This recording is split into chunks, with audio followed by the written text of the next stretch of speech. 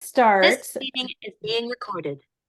Um, if you would please mute yourselves so that there's not background noise. And also please rename yourselves with your SEIC board. If you're on the SEIC board, rename yourselves with your position on the SEIC board. You can look at me, Trey, we've already done it. And to do that, put the little hand over your photo, click the three dots, and then go down to rename, and you'll be able to rename and add that.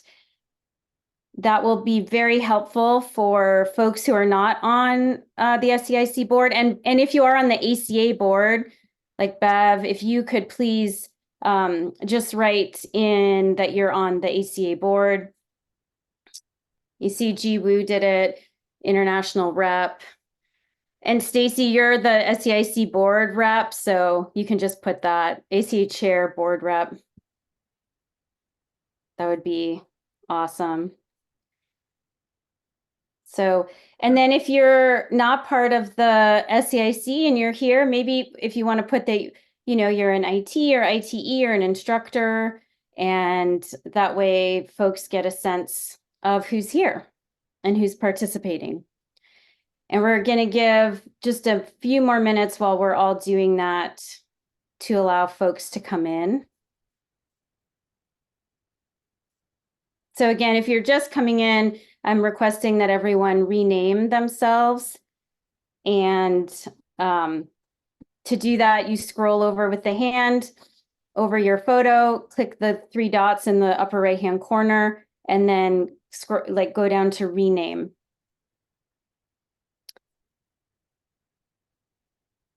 Thanks, Tara. Appreciate it. It's great. So yeah, Patrick, can you see how to do that? I can tell you're thinking about it.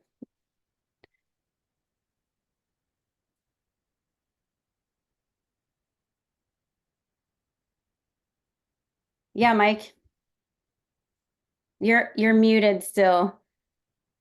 I can't find what I'm supposed to do to let people know that I'm a voting member. No, it's there. You did it. I did it? Yeah. I see it. Well, good for me. Yeah, it is Thank good. you. Yeah, you're Thank you. welcome. Thank you.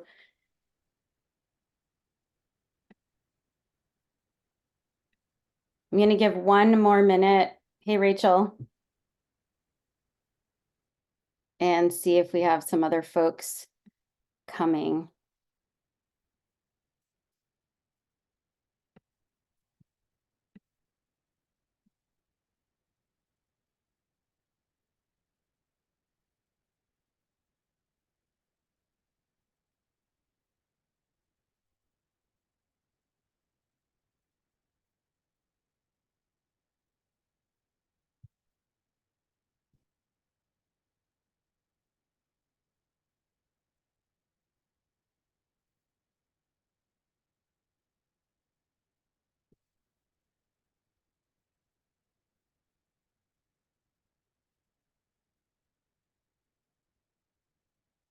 All right, it's 10:05, so I'm going to get started.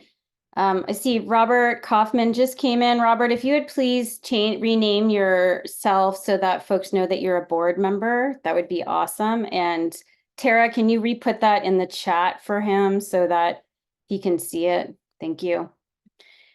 All right, welcome to the spring SEIC board meeting. It's good to see everyone. Again, appreciate you all being here. I know it's a long day, and I appreciate your passion and commitment for the organization and for the SEIC. So just an overview of the meeting. We are going to go this morning until 11:30, and then we're going to have a 15-minute coffee tea break, bio break, and then we're going to come back. We're going to break for lunch between 1 p.m. and 2 p.m. All of these times are in Eastern, and then we're going to adjourn by 4 p.m. or at 4 p.m. Sometimes a few minutes past 4 p.m., but I'm going to do my best to be 4 p.m. So In the agenda, you have resources, the parliamentary procedures, operating procedures, the voting spreadsheet, the SEIC policy manual. We're going to be getting to voting on, sometimes during these meetings, we do the voting on motions early. Today, we're going to do them later. So to begin, let's do a 2-word check-in. And again, there's a lot of us here, which is awesome. So let's keep it short and sweet. 2-word check-in, how you're feeling and what you're bringing to this meeting. So I'll start. I'm feeling clear and I'm bringing structure. And I'm going to go along like what I'm just going to call folks out. Kelsey, you're next because you're next on my screen. Hey, good morning, everybody. It's really good to see you here. I'm feeling prepared for this meeting and I need some more coffee though. Okay, but you're bringing coffee to the meeting? Okay, thanks, Kelsey. Trey, you're next. Hey everyone, I'm feeling uncertain and I'm bringing growth. Thanks, Trey. Tara, you're next. I'm feeling excited and I'm bringing joy. Thanks. Joe Moore. I am feeling overworked and hopeful. All right, thank you, Joe. Stacy, you're next. I am feeling optimistic and I am bringing fresh eyes. Thanks, Stacy. Brent, you're next. I am feeling like I just woke up and I'm probably bringing a lot of questions because this is my first time to one of these meetings. And usually I have a lot of questions about stuff anyway. Okay, great. Thanks. Jeff Atkins. Feeling good and bringing experience. Great, thank you. Thomas. Yeah, I'm bringing, I guess, newness and or feeling newness and bringing learning. Great, thank you. Tom Burrows. I'm going to say I'm feeling enthusiastic and feeling patience. Okay, thank you. Ann Sontheimer. Morning, y'all. I'm feeling curious and I'm bringing openness. Great. Susan. Morning. I'm feeling happy. It's raining here and I'm really getting excited about the upcoming eclipse. Great. What are you bringing? Curiosity and interest in seeing what we're going to come up with today. All right. Thank you. Bev. Did you say, oh, Bev? Okay. Yeah. Yeah, I always get confused too, Beth, when they address you. I feel motivated and I'm bringing an open mind. Great. Thank you. Rachel. I'm feeling ready and I'm bringing the sup thing. Okay, awesome. Thank you. Patrick Higgins. Feeling motivated and excited, bringing excitement. Great, thank you. All right, Beth Spillman. Good morning. I am feeling grateful and I am bringing curiosity. All right, thank you. Anthea. I'm feeling a little nervous. I'm bringing emotion. Okay, got it. Thanks. Ryan. You're muted, Ryan. I'm feeling fully caffed and bringing excitement. All right, thank you. Robert Kaufman. I'm feeling inquisitive and I just want to keep up with what's going on. All right, thanks. Mackenzie. I am feeling like I'm ready to learn and I'm bringing an open mind. Great, thank you. I don't know who is on SEIC committee chair. I don't know who that is. They're connecting to audio, so I'm going to skip. John Browning, you're next. Yes, I'm feeling present and curious. Okay, thanks. Ji Woo. Morning. I'm feeling ready and excited. I'm bringing a or two questions for Okay. the proposals. Okay. Thank you. Thanks, G. Mike Aronoff, last but not least. You're muted again. I was almost feeling left out, but I could tell. I'm bringing perspective. 31 Okay. years of it. Great perspective. And how are you feeling? Oh, you were feeling almost Oh, left out. oh, Was that your busy. answer? Yeah. Left out and busy. Yeah. Okay. Got it. Thanks. Thanks, everyone. I know there's someone we didn't get to, but it looks like they're connecting to audio. So we might, oh, maybe that's, I don't know who that is, but we'll find out later. So again, thanks for being here. Thanks for checking in. And next up is we need to establish a quorum. So Kelsey, can you do that, please? Thank you for taking over secretary role. Just give me just one moment. Sure.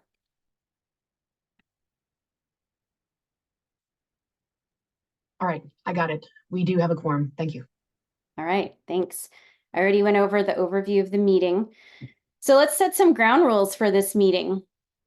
First ground rule I'd like to set for all of us is listen with generous intent. Okay. Raise your hand to speak. Every meeting, this is important to me. And why it's important is because I see myself not doing that in other meetings when it's not a ground rule. And it's not something I'm proud of. And it doesn't go well. It doesn't feel good afterwards. And so it's really important that we respect each other. And so if you start to speak out of turn, I will interrupt you. I will stop you. It's not anything against you. It's simply a ground rule for this meeting. And I'll ask you to raise your hand and then we will get to you. But we're going to go in order of who has their hand raised. Next ground rule is get to the heart of the matter. Right? When you're speaking, there will be time limits. Those of you who have been on the board know that I have my trusty timer, right? And I keep time. And again, that is a boundary. It's like a river banks that set boundaries for the river, right? So that we can have effective and productive discussion and keep the meeting moving. Next ground rule is be respectful in speech, body language, listening, and thought. So if you notice yourself getting judgy, that's okay. We're all human, right? Try and look at that judgment with curiosity and keep a curious and open mind. And remember that body language matters. We communicate with our body language as much as with our words. Believe others' lived experience. So we have instructors, we have ITs, we have ITEs here, we have board members, and we are each unique and we each have a different experience in life, and all of our experiences are valuable. Last thing, keep in mind that we're all human and we're allowed to make mistakes. All right, so you or me or someone might say something that maybe isn't, true, or maybe we misspeak, or maybe we bring something up that then later we're like, you know what, I want to kind of take that back. You've heard me, those of you who have been on the board, you've heard me do this, right, in past meetings. So just remember, we're all allowed to make mistakes. The key is let's take responsibility, right? And let's be accountable to ourselves and each other throughout the meeting and throughout this process. Any questions about the ground rules? All right, And I'm sorry, I can't raise my hand. Can you remind us, since we have new people on, how to raise our hand? That's what I was just about to get to. Thank you, Joe. It's a wonderful segue. So I was going to ask everyone to give a thumbs up if you agree to these ground rules. And how you do that is you go down to the reactions at the bottom. And maybe Tara, you can put this in your in the chat and scroll over and give a thumbs up. And that's also how you raise your hand. So let's just all do that as well. Raise your hand it's good practice. That way you've already done it. Just like in paddling, it's good to have that practice. then you know. Cool. Thanks, everyone. I appreciate that. And Kelsey, over to you for the secretary's report in terms of approval of the minutes. Sure. All right. Thank you. Does everybody here have access to the meeting agenda? I'll put it in the chat another time here. So if you would take a moment to open that up if you haven't already, it'll help you also just pace yourself throughout the meeting and know what topics are currently being discussed and what is upcoming. Within there, at the beginning of page 2, we're all going to take a quick vote to the approval of the minutes from our last meeting, which is on December 2nd of 2023. They are linked there for you to open and review if you haven't yet already. Also, just as a note, all the SEIC meeting minutes are available on the ACA website if you ever need to reference those. So anyway, what I'd love if you would do is take a quick moment to at least open the minutes so that you have seen them or know what they are. And if you approve, would you do me a favor and raise your electronic hand? Yeah, so I'll make an official motion to approve the minutes from the last meeting. Thank you. Yes. So this will just be motion. And then someone needs to second, I believe. Second. Sweet. Thanks, Ryan. All right. Mackenzie, staff don't vote. Just quick note there. Cool. Joe and Ryan. But I love your excitement, Mackenzie. Yeah, I love it too, Jeff. Yes. Okay. Thank you. I got it. Thank you to everyone who is a voting member on the board. Bev, if I'm not mistaken, you're here as proxy for Ashley. And so if you would like to vote in her stead, you can do it. If you don't have to, if you don't feel like you can, that's totally fine too. Thank you everyone for taking the time to vote. This motion has passed by a majority. Just as a quick reference, we do have quorum, right? And so 8 or more people is a majority to pass. So we have more than that. So thank you. This motion passes. Thank you, Kelsey. And for those of you who are new discipline chairs, we record the SEIC meetings for anyone to listen to. And I just want to reiterate what a good practice that is for those of you who run your discipline committees. Recording your meetings is really helpful for having a record of what's going on. So great, thank you. We had in our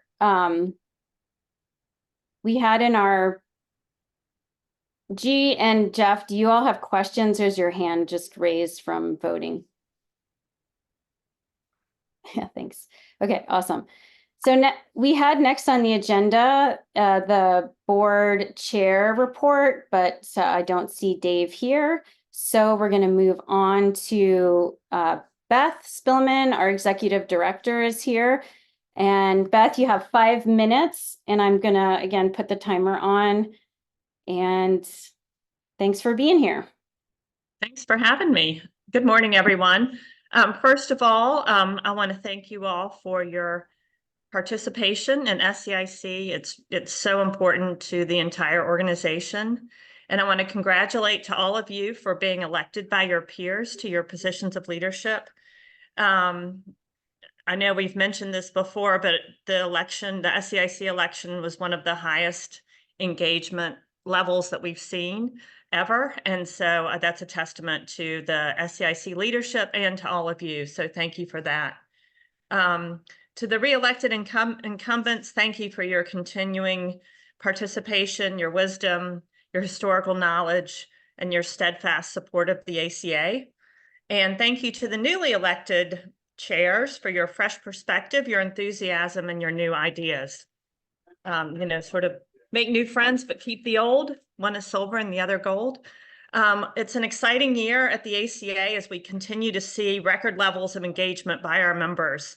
One of the things that Anna asked me to touch on was to give you a little update on staffing. Kelsey, could I share my screen really quickly?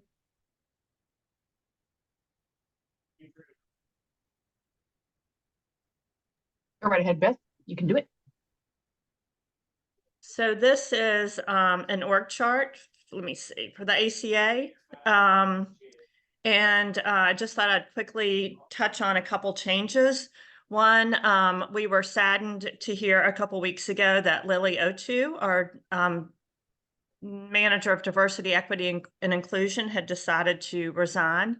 And that was really, Lily had been with us for 2 years, and we really appreciate all her contributions. I think she said it was really a career decision. And so we will be looking to refill that position as quickly as we can. We also want to welcome Mackenzie Holbrook, who's on this call. Mackenzie is a swiftwater rescue instructor who lives in Colorado, and she has joined us as our inaugural volunteer coordinator, and will be providing support to all parts of the organization. So we're really excited to have her. One of the first things that she did was to add a question to our Join Renew process to ask people who are joining or renewing if they might be interested in learning about volunteer activities at the ACA. And I think that's been up for about 4 weeks, and we've had a great response. Over 200 people have said that they would be interested in learning more about volunteering at the ACA. And then we're also happy to continue our relationship with Tara Faraday, who's been very involved in helping SEIC. So Tara, I'm so glad to have you helping us, and look forward to all your contributions this year. So our top priorities for 2024, we continue to focus on growing membership, because growth in membership revenue provides us with the opportunity to hire more staff and to add more programs. I'm happy to report that through the end of February, our membership revenue was up over 7% versus last year. Our second big priority, and it's a big lift, is to implement a new membership system. This is not any sort of replacement to CMS. This is to replace our old YM membership system. And we are starting to really get to work on that. It's going to be about a 6-month at least project. And then our other priority is just to continue to work with our leadership to evolve our culture to ensure that we're welcoming and we have a safe space to every person who wants to paddle and join the ACA. Super excited about the continued work that SEIC is doing with Creature Learning, with Tara, and with the Curricular Alignment Project. Also super excited about the collaboration between RAC and the SEIC and staff to organize and host the regional instructor updates. This is breaking new ground, so of course it will be a challenge, but we're really excited about that. And then also excited about the continued efforts to increase engagement within SEIC, the newsletter, the IT training sessions, and those sorts of things. Just want to put a quick plug in for Summer Solstice. I'm going to add the link to Summer Solstice in the chat, but it's just a fun way to build community and engagement among our membership. Could not possibly be less, more informal, but we had a great response last year, our first year to celebrate Summer Solstice, and we look forward to greater engagement this year. So I'll put a link in the chat about that. I think that's it. I think I've used up all my time, Anna. Yeah, you did. That was perfect. Thanks, Beth. Thanks for that organizational chart too. Appreciate it. Are there just a quick, since Dave wasn't here, we have a few minutes. Does anyone have any questions for Beth?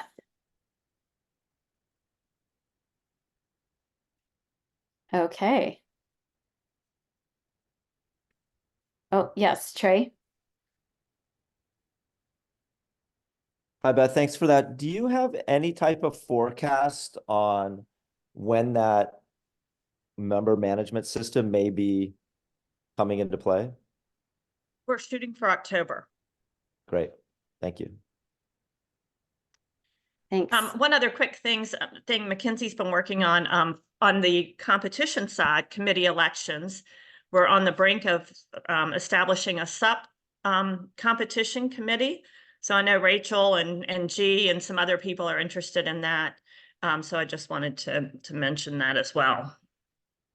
Thanks, Beth. Mike, you're muted. It was a test because Oh, it wasn't, I couldn't see it working and she told me to raise my hand. Okay, Carry on. awesome. Okay, sorry. Thanks. Appreciate it. All right, thank you, Beth. Appreciate your time. Thank you. Yeah. Hey, Beth, would you make And- sure to return me as the host before you leave? Thank you. On the note of Lily O2 leaving, yeah, we're very saddened that she has decided to leave. And some of you who are ITEs went through her giving and receiving feedback training, which was wonderful. And I mean, the feedback we got was that it was very effective. So I'm very grateful for the work that Lily did with SEIC, and my commitment is to move that forward to the best of my ability, even though she's not here. So yeah, just wanted to give acknowledgement to the work that Lily has done. So I want to welcome the new discipline committee chairs, and and for folks who are new to the SEIC board, I actually just want to quickly go over voting members of the SEIC board. So we have the executive committee, which is the chair, vice chair, secretary, and past chair. And those of us who are on the executive committee, we were former chairs of committees who then were elected to become by the SEIC board at the time to become the executive committee. And that's myself, Trey, Ben Morton, who's past chair, who could not be present today. And the secretary position is vacant. Again, if anyone would like to join us in the secretary position, please let us know. And then we have all of the discipline committee chairs. So all of you who are discipline committee chairs, you all have a voting position on the SEIC board. And then we have an appointment by the ACA board chair, and that appointment is Robin Pope. And we have an appointment by the SEIC chair, and that's Stacy. I appointed Stacy to be on the board. And then we have international representatives. We have David Hughes, who's based in Chile. We have Ji Wu, who's based in China. He's in California currently, but based most of the year in China. And then we have at-large members who are elected, and Mike Aronoff is here. And then Ashley Brown. And Ashley is not present, but my understanding is Bev is here as her proxy. So those are the voting members of SEIC, right? So those of us who are voting members can vote on motions and pass and change SEIC policy. And then we have non-voting members, which is the U.S. Coast Guard Auxiliary, which is Robin Pope, currently the U.S. Coast Guard rep, which is Tom Dardis, and I don't see Tom here today.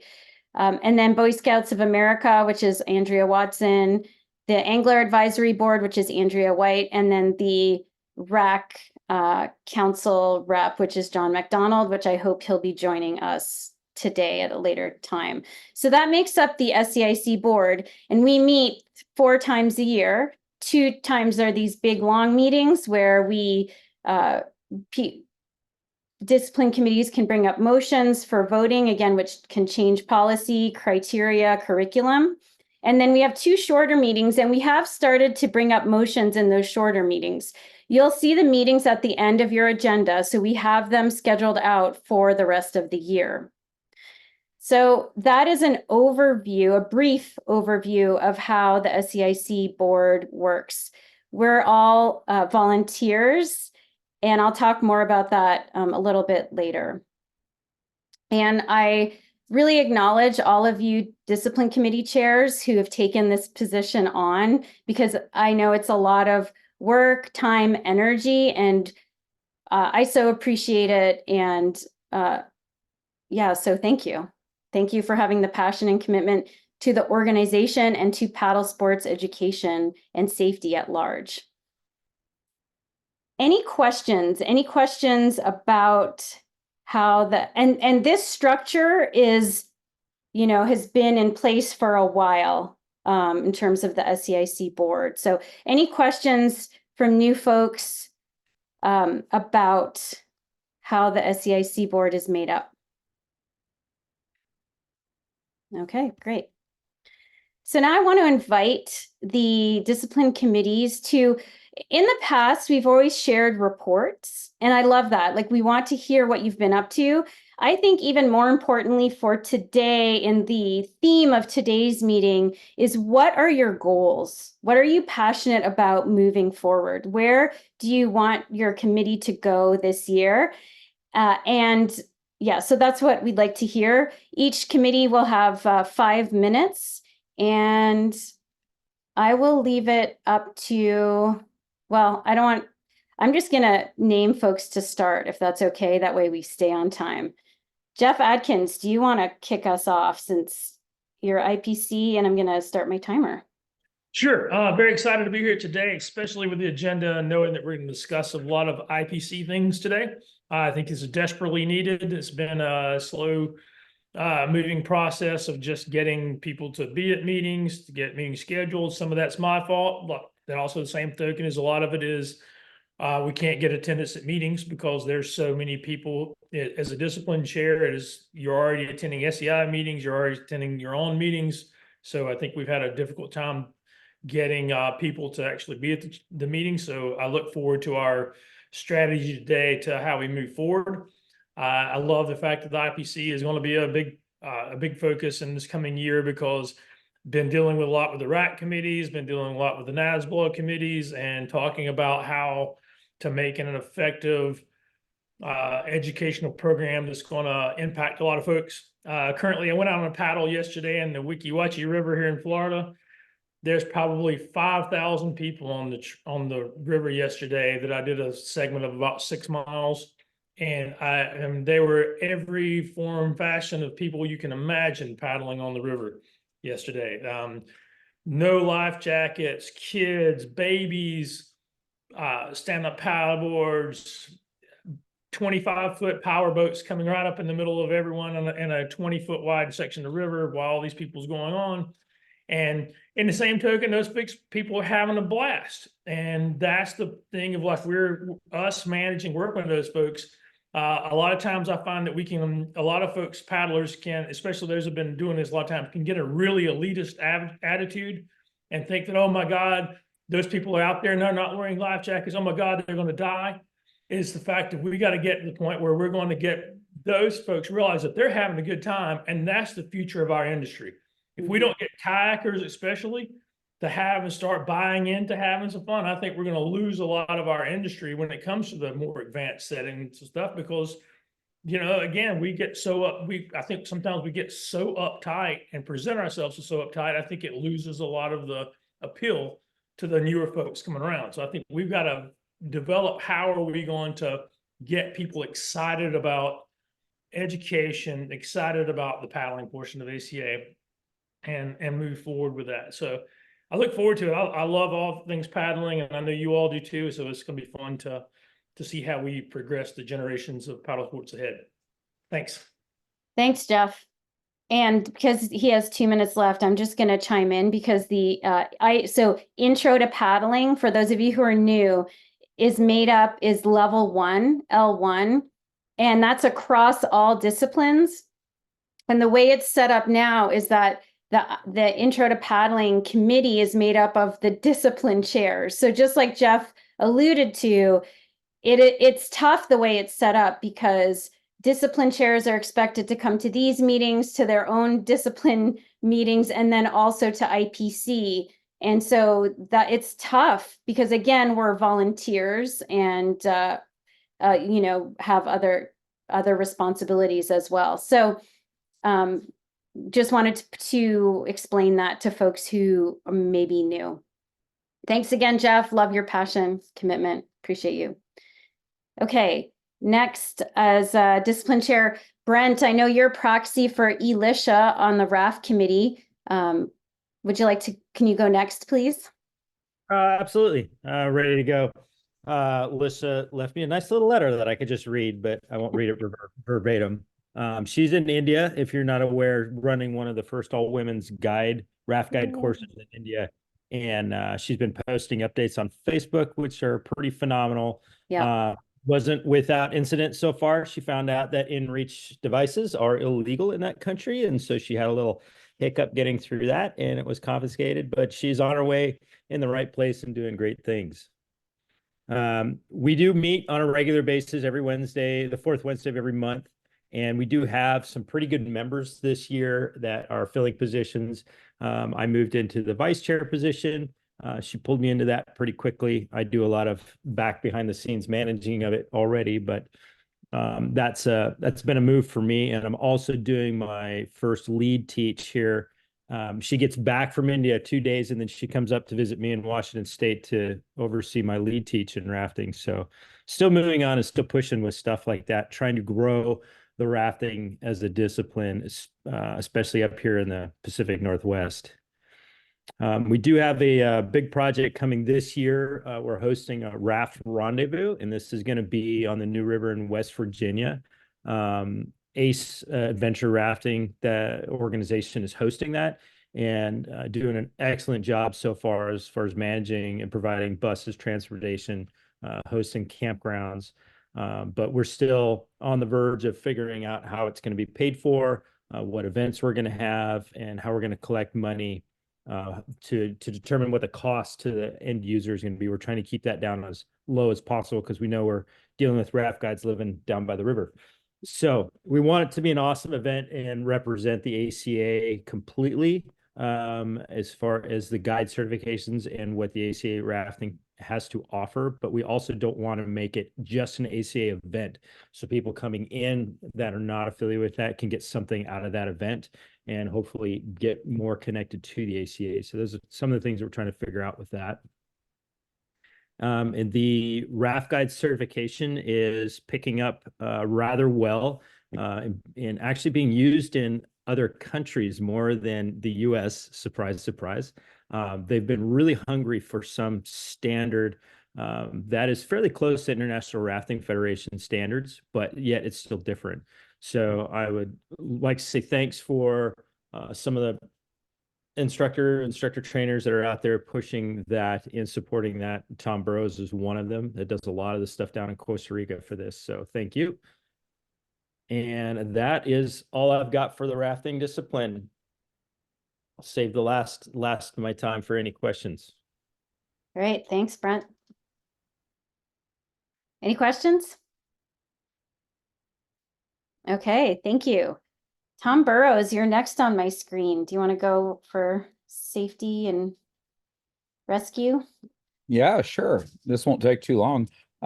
First off, we've had a great start for our new session of our new recently voted in committee members. So that's going really well. Lots of new blood there, new ideas. We have a full house and it's making for exciting discussions in our meetings.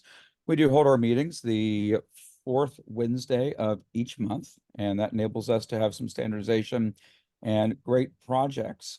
So let's talk about a few things that we're actually working on. But I want to start with recognizing Sam Folks. So Sam obviously was a huge driving force and still is with our committee and in the ACA as a whole. He is back on board as an active member of our committee, serving as the vice chair. So he's taken that position from Julie. Julie had to step down just due to work commitments. So Sam's jumped back in the saddle there. He has just been awarded the Legends of Paddling Award. So I just really want to compliment him on that. Could not be more deserved. So other things we do have going on, we have some work going with the Boy Scouts and Boy Scouts of America through Robin Pope, who sits on that board, is working with the Scouting Aquatic Committee. What they've had going on are some discussions about terminology and methods that are being taught and what's appropriate. So a big question that the Boy Scouts of America Aquatic Committee had was about having loops around the wrist in the usage of throw bags. Well, we can all cringe at that a little bit, but ultimately what we had going here is we were able to create a opinion letter from our committee for BSA's Scouting Aquatics Committee in response to those safety concerns, and then maybe some better counsel for them on that. Things we do have going is we have people that are working on creating new and better evaluation forms for instructor candidates. That's an ongoing project for us, getting those even more refined than they were to start with. We also are working on a review of our curriculums. What we've been asking everybody on our committee to do is to read through their respective curriculum level material. And we're trying to determine what we might call a minimum syllabus, things that really do have to be covered for sure to create a, let's say, a level 4 Swiftwater rescue course. Well, what does need to be included in that? So this is an ongoing project that will lead to interesting evaluation of this, I think. So moving onwards from there, we also are working on some online standardization for instructor candidates for knowledge that they need on the front end to make things a little bit better for them. So those are the big things that we've got going on currently. I really don't have anything else to add at this time. And there's my report. Great. Thanks, Tom. Any questions for Tom?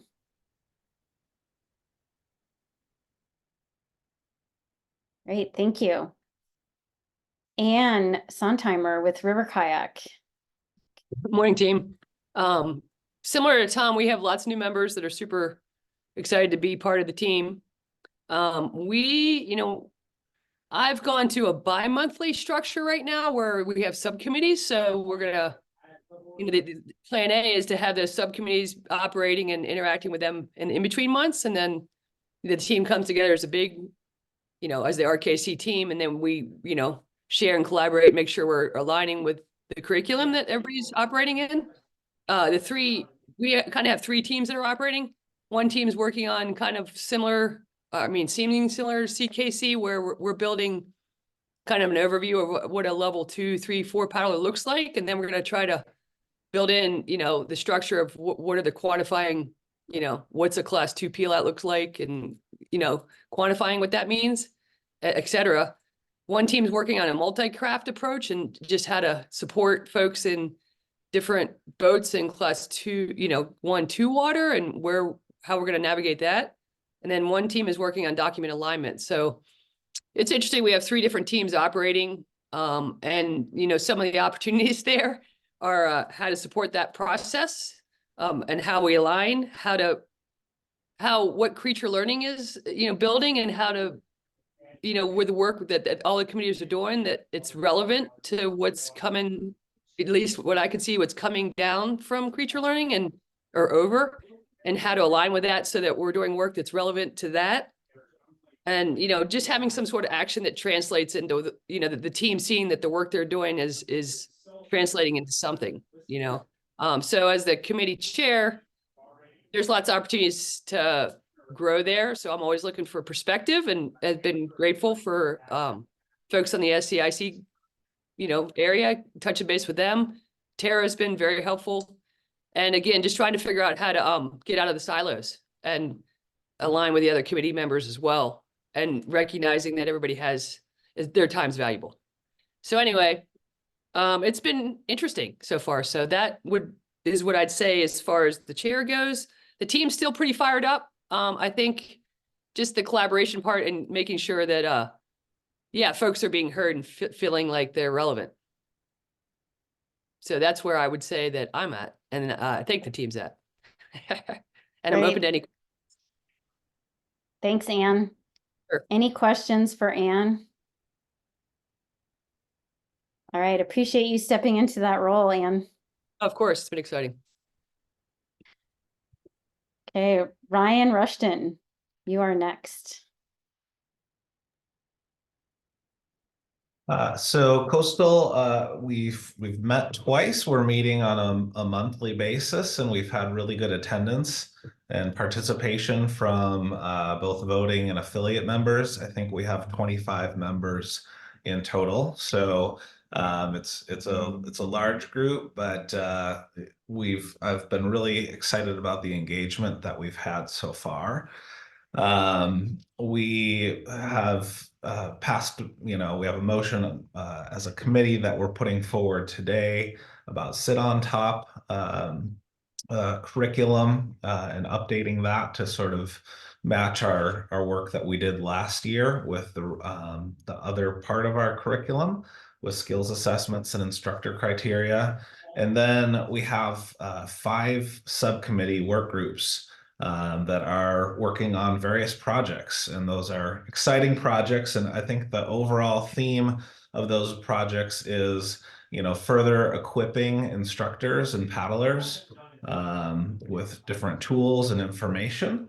And so, further equipping sits on one side, and then with an eye on providing more value to our members. So what do I get with my certification is a question, or why should I renew my instructor certification? So our efforts are under the lens of providing some more value to our members. So we have work groups that are working on a digital ACA member journal and ideas for that, some course building tools,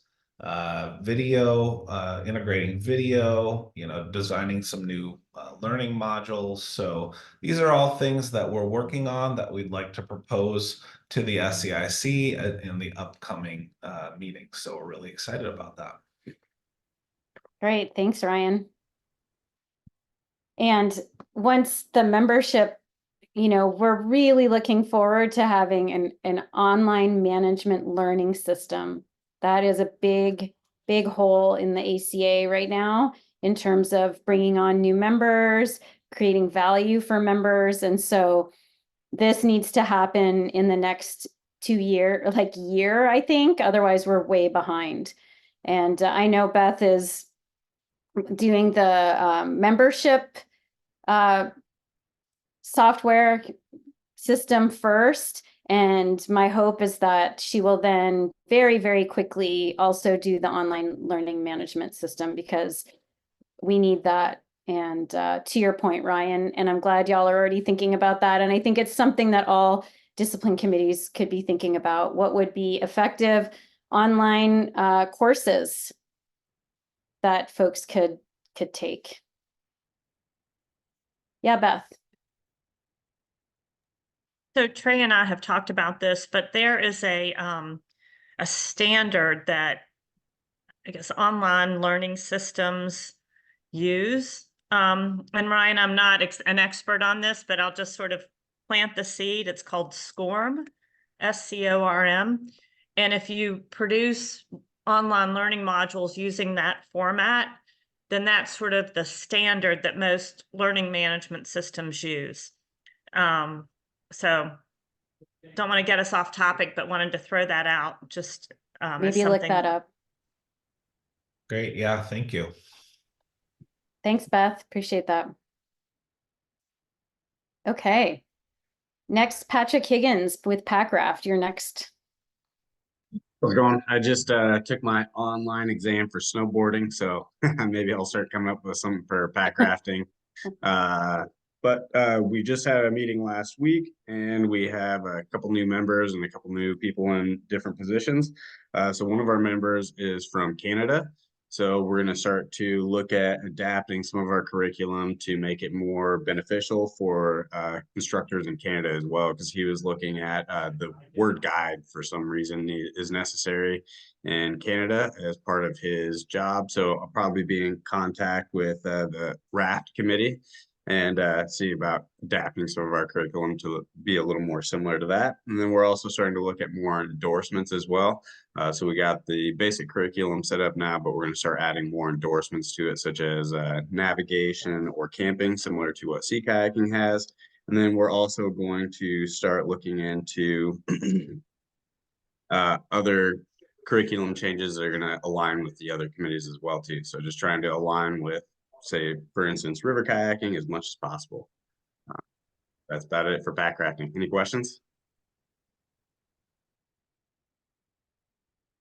Great, thanks, Patrick. And I think the leader path that we'll hear about a little later in the meeting, I think is going to be relevant for what you're talking about as well. So I look forward to hearing what your thoughts on it. Cool. Yeah, I'm part of that education committee as well, too. So I didn't want to put a horse before the cart. Yeah. Yeah, no. Of course. Sorry, I forgot. Yeah. All right, Anthea Raymond, You are Hi next. there, representing SURF. We're growing. We're doing the heavy lift of reinitiating the committee this summer. We're up to about 10 members, including Deb Volturno of the Tsunami Rangers, and who's going to be running an ITDW, I think, for 4 and 5 in October up in Washington State. So we're trying to get more instructors trained in the surf kayak discipline as well. As part of that, we're also initiating a curriculum review and build out. There isn't much content, frankly, that we've inherited, and it's kind of dated. I think a lot of it hasn't been looked at since 2016. So we're doing, I think, something similar to what River and Coastal are doing, sort of trying to identify the core elements of what the curriculum should be and who it should be serving, because one of our issues is, are we a performance discipline? Are we a way for other people to engage with the surf at an introductory level? So we're tossing those issues back and forth. We've been meeting monthly on the third Friday of every month. I think we're going to change that, as the busy season approaches. We've got some really excellent members involved, very thoughtful people. And we realize, we're trying to think about where our role fits in the larger curriculum. How do we overlap with Coastal? How do we overlap with River? How do we overlap with SUP? What is the unique kind of package that we can bring to the table? And, how essential is that to the ACA's overall mission? I mean, there are people, I heard someone talk about, 5,000 people on a river. There are a lot of people kind of poking around at the shoreline, especially in the summertime, in all kinds of craft. And we want to think about those people and how to kind of engage with them in a safe way. So we're having discussions about the appropriate boats for our discipline. We're having discussions about, the appropriate skill level also for our instructors. But I think initially, it's important for us to visualize who can this curriculum serve. And that's kind of what we're thinking a lot about now. We'll be generating more documents as a result of that. So that's kind of where we are, but it's interesting. And if you love the ocean, it's a great place to be. So thank you. Great. Thanks, Anthea. Or Anthea. How do you say your name? Anthea or Anthea? You got it, Anthea. Anthea. Perfect. Yeah. Any questions for Anthea? Okay. I'm going to move to Joe Moore from the Universal Paddling Committee. Thanks, Anna. This is Joe. The UP committee, as soon as I became chair, the first thing we did was establish monthly meetings. So we now meet the last Wednesday of every month at 6 p.m. The second thing I did was just call from each committee member for a list of priorities for 2024. So we actually had all of the members of our committee submit what they thought of as the most important priorities, and we compiled them into a list. And I'll actually share that document in the chat so you can see it. So it's mostly just improving the universal paddling programs presence on the ACA media. So the website, promotional materials, getting the word out about the program, making it easier to find. And then, there's some dead end links that we wanted to have corrected. So we all searched for those. Having passed motions, we had a motion in 2022 that was never implemented, that we wanted to see implemented. So other goals are also having the UP program, adaptive program, and the advanced communications be more a part of the DEI initiative, because I think disabilities is a big part of that project. And the rest of it is just sort of more internal, like developing new instructor trainer tools and resources, developing new content. But the whole document is there and all compiled as a list of goals, which makes it an easy answer for anyone to see it. Yeah, so that's it for UP goals for 2024. Great, thanks, Joe. And what, in terms of implementing motions that, were passed but not implemented, who are you in touch with about that? Well, this is the first contact with anyone. We've just sort of Okay. put it into writing and words, and Great. it was the motion to get rid of the entire list of EEC from each document, and then include in general course requirements for all instructors, the general requirements to demonstrate general knowledge of the purpose and significance of EEC. So rather than have this list of 16 different items and a whole page, just have that one line. But as far as I can tell, it's not in any of them yet. Right. So Well, I encourage you to get with Tara and Kelsey about that. Yeah. Tara is essentially point person for good documentation now. And so please get with Tara about that. Will do. Yeah, thanks. Thanks, Joe. Any questions for Joe? Okay. I don't know who is proxy for RJ on Canoe. Okay, Mike. You're muted. You're still muted, Mike. Okay. RJ's had a major surgery and is in the hospital. His hopes to be able to be on this call today. I sent him a link, and I hope he'll be able to be here to vote. Okay. Yeah, basically the committee has been active there. They have subcommittees formed that are working on the updated CMS, and they're also working on the essentials of Canoe, how to evolve something that becomes a certification, whether that be a brand new one or one where we just basically simplify the L2 Canoe touring criteria to make it fit the essentials course. That way we wouldn't have to come up with a new one. Anyway, there's a subcommittee working on those things and several other curricula things. But anyway, hopefully RJ will be here. Okay. All right. Thanks, Mike. Yep. All right, Rachel, for SUP. Yeah, so the subcommittee, we have 9 members. I still haven't convinced anybody to join me as vice chair or as secretary. So maybe eventually someone will step up. But right now I'm kind of leading the way. But we are having meetings every first Monday of the month for an hour. And the first 2 meetings when we met, we really focused on what are our goals for the year. So you asking is quite appropriate, Anna. So thank you for that. What we are working on finishing up are candidate evals. We have updated the IDW ICE for candidates, as well as the updates and instructor trainer documents. Most of them lead to the assessments. And as I was looking through them, realizing that what's on CMS and what is on the assessment Word documents don't completely match up. So that'll be the next step to make sure those are in alignment.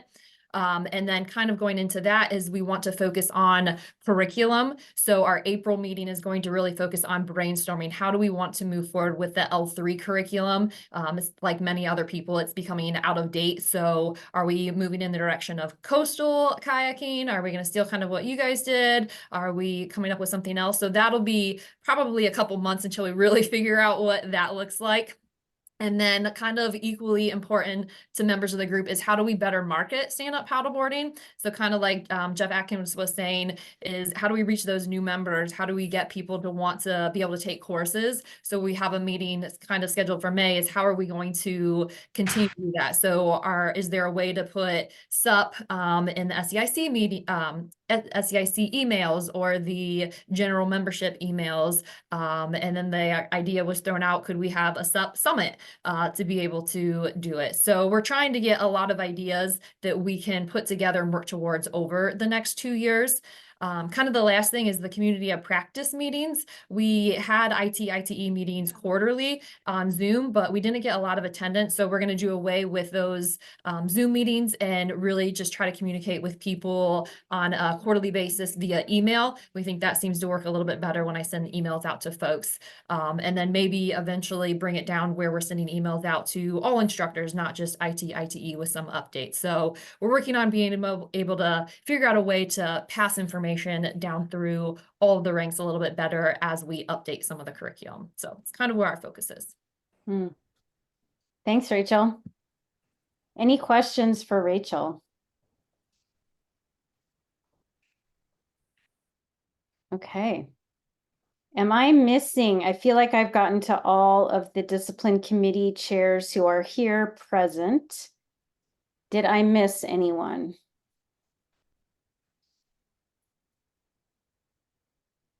Okay. So again, really appreciate all of you discipline chairs. And I'm going to transition into a few things that I wanted to chat about and kind of set the tone for hopefully what we're thinking about. And I heard it already in most of your reports talking about wanting to focus on, I heard member benefits, I heard reaching new folks, I heard having fun and reducing elitism, being more inclusive. And so working collaboratively. And so I'm really excited about that.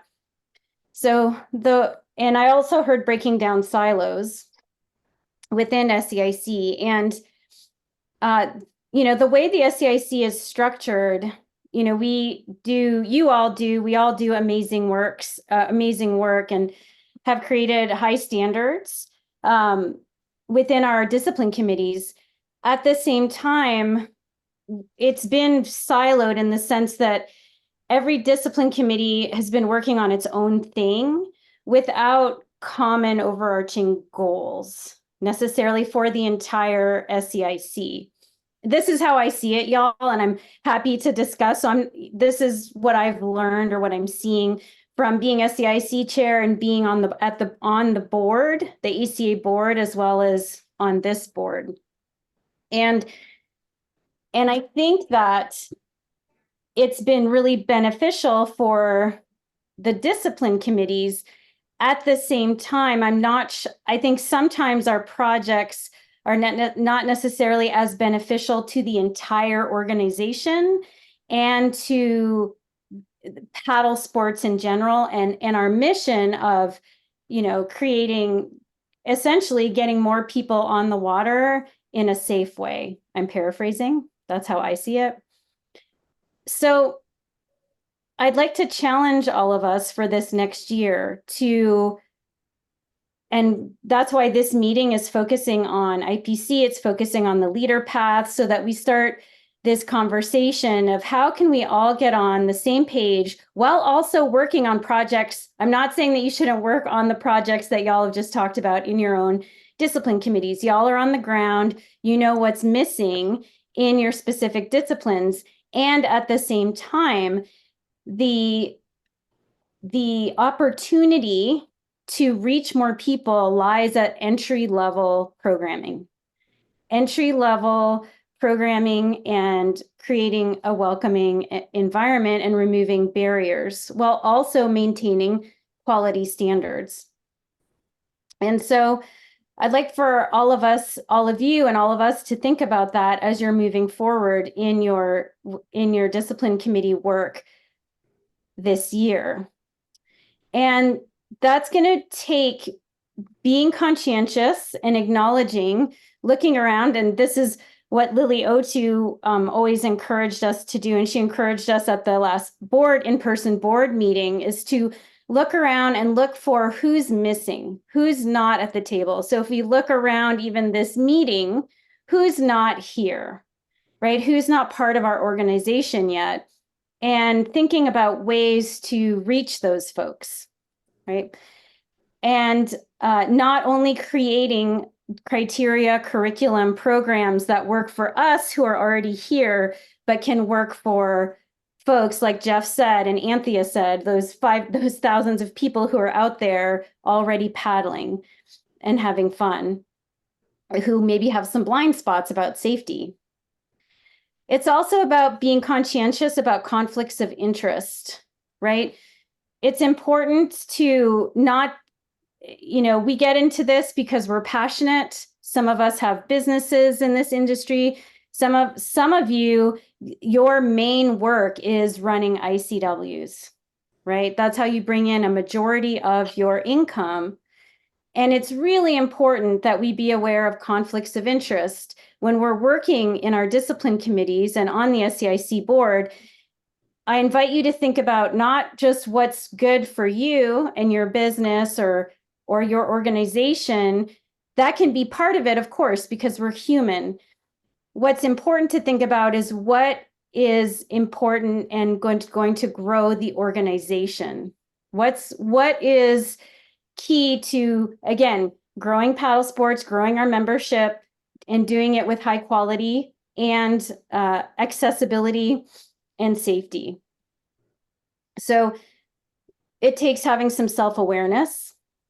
And last thing I'll say is that the way the SEIC has been structured, what's interesting is if we continue to grow as an organization, the question comes up is how we're organized sustainable? Because right now we're made up of all volunteers and the roles have not been clear, and I'm challenging leadership, and Beth, thank you so much for that organizational chart. And I know Mackenzie's on board with volunteer coordinator to get clearer on staff roles versus volunteer roles. And I think moving forward, that's going to be an important aspect as well. Because what's been happening in the past is that ACA brings forward motions and then brings them to the board of directors, who ultimately have the power to approve the motions or not approve the motions. Okay, so just because we approve a motion in SEIC does not mean it will actually become SEIC policy until the board of directors approves it. In the past, we've had boards of directors who have kind of protected the SEIC to a certain extent, I'll be honest, and a board of directors who would, if the board chair said everything's good, they would approve. The board of directors is getting more discerning, which I think is a good thing, because the board of directors' job is to oversee the executive director, right, and the rest of the organization. And it's important for the board of directors to be more discerning in their roles with that. So at the board level, the conversations, I don't have a copy of the strategic plan. I'm not sure it's been published yet. Key elements of that are growing membership, right, at the entry level, and increasing member benefits. And so, again, we want to come together. That is what the board is looking for, that they want us to be working on. And I think that that is an important aspect. Again, not that the higher levels are not important. I'm an L5, whitewater kayak instructor. I love paddling class 4, right? I love teaching at higher levels. And I also understand that the opportunities and the important work is done at the entry levels. And so I recommend that we all, again, do some self-awareness work around how are we supporting both, right, in our discipline committees. And I've also seen in the past, we can get really mired in details. And again, having some self-awareness on, does this detail matter to the big picture? So, and Beth just put the strategic plan in the chat. So thank you for that. So that's why in this meeting, I really want to talk about rebooting IPC. It's arguably the most important discipline committee in terms of reaching more folks, growing the sport, right? NASBLA, the National Association of Safe Boating and something. I always forget the full name. But we're working with them. There's a listening committee That's the state's, every state has boating safety laws and boating safety courses. And we want to be at the table for them so that we have we are part of the conversation when it comes to state laws regarding whether it's equipment, accessibility to waterways, and boating education. They're really pushing for like a 4 or 5 hour course, right? So this is what we're coming up against. What can we do in such a short amount of time? And I'm not saying I agree that we can do it all. I am just putting out there what is being talked about, okay? A 4 or 5 hour course that instructors can deliver at the state level. And so Trey and I and Jake Vitak, I think, is also on here. There's several of us who are on the ad hoc listening committee, and we're about to schedule another listening session with members of NASBLA. And so I'm bringing that up to just give you an update. Some folks believe that NASBLA is really important for membership growth. Others don't necessarily feel that way. Either way, I think it's important to be in the conversation. Another important aspect is the leader pathway, which we're going to talk about a little bit later. Robert, I see your hand up. Hold on just a moment. Another important aspect is, the leader pathway, which we're going to have a presentation and discussion on a little later. Cleaning up SEIC policy, again, taking a look because the SEIC has been structured this way for a long time. What changes can we make, right, to bring increased member benefit, to bring more folks into the organization, to be more accessible and inclusive? We've done CMS updates. We'll talk about that a little bit later. So with projects, I know we had talked about an ITE conference, which I think conferences are important. For right now, it's important to work on this creature learning curriculum, the leader pathway. It's important to work on accessibility and inclusivity. And again, focus on these entry-level offerings. So I'd love to hear thoughts, questions, concerns, and I see Robert has his hand raised. Robert, I'm going to give you 2 minutes. 2 minutes. Yeah. One who has been intimately involved with the NASBLA. First of all, let me just say, I enjoy listening to this group because you are so well organized and you are so into your specializations and your disciplines and what you're doing. And I mean, you really have a good cohesive group that is doing what you're supposed to be doing. At the last board meeting, Robin gave a really nice presentation on the market. And my takeaway from it was really very simple, is SEIC currently is operating or is focusing on really kind of the specialty, the discipline, the high level. And that's a good thing. That's a great thing. More power to you. But the market, which goes back to what was mentioned earlier, are those 5,000 people that are paddling on, what was it, in Florida, and that are elsewhere, that general market, and how do we appeal to it? And I think that it goes beyond just NASBLA, because it's how do we reach that market? And what NASBLA is telling us is that we need, and I call it under the rubric of community education, perhaps a different model, something simpler, that's more appealing to to get people in and funnel into the types of programs that are SEIC now, and so how do we reach that beginning group?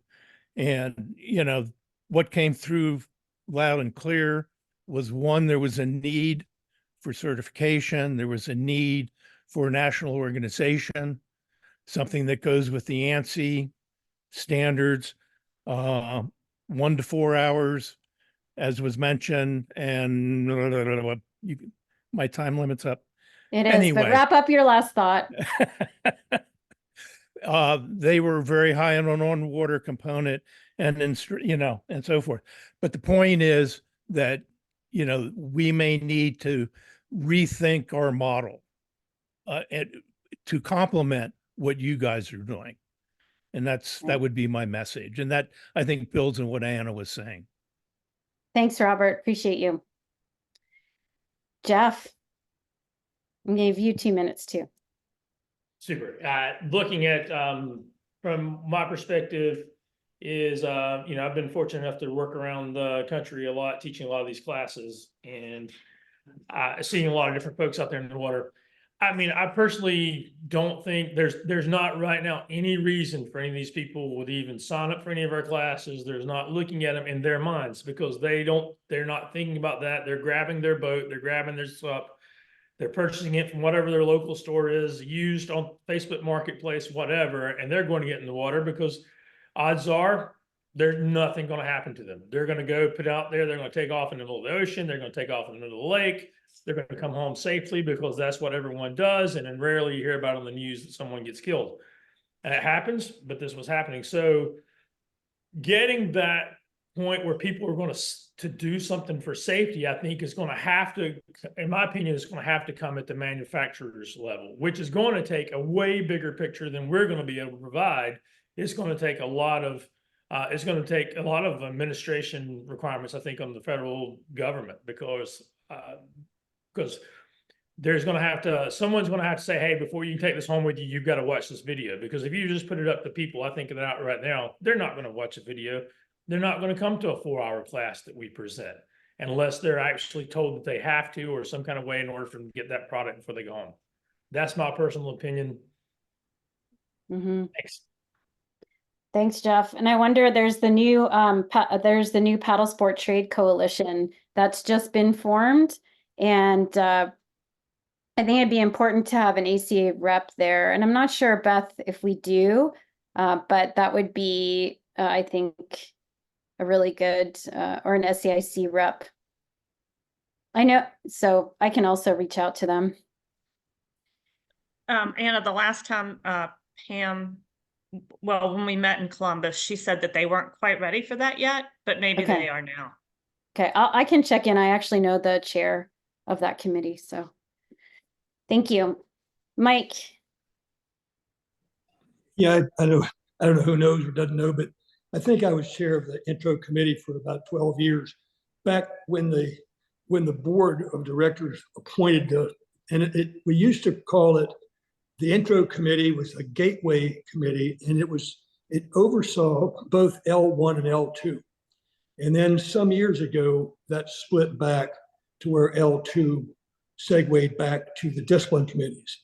And I think there's probably good reason for both directions, whether it should be reconsidered or not. But what happened was when the intro committee controlled it, then there was a lot of consistency because there needed to be, it was the same committee.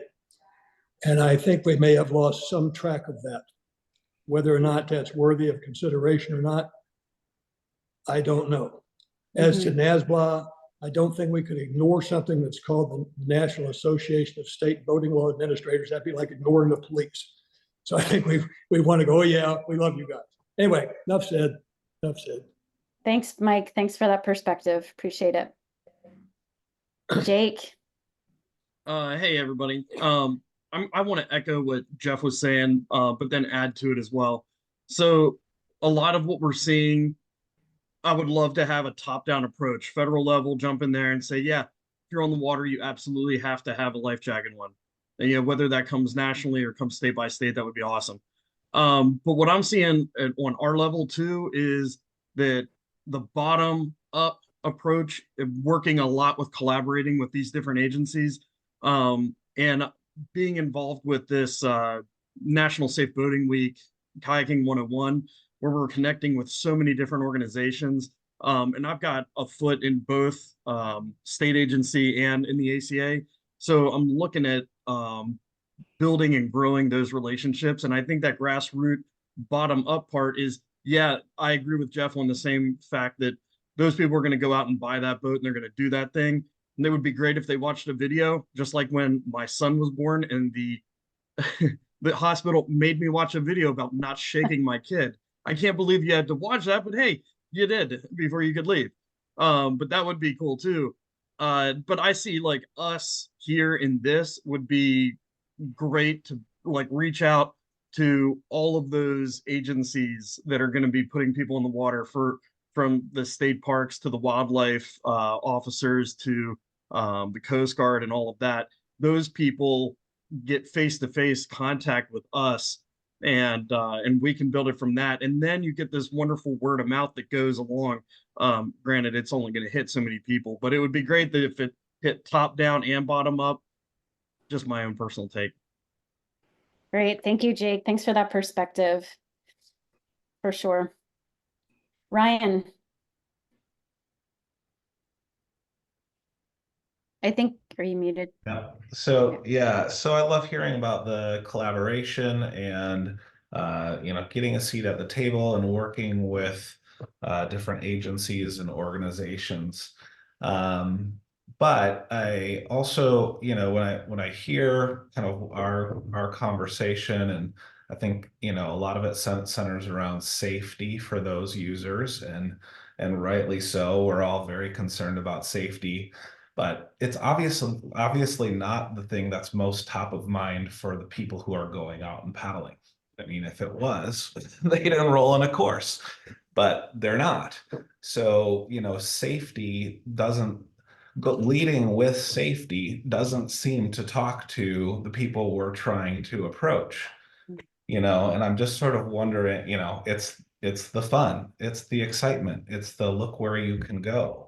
And so, in that vein, I'd love to hear a little bit more about like, what's the ACA, doing about marketing? It seems like more of a marketing and outreach problem than, like a top-down, issue. And there might be a solution. I'm not saying not to work those angles, but I'd love to hear a little bit more about marketing and outreach. Thanks, Ryan. That would be a question for Beth.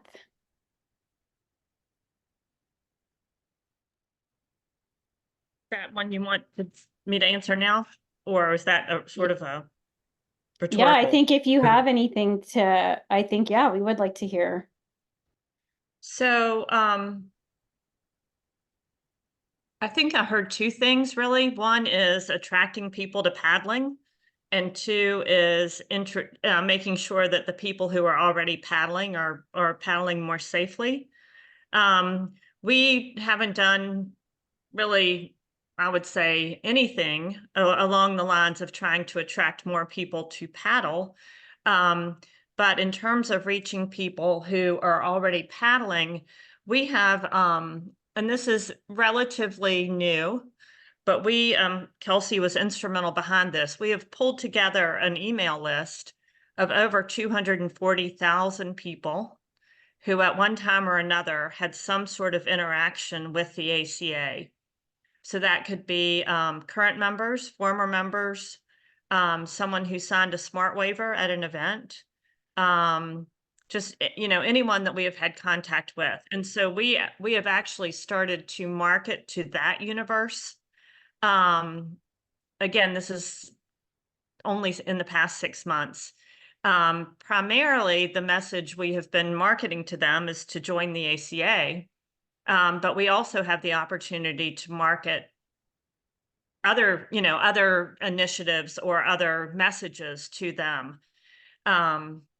And so, Kelsey worked on a Coast Guard grant a couple years ago where we have an intro to paddling digital class that's 20 minutes. And you get a little certificate of completion, certainly not any sort of certification. We have marketed that pretty broadly. We, from the same Coast Guard grant, it got translated to Spanish last year. And we actually did something that was new to us, which was a social media influencer campaign, where we used Latino leaders, paddling outdoor leaders to market that. And so we do have all sorts of little efforts that are going on, but we can certainly do more.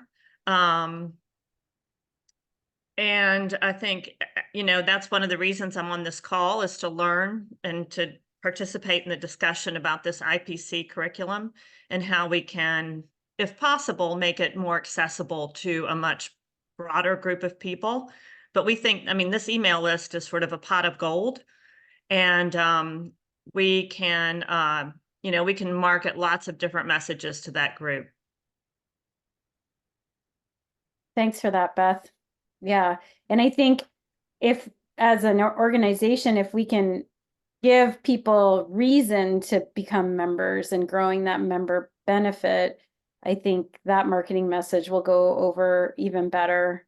And yeah, So I think quickly, that if folks, go ahead. Yeah, if I could just quickly, when every 2 weeks, we have experimented with a bunch of different messages to see what resonates the most. Every 2 weeks, we send out an email to that group. And most recently, just to give you all a point of reference, we got 120 people to renew their membership after the first, basically, we sent it out 2 weeks ago. Within a week, we had 120 people who renewed their membership who had been lapsed.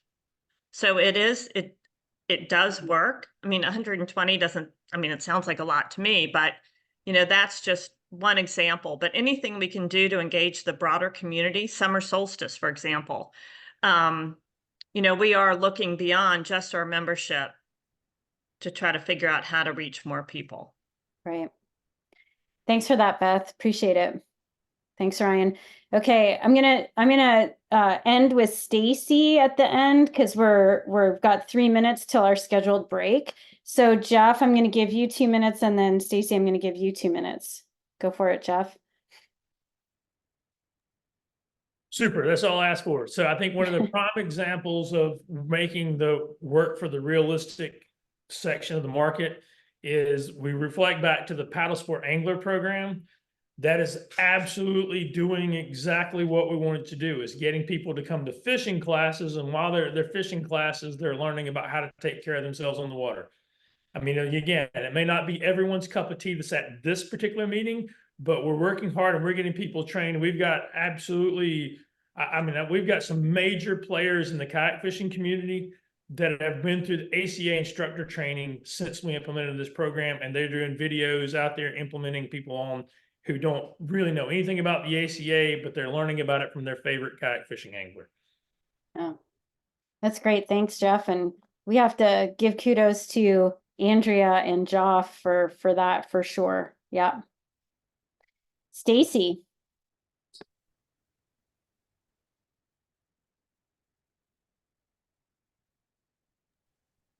Oh, here we go. Hi.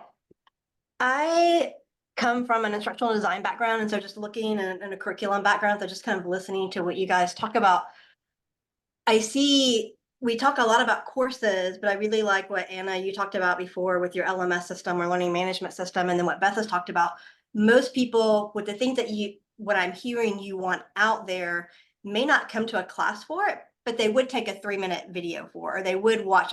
People, they get their new kayak, they're like, ooh, let me go on TikTok and see what I can learn, or let me go to Facebook and see who else is doing this. And so we may never get them into a 1-hour class, but they may not need a 4-hour class for some of the information that you're wanting to distribute, because it seems like some of the information you're wanting to distribute is more rules-based versus skills-based. And to me, rules-based or some of those types of things are easily distributed on more of an online platform. So just thinking of, and we probably don't have the instructors to be able to handle 5,000 new people coming in from one area at a time, right? So really to get that breadth of people, and then also what you're looking at, I think looking at the variety of ways that we can do that versus just a in-person course is a good idea.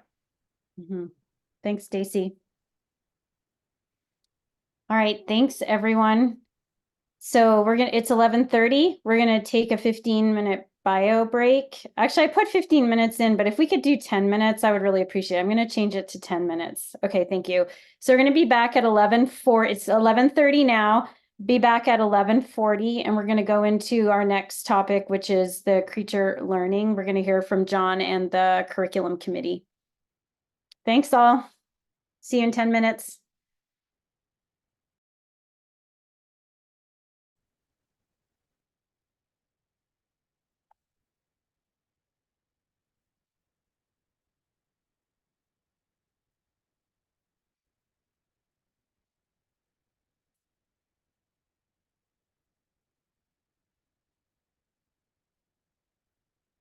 Okay, our next segment is and this is an important segment. So I can everyone just give me a thumbs up that you're here if you're not going to come back on camera. I see those of you on camera. Those of you aren't on camera, can you give me a thumbs up that you're here? Great, because this is actually really important. What's this next section? So I'd love to have your undivided attention.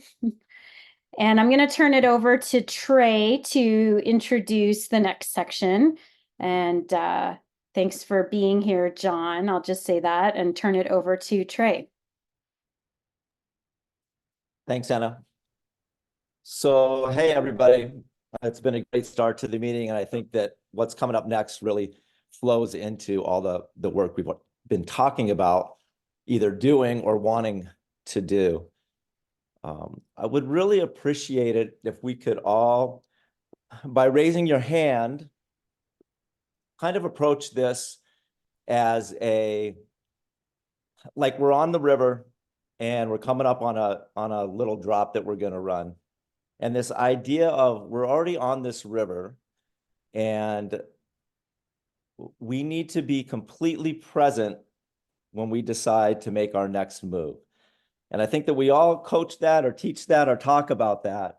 I think it's really important for this next part that we are just completely present and listening and observing with honest eyes what's being presented. Not what we want to be presented, not what we wish was there, not what we think should be there, just what is being presented. And then from there, as we experience it, we can begin to learn, make adjustments, and go forward from there. So can everybody give me a hands up that you're cool with that concept? Awesome. Yeah, so what we're going to be hearing from now is the curriculum committee, which, as you all know, has been charged with building out a couple of different things, but this is now where we're at on our leader pathway. So we have kind of a paddler pathway, a leader pathway, and an instruction pathway. This is the leader pathway, where if there's ever a chance for us as an organization, and then specifically the SEIC, to have full collaboration like we've talked about, this is that thing. This is that work that we're doing. And it's really, really hard. That's why we have brought in John Axtell from Creature Learning. Creature Learning isn't making this stuff. Creature Learning isn't creating this stuff. Creature Learning is just helping us as volunteers do this work and keep us together in the collaboration process. So I want to be really clear that this isn't Creature's work necessarily. The work that Creature's doing is keeping us together to do the work. Does that make sense to everybody? Thumbs up on that. Great. And so now I'm going to turn it over to John Axtell and let him dive into where we're at now. Super exciting. And this is our opportunity to truly start to make a difference. Yeah, thanks so much, Trey. And, you know, this is my first time getting to sit in and listen to an SEIC meeting. So it's been really enlightening, and I've enjoyed hearing some of your perspectives over the last hour. I've been off camera, but listening, and am really excited to be able to be here sharing with you. And I think that a lot of what we're going to present that the curriculum committee's been working on flows really nicely into some of these ideas of broadening the offerings that the ACA has to a wider community and casting a wider net. And so we'll get a little bit into how we think the leader offering can support that. So as Trey mentioned, I'm John, the founder of Creature Learning, and we're an education consultancy based in California. We've been working with the SEIC for a few years now. And so today we're going to introduce this concept of the leadership path that's been in the workshop with the curriculum committee over the past 6 months. And though we formally started this work 6 months ago, the work that's been done really spans the last few years. This work was tasked and shaped by the ACA board and the executive committee. They've been driving to help shape alternative paths, those paths that Trey just mentioned, for learning within the ACA ecosystem. And this is work that they've partnered with Creature to facilitate in 2 previous cycles to now, in the last cycle. In addition to some of this formative work on the leadership path, we worked on a broader blueprint for where curriculum at the ACA could go in developing new pathways for learning. So much of the work of the leadership path, though, was based on the great work that was initially done on the community paddle sport leader offering by discipline committees on their trip leader assessments. And I'll share more about how that specific work kind of funnels into the concepts that we're sharing today. But this offering that we're going to be presenting was built with the input of the curriculum committee and a smaller design team of 6 people. I see some of those individuals on the call. Hi, Brent, and others who might not be on video. It was also presented with input to members and potential users, as well as stakeholders in the ACA during the process. Wanted to just quickly shout out Jake Taylor, who is the chair of the curriculum committee. He's currently based in Hong Kong, so he couldn't be here this morning with us, but he and also Ryan Rushton from the Coastal Committee should be recognized for the countless hours that they've spent contributing to hashing out the specifics of these concepts with us. But you'll see on this slide, another important contributor and stakeholder in these concepts in this process is you. So the process of evolving and bettering these concepts from what we share today doesn't stop at what I'm presenting right now. After we share these concepts, we'll be sharing out this deck and even more detailed resources and documentation that you'll be able to dig into. And then we'll be reaching out to the discipline committee chairs to intake your perspectives and hopefully even meet with your committees directly. And so I'll share more about how we see the process of evolving these concepts and moving towards the further development of these concepts in the months to come towards the end of this presentation.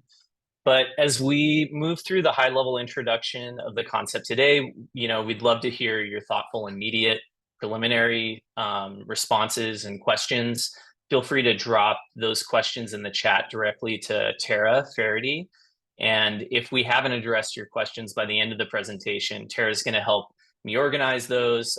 Ryan will probably jump in and help answer some of those questions, and we'll get to some of those at the end.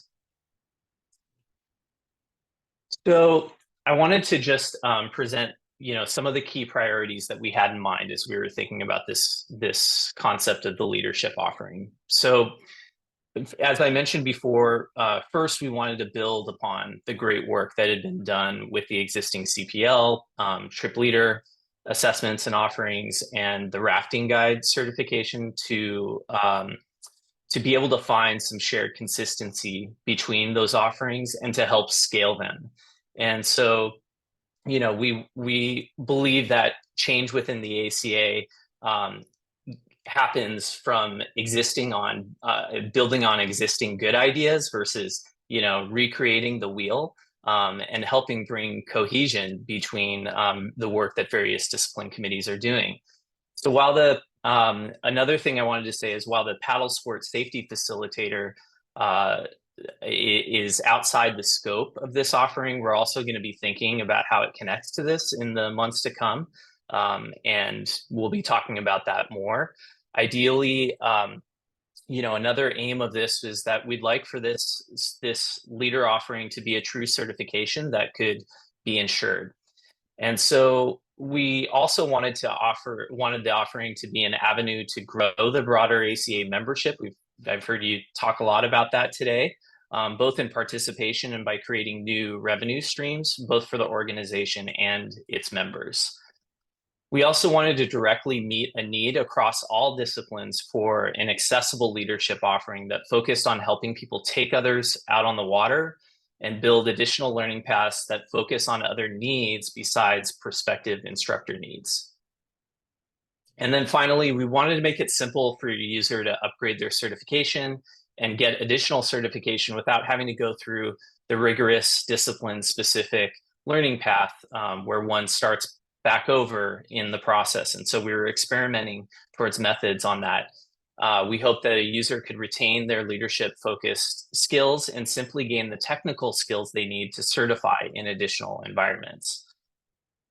So just to summarize all of that, we're hoping that this leadership offering opens the ACA to new markets, that it creates new opportunities, both for existing paddlers and existing instructors, that it creates more opportunities for building out enhanced member experiences, and that it moves to a new paradigm that avoids the chutes and ladders that are sometimes present in ACA learning journeys.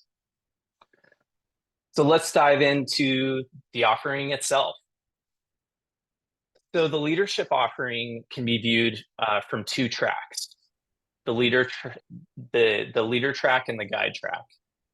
The leader track is designed for outings and day trips in less remote destinations. It's designed to appeal to the large pool of participants who are interested in leading others on the water, that want to take their peers out to have fun on the water, or want to be able to take clients out in simple environments. It's designed as an entry point into the ACA learning ecosystem. Actually, I take that back. Not always simple environments, and we'll get to that when we present the advanced paddle sport leader offering. And this offering is also designed to be multi-craft. The leader track is built upon the existing CPL offering and discipline-specific leader offerings, but it's meant to be even more accessible. And some of the groups that we have in mind for this track are camps, nonprofits, universities, and paddling clubs, meetups, paddling enthusiasts, really anyone who wants to be certified to take groups out on day trips on the water. Let's look at the guide track. The guide track is designed for the full span of short trips to expeditions and basic to remote environments. It's designed to appeal to a significant pool of participants who are interested in leading more adventurous trips, leading others in the backcountry, or to train and certify their staff for such trips. It's designed as an additional avenue for continued education for the paddling community besides the instructor path, and engages a whole outdoor community that the ACA isn't currently engaged with. It's also designed to be multi-craft. And the guide track is really a completely new offering that builds off of concepts that have been experimented with in the existing trip leader programs, but also has drawn from the ACA camping courses. And the guide track will likely appeal to advanced paddling clubs and communities with trip programs, camps and nonprofits, guiding companies and outfitters, and really more adventurous or advanced paddlers who care more about trips than building an instructional practice. So in each track, there are two offerings. These offerings can be taken directly or sequentially. In the case that someone wants to advance towards longer, more complex, and more remote trips and expeditions, they can move up in these offerings or move towards other offerings. In the case that one wants to stay within the operating conditions and environment of their certification, they can stay in that specific offering. In the leader track, there's the paddle sport leader and the advanced paddle sport leader offerings. In the guide track, there's the paddle sport guide and the advanced paddle sport guide offerings. So let's see an overview of each of these. The paddle sport leader offering is aimed at L1 and L2, and it's largely based upon the community paddle sport leader program. It maintains the appeal of the CPL offering and amplifies the offering as part of a larger initiative in rolling this offering out under the umbrella of the leader path. It's made to be even more accessible by relieving the need for the paddle sport safety facilitator while enhancing it by providing a component where someone can receive basic paddling instruction if they need it. And we'll explain how that works. The paddle sport leader offering focuses on the basics of planning an outing, paddling and maneuvering with groups, helps leaders prepare their groups for going out on the water, and provides a foundational understanding of gear, provides foundational situational awareness principles, basic rescues and responses to common incidents, and communication best practices. Let's look at the advanced paddle sport leader offering. The advanced paddle sport leader offering is aimed at level 3 to level 5 paddlers and is the home for the existing trip leader offerings. And it expands these offerings to new disciplines and more instructional enhancements. It provides a certification to lead in advancing paddling environments, and so it scales with the skill level of the leader. It reduces discipline-specific advancement requirements and simplifies certification to lead in 3 core environments: river, coastal, and raft. This makes it easier to upgrade and certify in additional environments after being certified in one. The advanced paddle sport leader offering is an extra day on top of the paddle sport leader offering. It gives more time for additional scenarios and deeper content than the paddle sport leader without the content required for more complex day trips. It helps them plan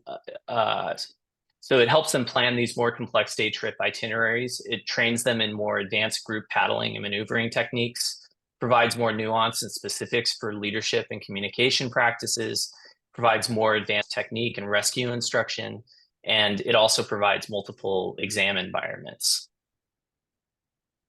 And we'll explain how the certification in river, coastal, or raft works, as well as the advancing of the skill assessment works with the advanced paddle sport leader in a moment. The paddle sport guide certification is aimed at level 2 and 3, and it provides learning and certification for multi-day trips. It provides a way to engage paddlers that aren't interested in instructing with alternative learning and certification offerings. The paddle sport guide offering gets more into content that assists overnight and more remote multi-day trips. It helps the guide build itineraries for multi-day trips and prepare effectively for them, provides content related to camp management and craft for paddling groups, including meal planning, equipment repairs, and other outdoor skills. And it gets into rescue and incident management in advanced or remote environments. Focuses on leadership, communication, and group management dynamics that arise when a group is out for a longer period of time too. Finally, let's look at the advanced paddle sport guide offerings. So this is aimed at level 4 and 5 and provides advanced learning opportunities for complex remote scenarios. Provides an additional education and certification opportunity for operating companies and advanced adventurous paddlers. The advanced paddle sport guide offering equips the leader for the most advanced or remote environments and lengths of trip. It gets into planning lengthy itineraries and bringing additional equipment. It trains in using advanced remote navigation and communication tools and methods. It prepares people for more advanced group paddling scenarios, including paddling at night. Prepares people for people management scenarios and more advanced leadership approaches that come into play with long extended trips. Provides them with extreme rescue and response incident and evacuation scenarios.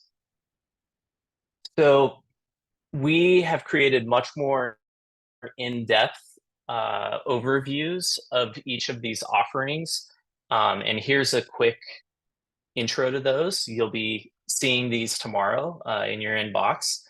We have created leader overviews, and you can think of these as marketing docs that represent how these offerings would present to and appeal to prospective leaders. And we've also created leader criteria documents. Of course, these are more curriculum instructor focused, They give an overview of the outcomes of the program for the learner.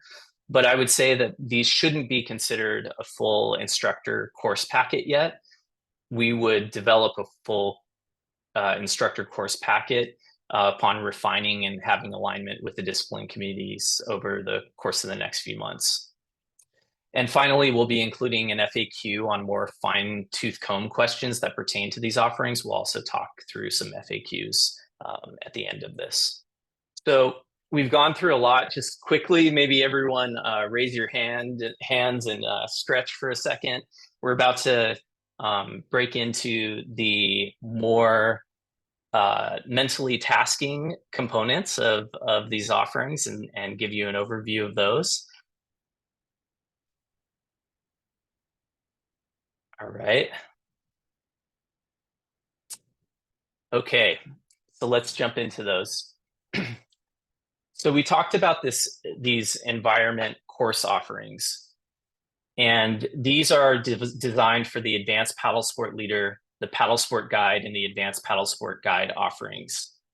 The leadership pathway focuses offerings on effectively leading groups rather than craft-specific instruction. Because of this, leaders will be prepared to lead trips with mixed craft, without the expectation that they'll be fully instructing participants in each craft.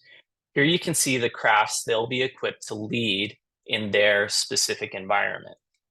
For the advanced paddle sport leader, the paddle sport guide, and the advanced paddle sport guide, we recognize that there are important differences in how you prepare a leader, not in craft, but most importantly in their approach to the environment. So for this reason, we've created 3 core environments that these courses can be taken in and certified and prepared for. River, where you're prepared to lead groups of paddlers in solo and tandem boats in whitewater. Coastal, where you're prepared to lead groups on large lakes or coastal waters with wind and waves. And raft, where you're prepared to lead rafting trips down whitewater rivers. We've organized the APL, the PG, and the AP, these 3 course certification types, because we believe a leader needs to be able to apply these frameworks of the program in each of these environments directly in order to lead effectively in them. But also, if equipped, a leader has the ability to lead any paddler in any type of craft if they're trained for that environment.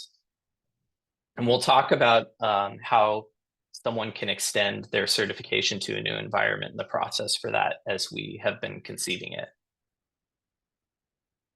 So let's get into the core differences in these offerings and some of the details you may be wondering about. So skill requirements, the paddle sport leader has no skill level prerequisite. It only says that if you have no skill assessment, you should receive skills training alongside your leader certification. For advanced paddle sport, L3 or greater is required. The advanced paddle sport certification works a little different than the others in terms of how one is certified in the environment and conditions in which they operate. I'll share how that works in a moment. For the guide certification, only an L2 is required because the leader is longer, because the program is longer and designed to train the leader for the operating environments in which they're certified. And for the advanced guide, L4 is required, and again, they're trained to the operating environment in which they're certified. So how does the advanced paddle sport leader skill assessment model work? Well, it allows for L3 to L5 to take a course in the same environment, and it increases the potential candidates, decreasing the program cost. It allows the leader to grow their skills and advance the environment in which they can operate while retaining the knowledge that they gained in their advanced paddle sport leader program. It allows them to certify an environment while their skill assessment defines their operating conditions. That defines their operating conditions can still be discipline focused. Environment conditions, remoteness, and length of trips. So the paddle sport leader certification, just like the existing CPL, is for those that want to operate multi-craft day trips or outings in waters. The advanced paddle sport leader enables people to take their groups out in the environment conditions and complexities that their paddling abilities have certified them to operate in. It also prepares them for either river, coastal, or raft environments. The paddle sport guide certifies to a multi-day trip up to a to be determined length. It takes the same approach for preparing the guide for either river, coastal, or raft. However, it lays out clear operating conditions across all of those it certifies in each of the environments. And the Advanced Paddle Sport Guide certifies beyond that to be determined length limit and certifies for more advanced conditions across each of those 3 operating environments. And they would have no remoteness or length limitations. It's worth noting that the Advanced Paddle Sport Leader Guide and Advanced Paddle Sport Guide are designed to be able to lead multi-craft groups in the environment in which they're certified. So what does the length of each program look like from a time commitment perspective? For the paddle sport leader, if you come in with an L1 or L2 assessment, the program is designed to be 2 days, 1 day training and 1 day exam. For the APL, the program is designed to be 2 days of training and 2 days of exam. Ideally, this can be done over a 4-day weekend. And the guide program is longer, providing more scenarios and more in-environment skills training, including overnight camping. This is designed to be 5 days, 3 days of training and 2 days of exam. And finally, the advanced guide is designed to be 7 days, 4 days of training and 3 days of exams. Let's talk about the hybrid course format we mentioned on the paddle sport leader course, as well as the advanced paddle sport leader course. Organizations and paddlers that may not have access to ACA skill assessments can still bring a leader trainer for a single certification program. This format allows for personal skill development within the official course, and it creates a defined time frame of a hybrid course that takes pressure off of trainers to incorporate skills training into a standard course. It keeps core personal paddling competencies separate from leadership competencies to ensure that both are done well. And it keeps the paddle sport leader training to 2 days if the participant has ACA certified paddling skills training. Next, let's talk about that expanding of certification across the 3 environments. So if a leader has already gained a certification in one environment, we want to make it easy for a candidate to gain a certification in a secondary environment. They can do so by challenging and only taking the exam portion of the course. So the idea here is that the leadership concepts apply across course environments, but as we said earlier, the application of these concepts can be different. Allowing them to challenge a secondary course environment reduces time commitment to cross into a new certification and incentivization for leaders and guides to expand their paddling horizons while creating additional opportunities for instruction across the ACA learning ecosystem. So the way challenging would work is like this. Person chooses an offering that fits their scope and duration needs. They take their first course type dependent upon the environment in which they want to operate. They then become certified in the conditions and environment of their certification. And then they gain a new course skill assessment in a craft discipline of a new course environment. They can then challenge the exam for a second course environment and become dually certified in both the first environment in which they took their leader course and the environment that they've challenged. So examples of this would be, an L4 skill assessed paddler who gains their advanced paddle sport leader certification, who wants to operate in river environments. Let's say they then take an L4 raft skill assessment. They can challenge the advanced paddle sport leader raft exam, and then they'd become certified for both river and raft. Another example would be an L2 skill assessed paddler who becomes a coastal paddle sport guide. Let's say that they move to a region where they're mainly doing river work. They're doing a bunch of river kayaking and want to lead river trips now. If they gain an L3 river skill assessment, they can now challenge the paddle sport guide river exam and become dual certified in both coastal and river. So you can see how this structure allows incentives for leaders to keep growing their paddling skills in new environments and to expand their certification without having to start over in every discipline. So taking a step back, what do we think the audiences for these offerings look like, given what they offer, the target audiences, and the benefits and requirements for the offerings?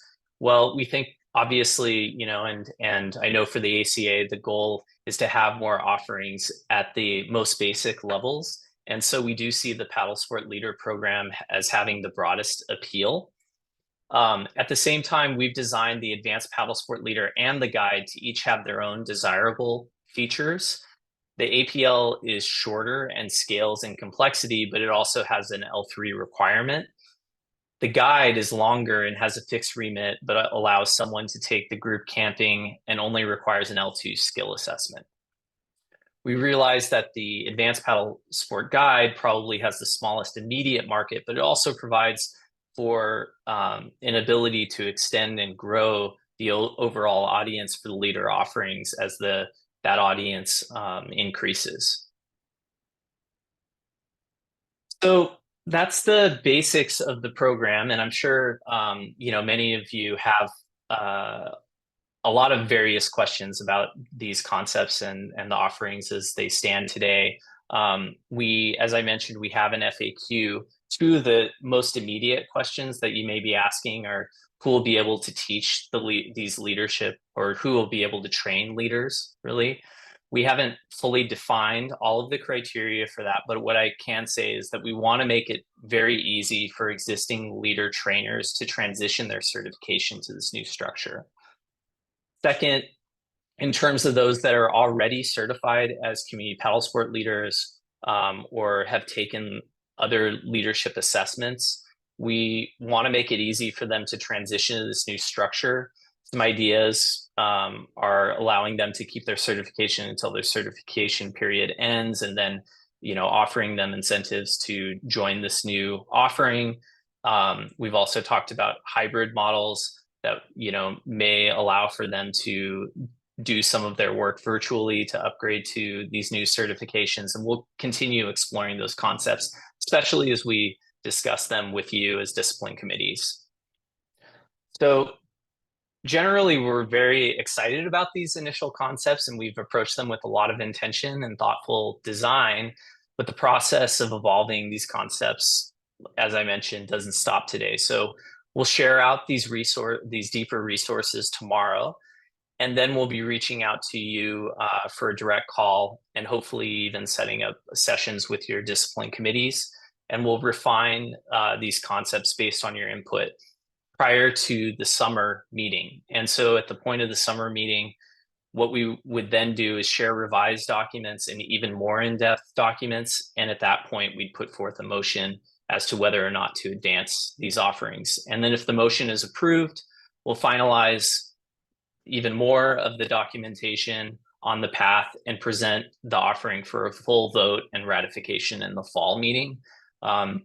Given there aren't major changes to these offerings and huge strategic shifts, that would mean that with board approval, this could be out existing in the world in 2025.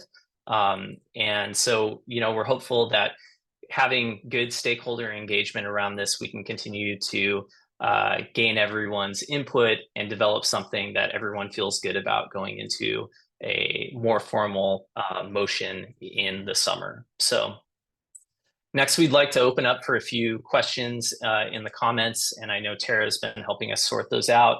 Ryan's going to help me with answering some of the more in-depth technical questions that you may have, but in summary, we're just so excited for the opportunity to extend the ACA learning ecosystem's reach through these concepts, and we're excited about the potential it may have to help boost membership.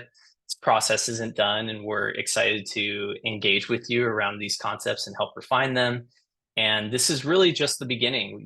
We can continue to build upon these ideas specific to the leadership offering, but in many other paths, as Trey mentioned. And we're excited to experiment with you to support discipline committees and other avenues for learning within the ACA. So thanks, and excited to hear what questions you have.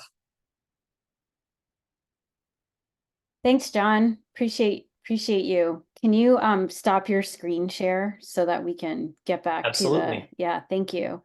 So I just want to presence us to time because IPC is really important. And so we have about 6 minutes for questions right now. And of course, the conversation and questions will continue. Tara? Yeah, I didn't have anybody shoot any into the chat. We do have one that just came in now. How will these fit within the current ACA curriculum? Are they going to replace trip leading or camping? So if John or Ryan just speak on like how this fits into our ecosystem.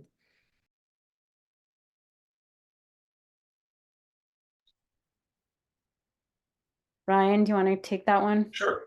The answer would be yes. They would replace the trip leader, programs as, as they currently are. We've been it was tasked to develop a path specific to leadership. So,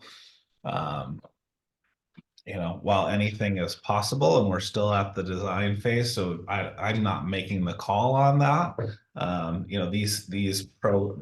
What is designed to incorporate, what exists.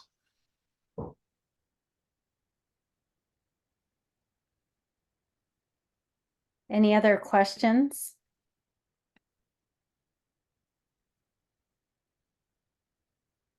Yeah, Joe. So I did have a question and it was a little too much to type in. So one of my questions is the way that these new leadership curriculums would be tied to the levels that the ACA uses for hard skills. We teach, we have this 1 through 5 level system that is tied to what skills are taught and in what conditions we are capable of managing a group and teaching a lesson.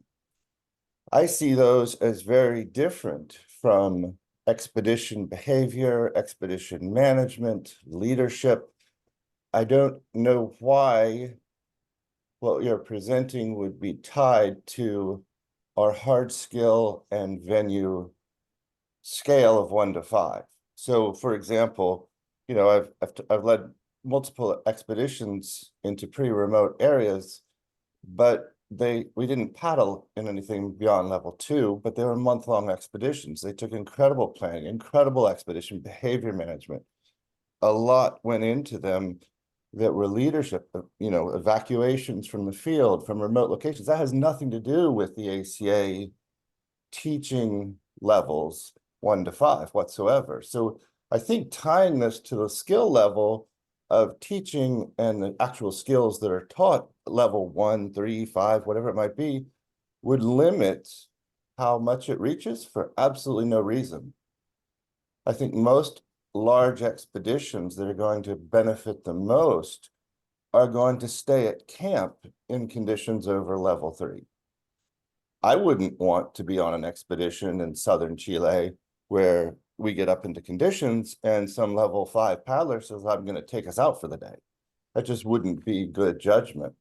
So I just think I don't know why it's tied to our skill levels for teaching in venues, teaching certain lessons in a venue, in a instructor development workshop or ICE. It just doesn't make sense to me. Thanks for that perspective, Joe. So I'll go ahead and, there's different ties than our existing structure of level 1 through 5. And so, there are, while the levels that we have in our skill, and we're really talking about skills assessments here. We're not talking about instructor levels. We're talking about paddling skill level. And so there's a tie in terms of where the different, I believe you're speaking specifically about guide and advanced paddle sports guide because you're talking about expedition behavior. There is a skill level tie. That's 1. 2, there is a remoteness tie. And so this will be a little bit different, and that will tie to the level to the guide's level of wilderness medical certification. and qualification. And then there's also a length tie. And so this may have, John was moving quickly through all this material, but there is no current length, there's no determined, length tie for paddle sport guide. We've talked about it. It's one of the things that we're going to be giving in terms to the discipline committees in terms of guiding questions.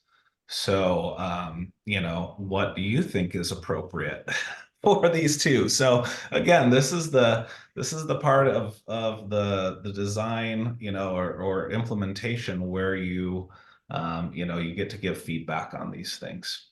Yeah, and I totally can see the tie to advanced medical training, wilderness medical training for a larger expedition. But I still don't see any connection between the skills presented for these expedition type programs and what the ACA level 5 instructor, or level 3 instructor, level 2 instructor, like those, they're totally distinct. Yeah, I hear you, Joe. And so, just to get really direct to your point with maybe a couple examples, if I'm level 2, level 3 skilled paddler, going out for a month in the boundary waters would be totally within my remit. Like you said, you're not going to be paddling in anything, that involves, level 4 type conditions.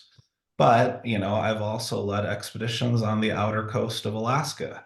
And so definitely that was, within, my level 4, level 5, level 5, needing that skill and level of understanding. So that's sort of two examples of what might, why there is a skill level tie.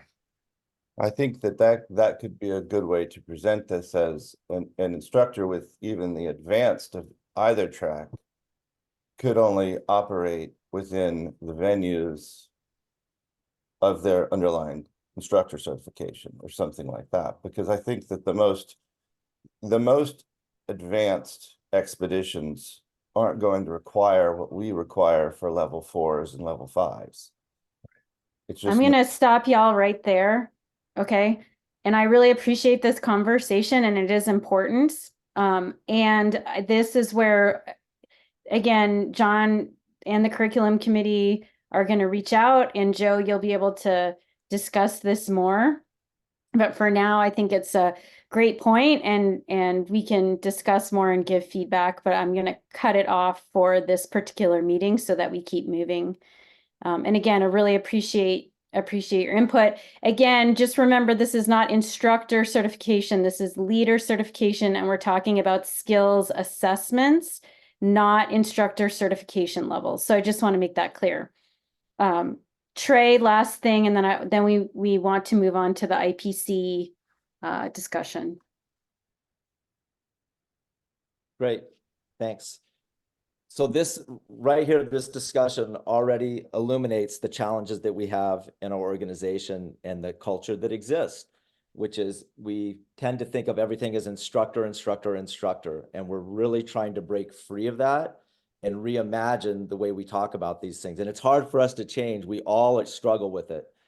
The other thing that this leads right into our next conversation, Anna, and it's because paddle sport safety facilitator was not addressed in the scope of this, because we had already spent, I guess it was about 10 years ago now, maybe 8 years ago, a ton of money building out the paddle safety facility at a new level.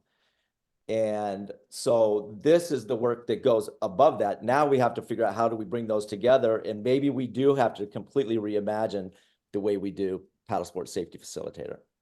So, and thanks, John, for presenting on that. That was great. Yeah, thank you, John. Thanks for being here and presenting. Not easy. And we encourage y'all to provide feedback.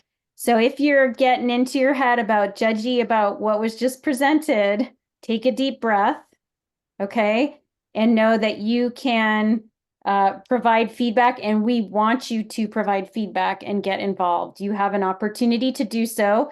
It's up to you to take that opportunity, okay? So I'm going to switch gears and so talk about the Intro to Paddling Committee. Again, we've already talked about how it's been structured. I put out a survey late last year, early this year, asking ITs, ITEs, and SEIC board members about how the IPC could be restructured. There was no one, everyone seemed to have a different thought about it. And so that survey didn't really give a ton of insight on how we can restructure. We've already talked about how y'all as discipline chairs have enough on your plate. And we do need to, as Mike mentioned, it was L1, L2. Intro to Paddling used to be L1, L2. It's something to consider whether we want to go back to that, how we want to restructure. And really, this is a conversation. We do need to take action from this meeting. So Jeff, as chair, we need to get meetings started, however that looks. And so I don't know, Jeff, if you want to start us off on this conversation with your ideas, or if we want to open it up to other folks. Yeah, I think I've talked to a few folks about this and the phone and in person, but maybe we should look at out of the disciplinary committees or discipline committees there, we have a representative that's appointed from your committee to be on the Introduction to Paddling Committee. So it doesn't necessarily have to be you as the chair. It could be someone that you feel that could valuably contribute to however you do that, elections or however you do it, but someone that can provide valuable input to the committee and represent your committee, your discipline very well. I think that would be the first step of getting folks to attend. The next thing would be venue. My personal opinion from working around, again, multiple places in the US is that people are hiring and they're wanting level 2 instructor certifications, which may be alleviated by the guide process, the paddle sports leader processes we're going. But most folks want level 2 instructor certifications for their staff members because of the environment. Again, going back, maybe the new curriculum on the leadership program takes care of that and eliminates that. But I think that is certainly a realistic thing that folks are buying boards, they're buying boats, they're buying craft, whatever, and they're hopping in an environment that's not a pond. So I think we extend beyond flat water, beyond calm winds. I think we're going to look at introduction to paddling at realistic conditions to what people get into. I'll stop there. So we really want to have a discussion. So I'd love feedback from y'all. What ideas, discipline chairs especially, what sounds good? What do you think could be a solution? How would you like to see it moving forward? Mike. I'm going to put 2-minute time limits on everyone just to keep it moving. When the discipline chairs responded to being asked questions and when they participated, which we used to have to do, we had to go to the meeting and we all sat around the table, and usually we had the chair and vice chair of the SEIC and Kelsey present at the same time. And it was a really excellent sharing. And particularly if we go back to the route of L1 and L2 under the intro committee, and I think the chairs really, really want to participate. And I think that may pull them back in. But I am pretty big on having the chair themselves participate.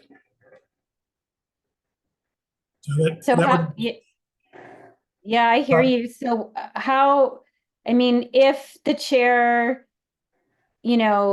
everyone's a volunteer, so it's hard to say you must meet and life happens. And so I get it because, for me, if you commit to something, you commit to it, right? That's the type of person I am. You follow through. And so how would you see that working in a realistic scenario, Mike? Well, it's difficult to answer because something has to give. You either have to agree to suck it up and do all the meetings you need to do and say that comes with being a discipline chair. If you become a discipline chair thinking, oh, it's a great title, but don't realize that I think we need to be upfront on what this means. If you do need to be in an IPC meeting, you do need to attend all the SEIC meetings, and you do need to conduct your own meetings. And that's what being a discipline chair is. And with that job description, do you want it or not? Yeah, I think to your point, I think that we've been a little lackadaisical, honestly, in onboarding people in the organization at all levels, ACA board, SEIC board. I think that again, clearer job descriptions and a clearer, oh, that's my timer. A clearer time, time commitment is really important up front so people actually know what they're signing up for. Could be helpful. So thanks, Mike. I'm going to move to Ryan next. Thank you, Ryan. Yeah, I guess I don't agree, with Mike. I think, we are volunteers. There is a limit to what the ACA can ask of an individual person. And running, for most of us, we're running monthly meetings. We have several work projects, and our discipline committees are productive. We're not just talking about things, we're actually doing things. And so, but I do think, we have other members who, may take of our discipline committees, I should say, that either, through an executive position, and sorry, vice chairs, don't shoot me, it could be vice chairs that are, tasked with being part of the intro committee as part of their role, or, a volunteer from, each committee stepping forward and being a representative. And, it gives some, we have a lot of people that on coastal, that skew towards, level 2, level 3 instructors. They're working with intro, type paddlers often, and they could, it could be an assigned or volunteer role other than the chair. Thanks, Ryan. Joe Moore.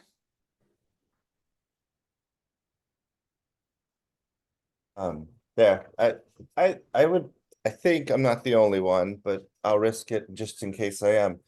Can someone provide us a clear definition or purpose and goal for the IPC?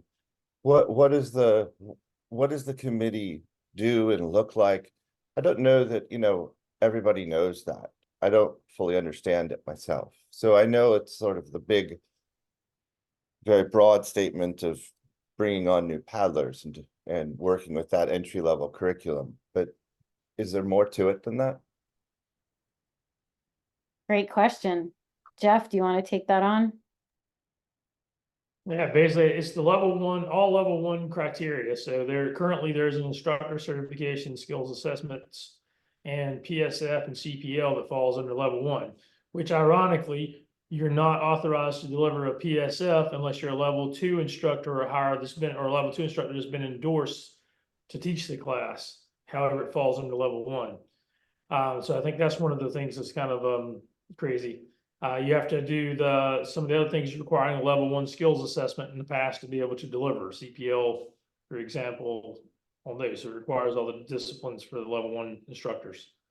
So I think it's ultimately designed, to get those beginner level paddlers, like the ones who work in those outfitter guide services that are taking folks on that have that beginner level contact with an employee or with the general public who's introducing them into paddling, which then it goes to the issue that we're having, I feel, is that the environments, these companies want higher level certifications because of the environment.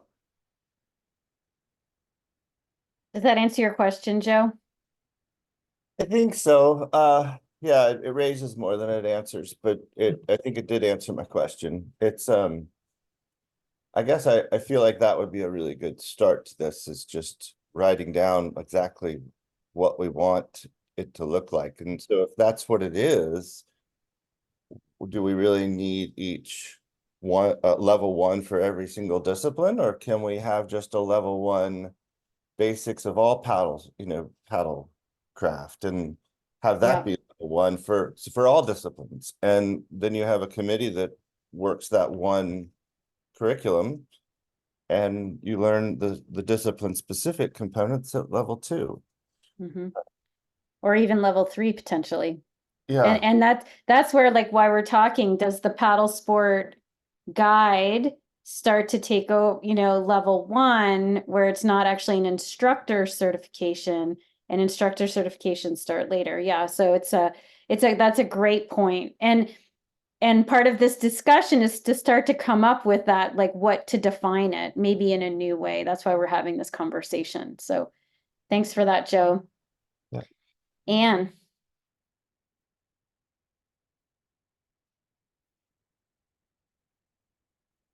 Anne, you're muted. Thanks, Anna. Yeah. I guess I would say, as River Committee, why don't we just deal with the L1 environment? Why doesn't each discipline just cover those intros? I'm not sure why they were grouped as a separate entity as opposed to left under their existing committees. I mean, there's a reason that they broke off, but again, I wonder sometimes that gave it, and put it somewhere else. And sometimes I'm like, why isn't River over L1 curricula? I wasn't sure why it was broken off. Yeah. And That's then a good maybe question. In here is that right now, which is the interesting thing it is, right now is just introduction to kayaking, which goes coastal and river. There is no separation at level 1. It's just introduction to kayaking. Which I think is positive. Like in SUP, L1 and L2 are both like SUP, intro to SUP, essentials of SUP, without breaking off into 2 different or 3 different environments. Yeah. Rachel. I was just going to comment out similar to Joe and kind of what Anne was saying with the L1 being separate. I know a lot of in my committee meetings, people have these ideas and we're like, well, that's kind of L1. That's not really L2. So they almost seem like it should be more part of that. So having it separated, I think sometimes does cause more issues with that. So I don't know the answer, but one tentative thought is we have these SEIC meetings where all the chairs are here. Is it possible, and I know we don't want these meetings to be any longer, but is it possible that we have these meetings as part of this, where here's our time to talk about the introduction to paddling. Every committee talks about it as part of L1, potentially goes back into each committee and we bring it all together here. So when my group says we want to do more marketing for stand-up paddleboarding, we talk about how we can do that. We bring it here and we say, how can everybody do more marketing in the beginning? I don't know if I love the idea. It's just something that popped into my head as another potential to consider. Mm-hmm.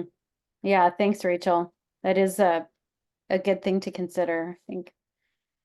Trey. I'm a little confused. Are we trying to determine how IPC will function or what level 1 is or should be? I think we're doing both right now. Okay. That's just confusing to me. And I would say that already level 1, that curriculum, if you look at the level 1 curriculum, is the plug in whatever craft it is, but I think all the strokes and all the criteria items are all the same for all of them. It's all pretty much the same already. That's how it's been done. For whatever reason, it was done that way. So that is how it exists now, Joe. Yeah, and I think that this discussion is bringing up, like, what is it? And either we can decide what to do moving forward, and whoever we decide is on that committee can create the scope of the committee, or it is already written. I think it is healthy to have this discussion because we don't have these discussions enough, like as the full SEIC board. So I don't find it that confusing. I find that it's a good discussion, and I understand where you're coming from. Nancy. Hi, this is a little bit different, but I think also relevant to this intro committee and instructor certs, and kind of ties back to one of Joe's initial comments when he was giving our Universal Paddling Committee report. And that is, there was a motion passed, and I believe these were passed at the same time, to include DEI as well as to include essential eligibility criteria and all instructor certifications. So it's written on the documents as instructor criteria, but we have not developed a method to implement that. So I guess to kind of move that conversation along that Joe started, it seems like here, as well as in the creature learning and, all those new curriculums we're talking about, that we need to have that conversation as well. And not necessarily right now today, but just to put it in people's heads. Yeah, thanks, Nancy. And I'm well aware of that. And we were planning to work with Lily moving forward with that. And now we're going to have to take a pause because the DEI statement as written needs to be refined and reworked. And that was one thing that was on our list to do, and we had started. And so thanks for your patience. Inclusive leadership is extremely important to me. So I'll just say that. And I am committed to moving it forward. It may take a bit more time. Mike.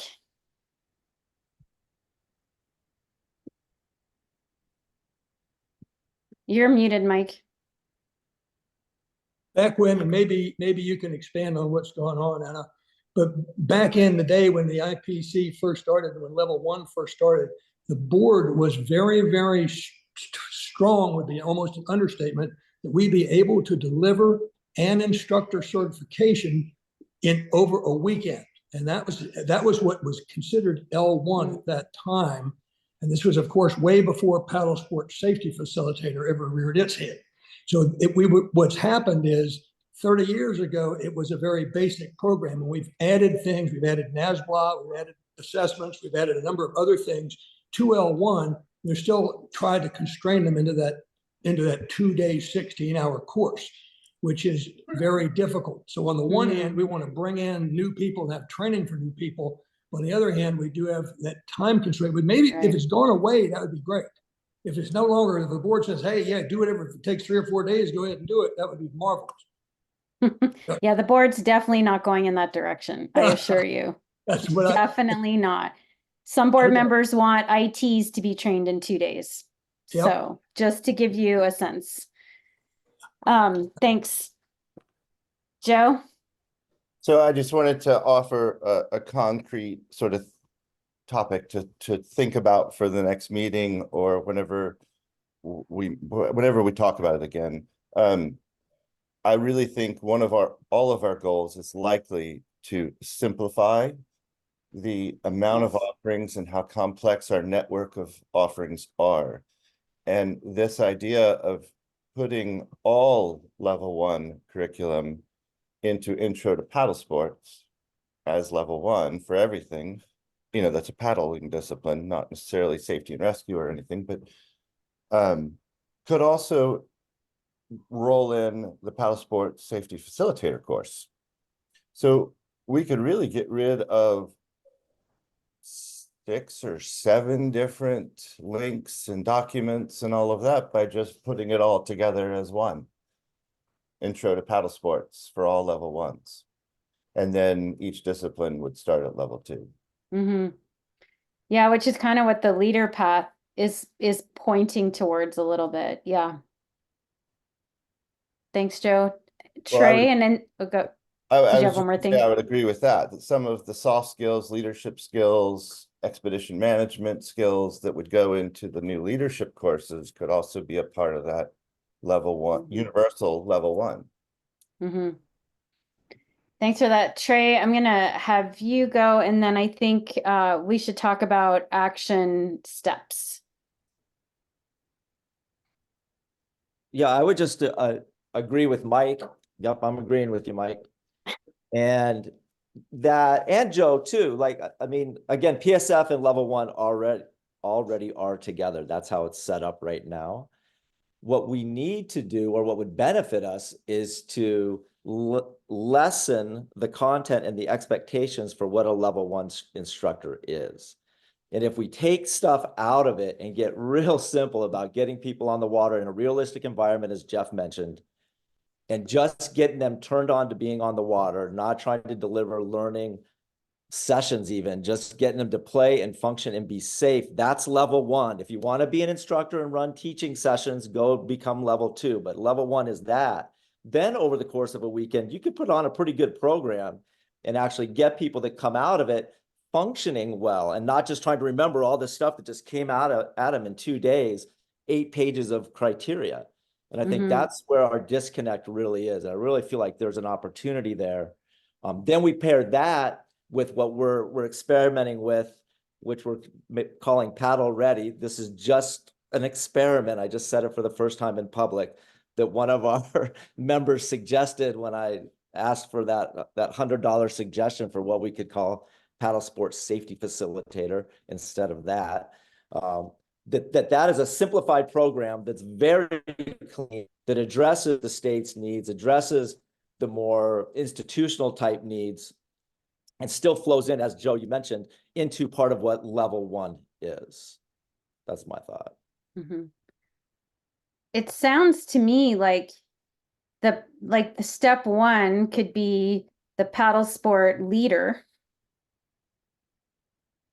And we could almost get rid of L1 instructor certification. And it's step 1 is paddle sport leader. And then you become an L2 instructor in a discipline. Just throwing it out there. Okay, Joe, this is okay, last, and then we're going to move to. So I like that idea of this becoming the paddle sport leader, but we might want to work on it separately with Jeff and the Innovative Paddling Committee, because I think the leader curriculums are going to take more time. I think if we wait to start this after that passes and is clear, we're kind of going to be waiting for a bit longer. Yeah. Yeah, I hear you. Thanks for that. Okay, so what I heard is that, by the way, thanks for this discussion. I really appreciate it. I think we have some good food for thought right now. And it sounds like most of us are on the same page, which is exciting. What I heard is that a good way to move forward would be to have Jeff as the chair, would be to have someone from the discipline committees, doesn't have to be the chair. It could be the chair if the chair wants to, or vice chair or a rep from each discipline committee be appointed to the IPC. My question is, that's not how it's written now. Could we, and Kelsey, you will have to help me with this. Could I bring a motion to the floor? Do I need to bring a motion to the floor to make that happen? Does it need to be a motion and voted on? Yes, I believe so, because it impacts the SEIC operating procedures as of the makeup of that subcommittee. And so you could, if you want, and people agree to consider that motion now, they can, or you can wait until new business, whichever you prefer. Right, which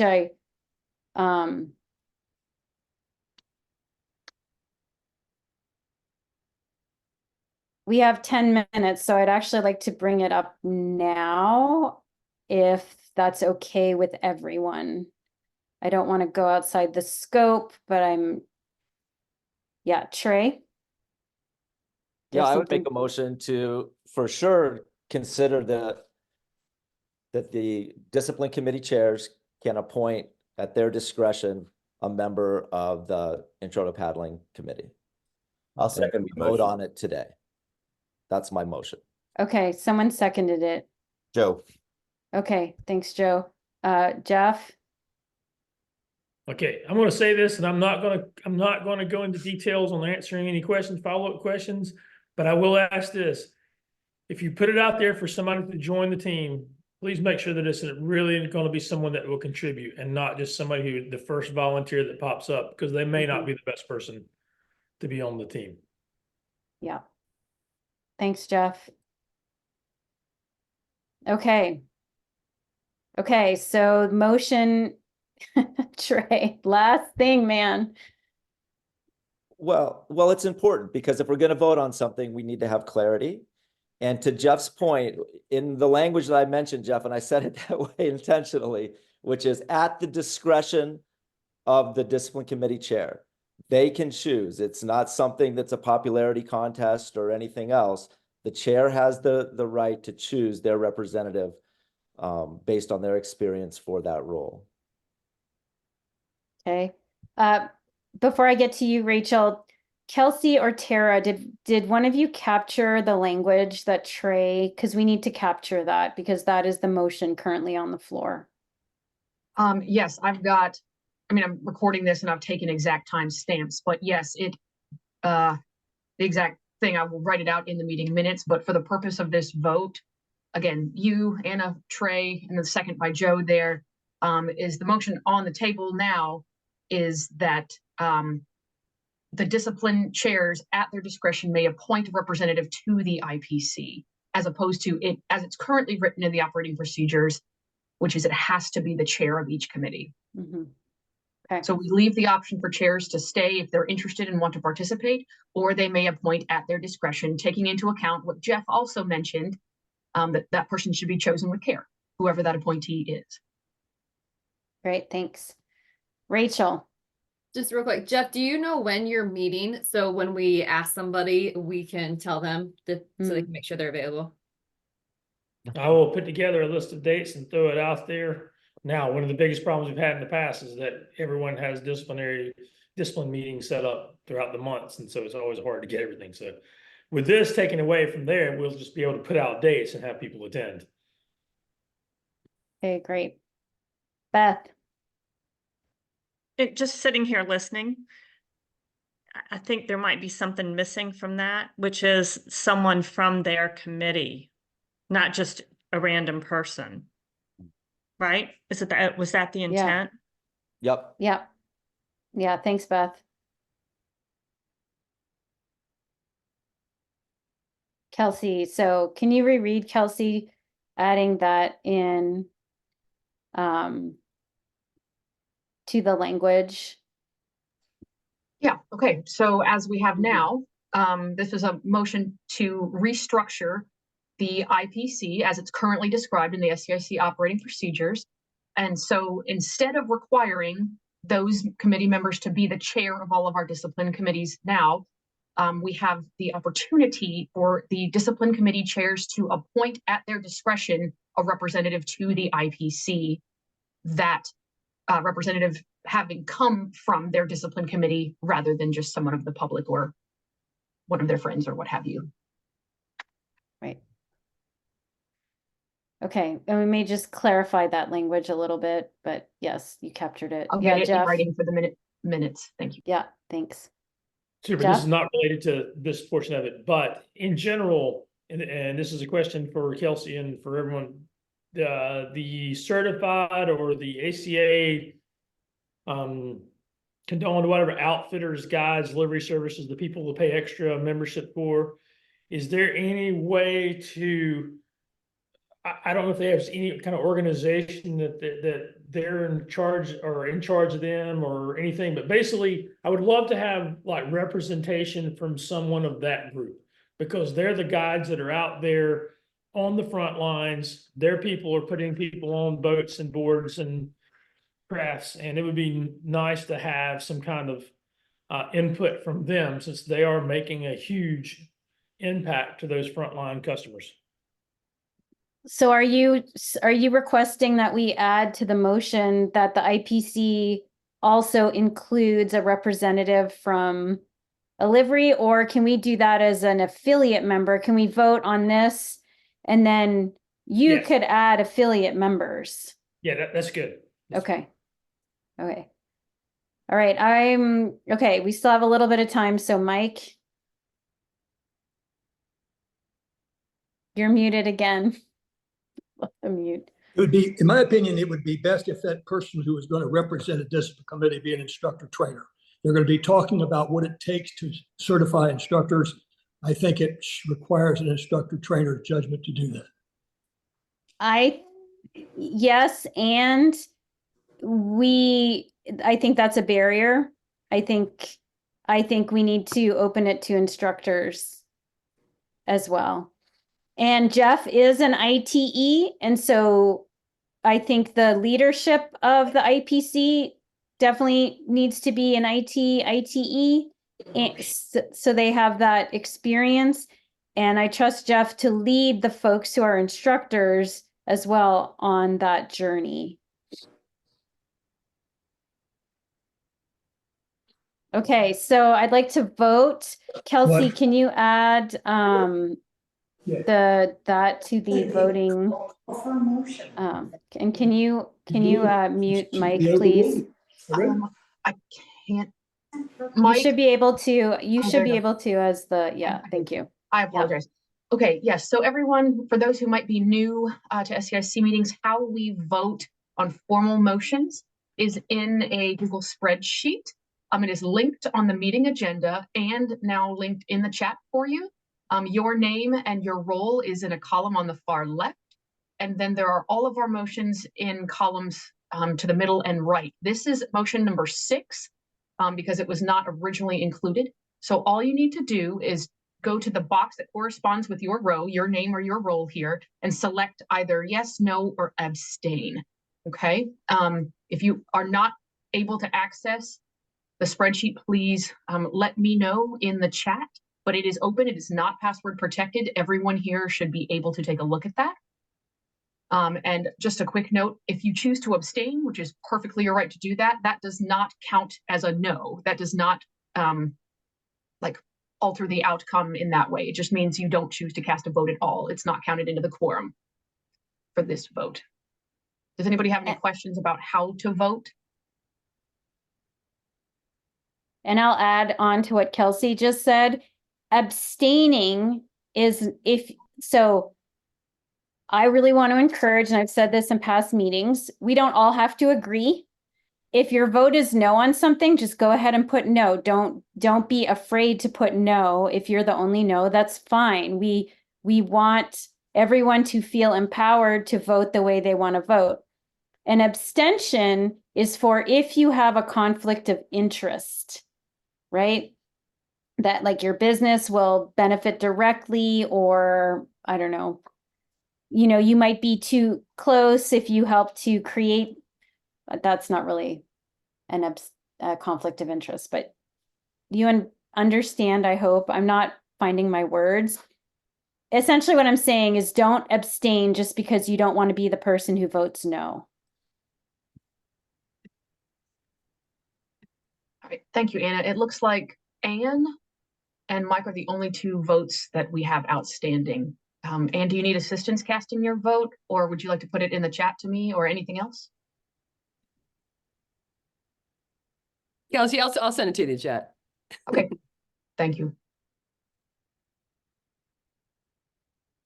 All right, well, as of right now, we have enough affirmative votes for this to pass. But again, everyone, Anne, Mike, whoever hasn't quite voted yet, I encourage you to vote. Your vote does matter, whether it's yes, no, or abstain. Thanks, everyone. Thank you, Anne, for doing that. So yes, this motion moves forward as approved. And thank you very much, y'all, for casting your votes in this format. We really appreciate it. Yeah, thanks, everyone. And Jeff, thank you for taking on IPC. And if you need support, please let us know. It's really important to get IPC meeting monthly and to work on this. And also, I hope, Jeff, that you'll maybe get in, be talking with the curriculum committee with Ryan and Jake and John and stay in touch and see how this can fit in, including the PSF or paddle ready, if that's, what it becomes. And I know Trey will have input as well. So. Sweet. How's everyone doing? I feel like we've accomplished a lot so far this morning. So thanks for being present. And we're right on time also. So I'm excited about that. Thank you. And we're going to take a lunch break for an hour. So it's 12:59 now. We're going to be back at 2 p.m. East Coast time, and have a good lunch. Thanks again for a great morning. Can we get like, I don't know, like thumbs up, like, by the way, prepare for your dance move at the end of the meeting. And I see those of you who leave early, so you don't have to do your dance move. Just saying. All right. See y'all.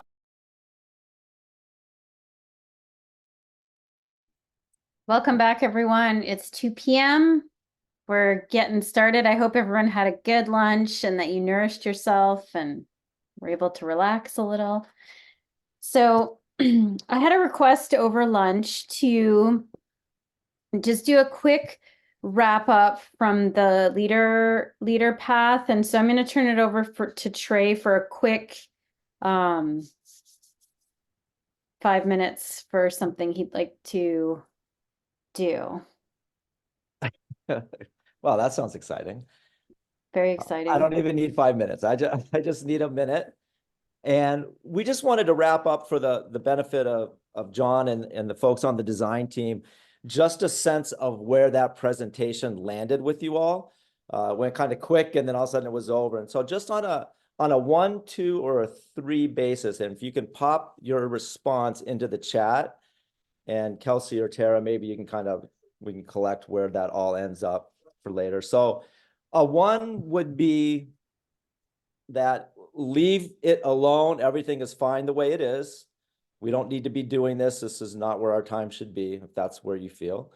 A 2 would be you're a little unsure, but willing to engage with the process of bringing this to fruition in whatever version that comes out as. And then 3 is, hey, I am on board with this. This looks great, and I can't wait to engage with the process and bring it to fruition. So really excited about it is the 3.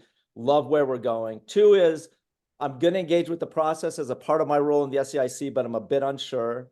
And 1 is, let's just leave this stuff alone and not be messing with a leader pathway right now. Thanks. Appreciate it. Thanks, Trey. Yes, if you all would pop that in the chat, please.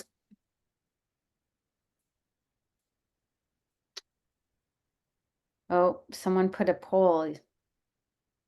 It's me. I just wanted to gather the responses here in a poll, and we'll save the results of that rather than having to count in the chat. Okay, Thank you for letting me build that. Thanks, Kelsey. So then can you actually put do the poll, everyone, that Kelsey just put in? So instead of putting it in the chat, or in addition to putting it in the chat, if you would fill out the poll, that would be great. Okay. So it's time to move into our motions. And again, how this is going to work, the motions have been in Slack, so y'all have had an opportunity to see them. And we keep trying to get discussions happening in Slack ahead of the meeting. And there's some, it's not seamless. And I know there's some questions about timing and all that good stuff. But they have been in Slack. We're going to give 5 minutes to the motion presenters, the people who are bringing forward the motion, to introduce the motion here. And then there's a time limit of 2 minutes per question and for discussion. And then we'll bring it to, based on discussion, bring it to a vote or not, whatever the outcome of the discussion is. Yeah, Brent.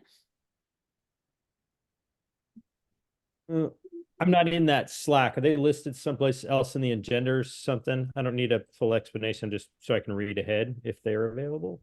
They are in your, go ahead, Kelsey, I could see you. Sorry about that. Brent, so Alicia's in that Slack channel, but since she might not have given you that ahead of time, that's totally fine. So if you go into the meeting agenda, if you take a quick look in the chat, that link is there. Each of the motions is in bold and there's a link to them. Just an FYI, everybody here, every single ACA member has a CMS account, whether you're an instructor or not. And in there, there's a tab on the left-hand side called SEIC meetings. You can review all the previous meetings and this current one with each of the motions listed there, their supporting documentation. And then once this meeting concludes, the votes for each will be entered there. So you can always go back and review that if you have a need. So Brent, if you can't get into those documents, please let me know, but they should be linked right there on the meeting agenda, as is the voting spreadsheet that we used a little bit earlier. I'll put another link to that in the chat, but just as a reminder, voting members, that's how you place your vote as we go forward. Great, thank you. Also, a reminder that, again, 2 minutes for questions, and each of us is limited to 2 questions per motion. All right, so once you've spoken twice, that's your limit, and we're going to hold to that. Okay, so first motion is update on coastal kayak sit on top documents. Ryan, I'm going to give you 5 minutes. Yeah, thanks, Anna. Last fall, as many members know, but I'll just go back for those who are new to SEIC board. Coastal Kayak updated the majority of our curriculum. We updated level 2 through 4 skills assessment, added a level 5 skills assessment, updated level 2 through 5 instructor criteria, and added a document called the Assessor's Guide for that pertains to the skills assessments. So it was a massive project that took almost 3 years to complete. But what was not updated along with that were the level 2 level 2 sit on top skills assessment and instructor criteria, as well as the level 3 sit on top coastal kayak skills assessment and instructor criteria. So we had work that was left to do. And so in one of our first motions with our new committee, we review. So I'll back up. Sorry, those documents started to be developed last fall. Replacement or updates to all of those documents for Sit on Top. It started last fall, and then at our February meeting, the Coastal Kayak Committee voted to approve updates to the level 2 and 3 Sit on Top documents. And the approach that we took was we matched the style of the new documents, but kept the skills as they were. So while they might be described a little bit differently, it was really aligning those sit on top documents with the rest of the coastal kayak documents. But we didn't just take the new level 2 and say sit on top. We went back to the old level 2 and looked at a lot of those skills, because there's some differences in the rescues and that might, for example, what is a wet exit in a sit on top versus a wet exit, coming out of a sit inside kayak where you might have to remove a spray skirt. So, those were the things that we had to do to sort of transition it into the new format. So that's an explanation of what we did. And I guess I'll open it up for questions. Thanks, Ryan. Any questions?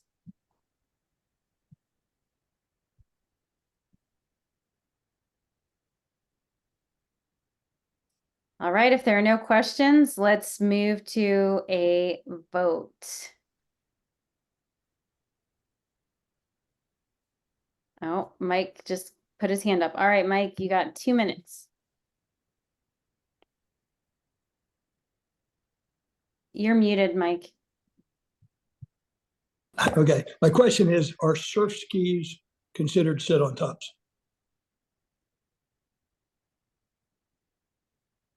Well, we have a surf ski committee, right? So I would say that if the participant comes to a level 2 in a surf ski, then our instructors would have to work with that, because people bring whatever boats they bring.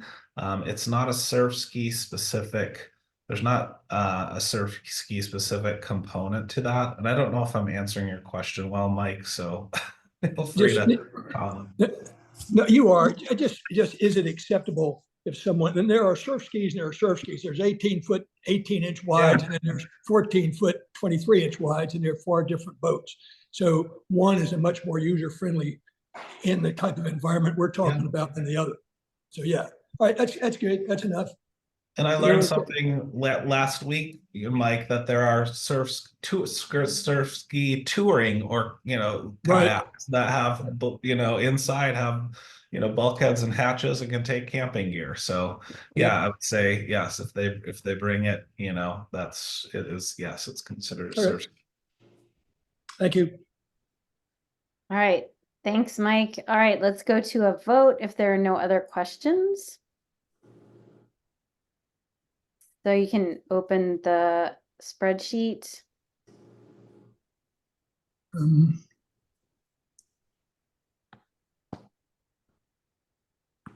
Again, just to reiterate, this is motion number 1. It's in column D. If you are looking at this voting spreadsheet, if you cannot access it for some reason, feel free to send it to me in the chat.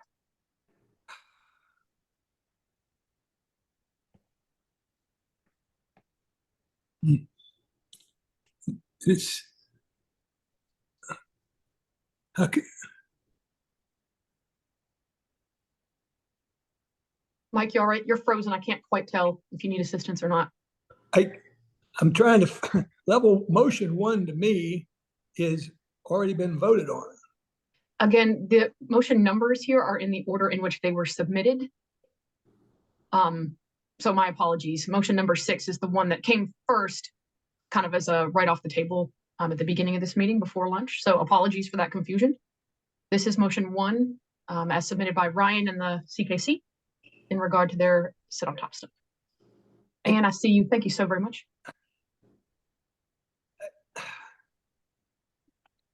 Yeah, so your vote for motion 6 was about the IPC committee. And now you're voting on the CKC. We also voted on motion 1. I did. Motion 1, that's what this motion is. Bev, I wanted to let you know that you were appointed as proxy to vote for Ashley Brown. If you want to place a vote, that's okay if you don't. We've only voted on one motion before right now, and that was motion 6. I'm looking at motion 1, 2, 3, like that on the top of my screen. Which motion should I be voting on now? 1. But it's already filled in. It shows me voting no, and I'm okay. All right, now it's okay. All right. There you go. Cool. No worries. It's okay. All right, bye. Appreciate you. Okay. All right. Well, thank you everyone for your votes. We sincerely appreciate. Yes, ma'am. Who's talking? This is Beth. Oh, I have switched to my cell phone and I'm unable to vote because the spreadsheet just won't do the pull down. So my answer is yes. I also cannot find chat, so I apologize.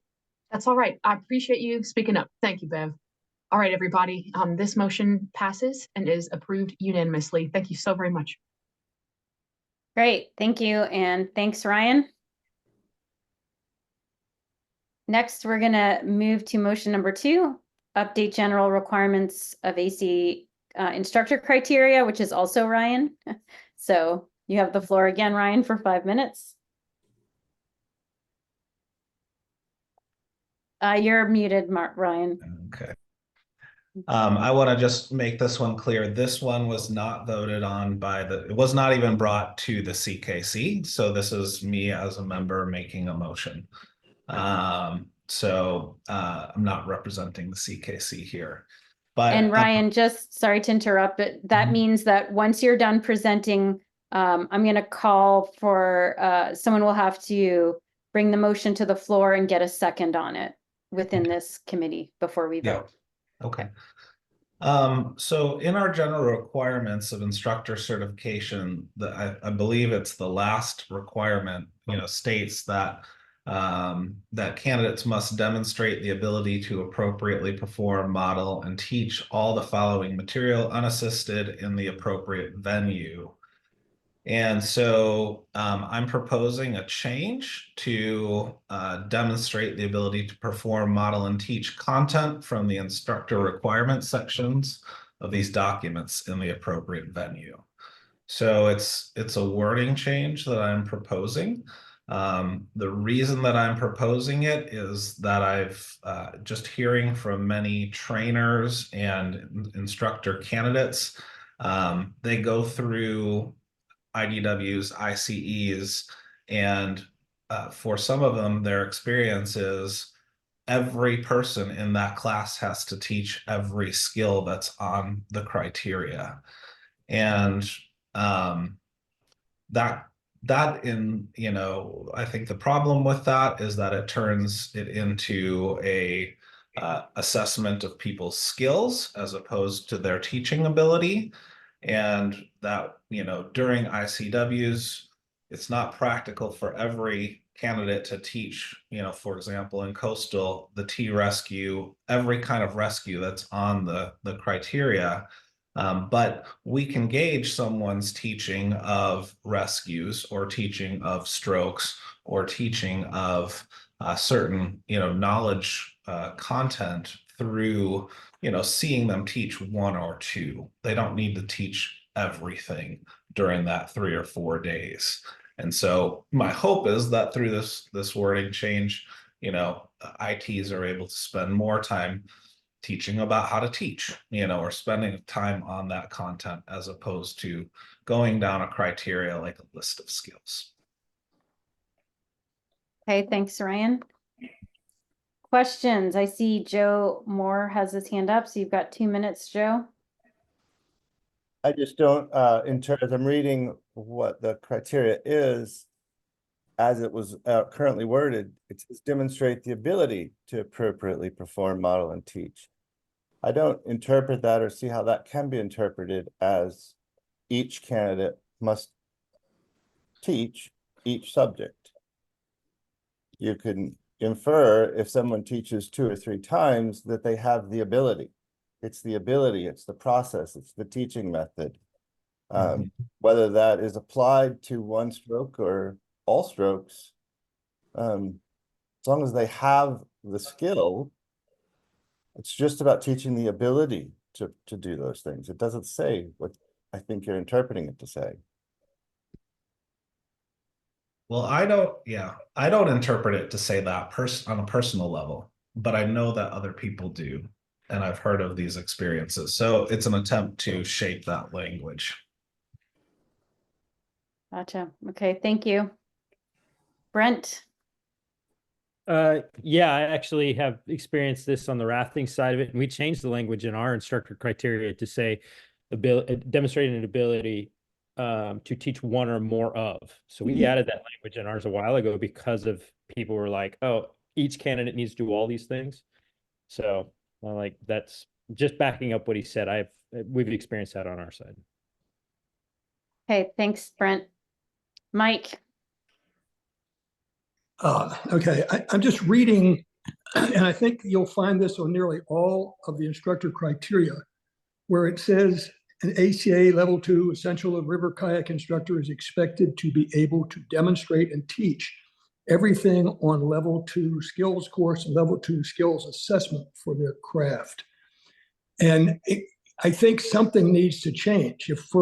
I'm not opposed to at all to what's been said, but there's a lot of written material on pretty much all of our instructor criteria. If you'll go to the bottom line of nearly all of them, it makes the same statement as I just read to you, except probably rafting.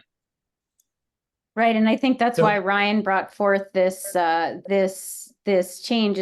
This would apply to every criteria document. So we need to change them all.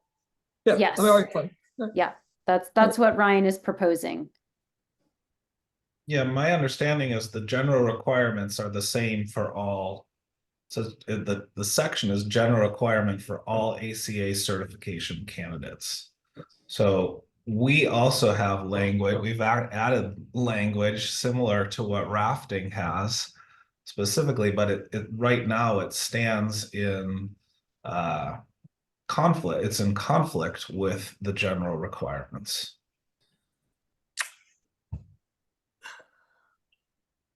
Okay, Mike, sorry, Mike, you're, Jeff, sorry. I'll just make the motion or second motion or whatever to bring it up for vote. Okay, so, Jeff is motioning to bring this, motion to a vote. Do we have a second? I can second it. Okay, thanks, Anne. Okay, yeah, so let's vote then.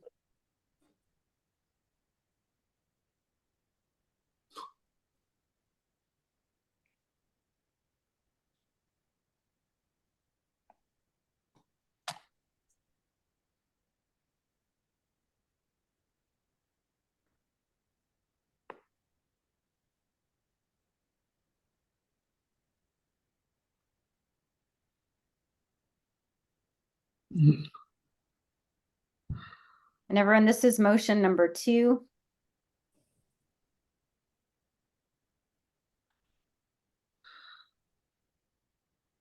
Anastasia has a question. Oh, thanks. Yeah, Stacy, hi. I'm just making sure I'm understanding that we're just voting that the wording needs to change and that the respective committees will decide what that change is, or who is deciding what that change will be.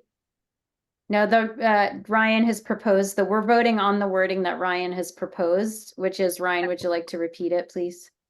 Yeah. Demonstrates the ability to perform, model, and teach content from the instructor requirements sections of this document in the appropriate venue. Thank you.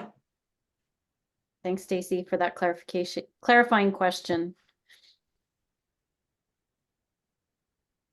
Joe, you have your hand up. Yeah, I am going to vote opposed because I don't think that the new language allows for if someone can't do one of the skills, if someone can't model one of the skills in there, you know, that I think that it doesn't, the proposed language doesn't solve the problem. Because Well, what would be a solution, Joe? well, I probably gonna need more time to think about it. Well, we can always, the way I see it, and so is that the language that Ryan is proposing leaves it open for the instructor trainer to observe and infer from someone's teaching ability that they can teach, model, and demonstrate. Sorry, I'm missing one thing, but my point is that if someone cannot do one of the skills due to a disability, and I think is that where you're coming from? No, not at all. I'm okay. It says demonstrate the ability to perform, model, and teach content from the instructor requirements. So if they can only do that with one, because they can only model one, I don't think they should pass. It's it leaves that open. So it just says content, not all content. So I think what we want is to perform and model, be able to perform and model all content, because as during the do phase, everyone's going to be doing it. So the IT can assess whether the candidates can do it or not, but we don't have to have each candidate teach each topic. We can make inferences if they've got the model and teaching theory down that they can teach. But we do want to know that they can perform and model all of, not just some, not just one. This could be just one. Okay, got it. I've got some other folks.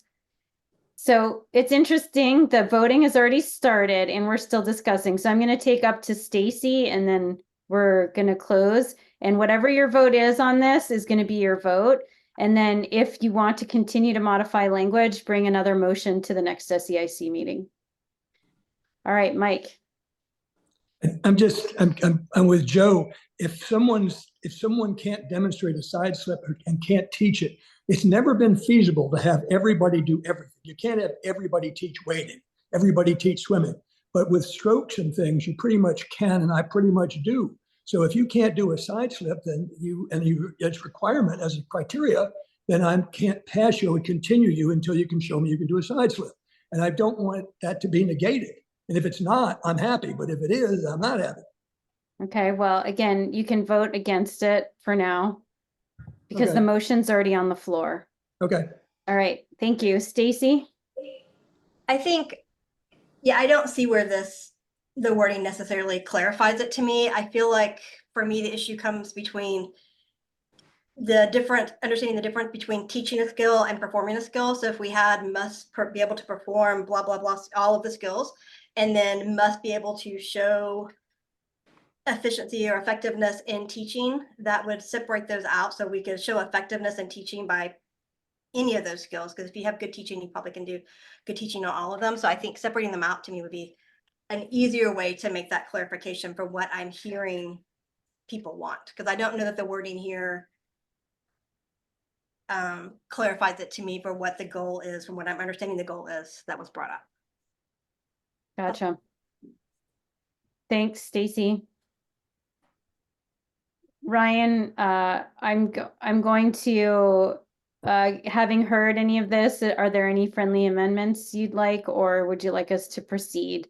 The motion is already on the floor, y'all. So again, if you don't like the way, or please vote opposed. And if it does pass and you want to modify it even more, this is great. You can bring another motion to the next SEIC meeting. Yeah, I think the key language in there for me is that the general requirement says all of the, and that is the problem that I have with the requirement is, that they, it's all. So Mike, you said you can't see everybody teach X and Y, but you do see everybody teach strokes. Well, you should be seeing everybody teach everything according to this. It's telling me that it's not feasible in a river context, particularly where we do things like Okay. wading. Right, I'm gonna cut this short because this is getting, and Joe, you've already spoken twice. So I'm going to, I'm just gonna move on and let's vote. And please vote opposed if you're opposed to it. Brent, I see your hand raised, and I think the motion is on the floor, so I'm just gonna cap the discussion right now.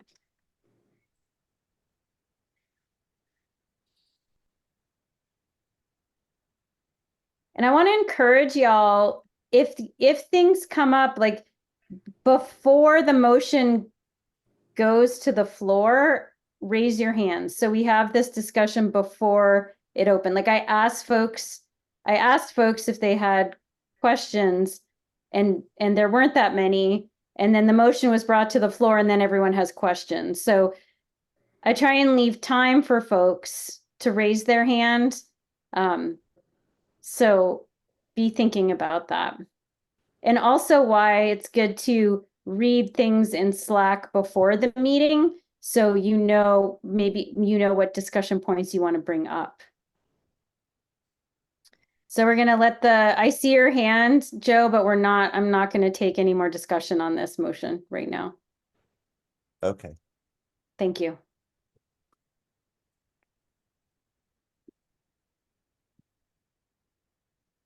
All right, Anna and everybody, thank you for placing your votes. As of right now, this motion passes 10 for and 6 opposed.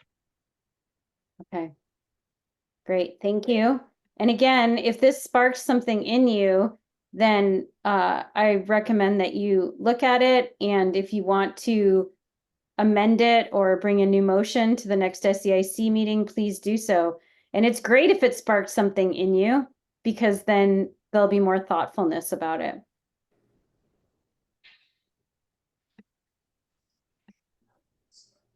Okay, let's move on to motion number 3.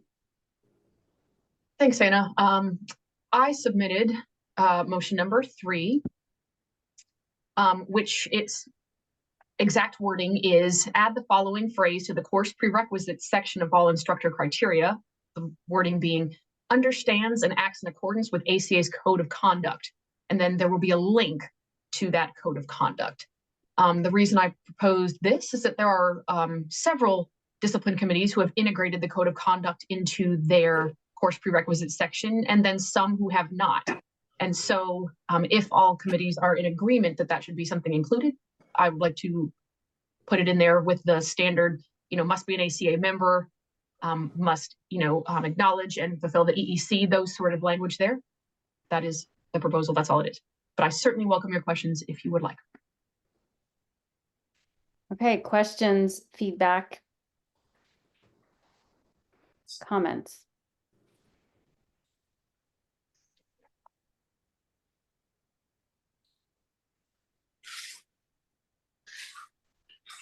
Okay, yeah, Nancy. Is there a place to read the current code of conduct?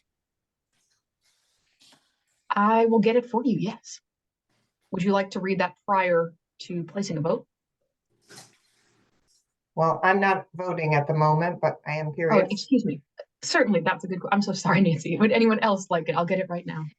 And the code of conduct, by the way, in CMS, you signed it. If you are teaching, you have already signed it. So all of us should have already read it. Because in order to teach anything at the beginning of the year, I believe you have to sign it. Jeff. If there's no discussion after this is done, I'll bring it up, make a motion to bring it to vote. Yep, and we don't need oh yeah, we do need a motion. Yep. Thank you. Thank you. I'll second it. Great, thanks, Joe. So the motion is on the floor and time to vote.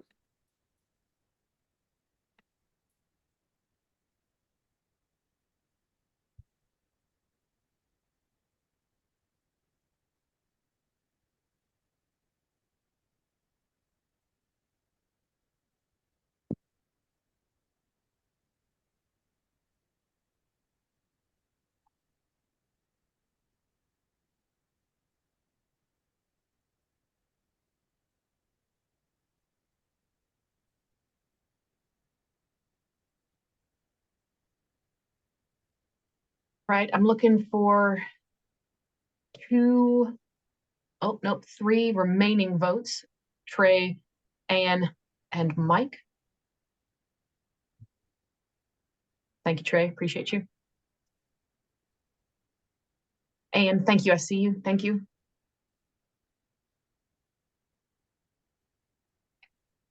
Mike, if you're trying to speak, you're muted. Do you need assistance in voting?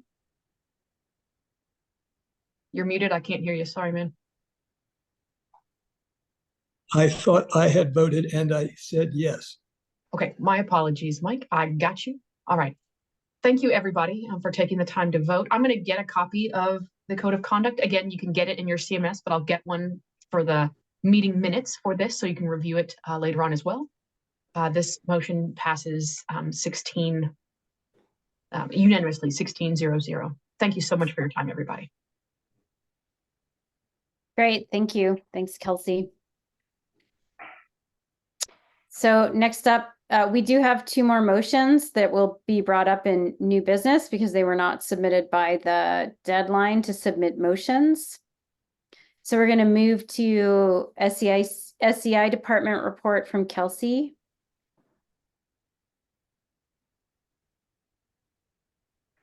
All right, thank you. Again, thank you, everybody. I hope you're staying awake after your delicious lunch. I'm going to make this really brief for you here. And again, I'll also include a copy of this presentation in the meeting minutes, which will be sent out soon after this meeting, so you can refer to it a little bit later. The first, here we go. I just wanted to really briefly talk about some of the initiatives and the projects that the SEI department is undertaking this year. One of them being the U.S. Coast Guard national nonprofit grants. That's a big part of what we do. The LL Bean Club Fostered Community Pass-Through Grant, the SEIC monthly newsletter, and the Scanned If Found sticker program. Here's a quick overview. So right now we have 2 U.S. Coast Guard grants that begun at the beginning of this fiscal year, which was October 1st of 23. Year 2 of a 3-year grant called Geofencing Phase 3. It's a Wear Your Life Jacket safety campaign that is geo-targeted around specific hotspots in the U.S. The second one is an expansion of our current online safety course, the PSF course.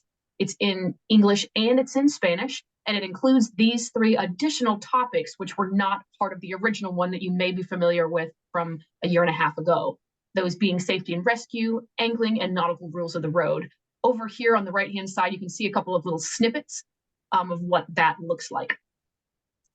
And then just 1 week ago was the deadline to submit applications to the Coast Guard for the next fiscal year of grants. And myself and Tara and Casey, who is in our communications department, collected and submitted 4 applications. Again, the Coast Guard accepts 4 applications per year with a minimum funding floor of $50,000 and a maximum ceiling of $250,000. So we can ask for any number in between. And so our first application was the Scan If Found sticker program. I'm going to talk about that in just a minute. The next one is a safety campaign that is going to utilize social media influencers. Another one is kind of an echo to the 2019 paddle sports safety and accidents and demographic study that we did in partnership with the Outdoor Foundation and the Outdoor Industry Association. And then our final one would be kind of a gap analysis. Kind of some of the other people earlier in this meeting were discussing NASBLA, ANSI, a bunch of other acronyms and different requirements for community education programs, and essentially being able to finance a deep dive into those and compare and contrast what ACA teaches and will teach, at this time next year, given some of our new curricula. And how that may jive or not jive as much with evidence-based accident statistics, right? So I'm happy to dive into those things a little bit more later, but it's a little bit outside of my timeline for this meeting, but just wanted you to know that we care very much about these things, and we've done our absolute best to produce some quality applications for this coming fiscal year. Every single year since 2002, the ACA has partnered with LL Bean to provide pass-through grant funding. It used to be known as the CFS grant, Club Fostered Stewardship, but as of 2020, LL Bean changed their charitable giving focus to more inclusion and access focused initiatives. And so while we do still fund some stewardship related things, that's no longer the only focus. And so here are the projects that were funded this year.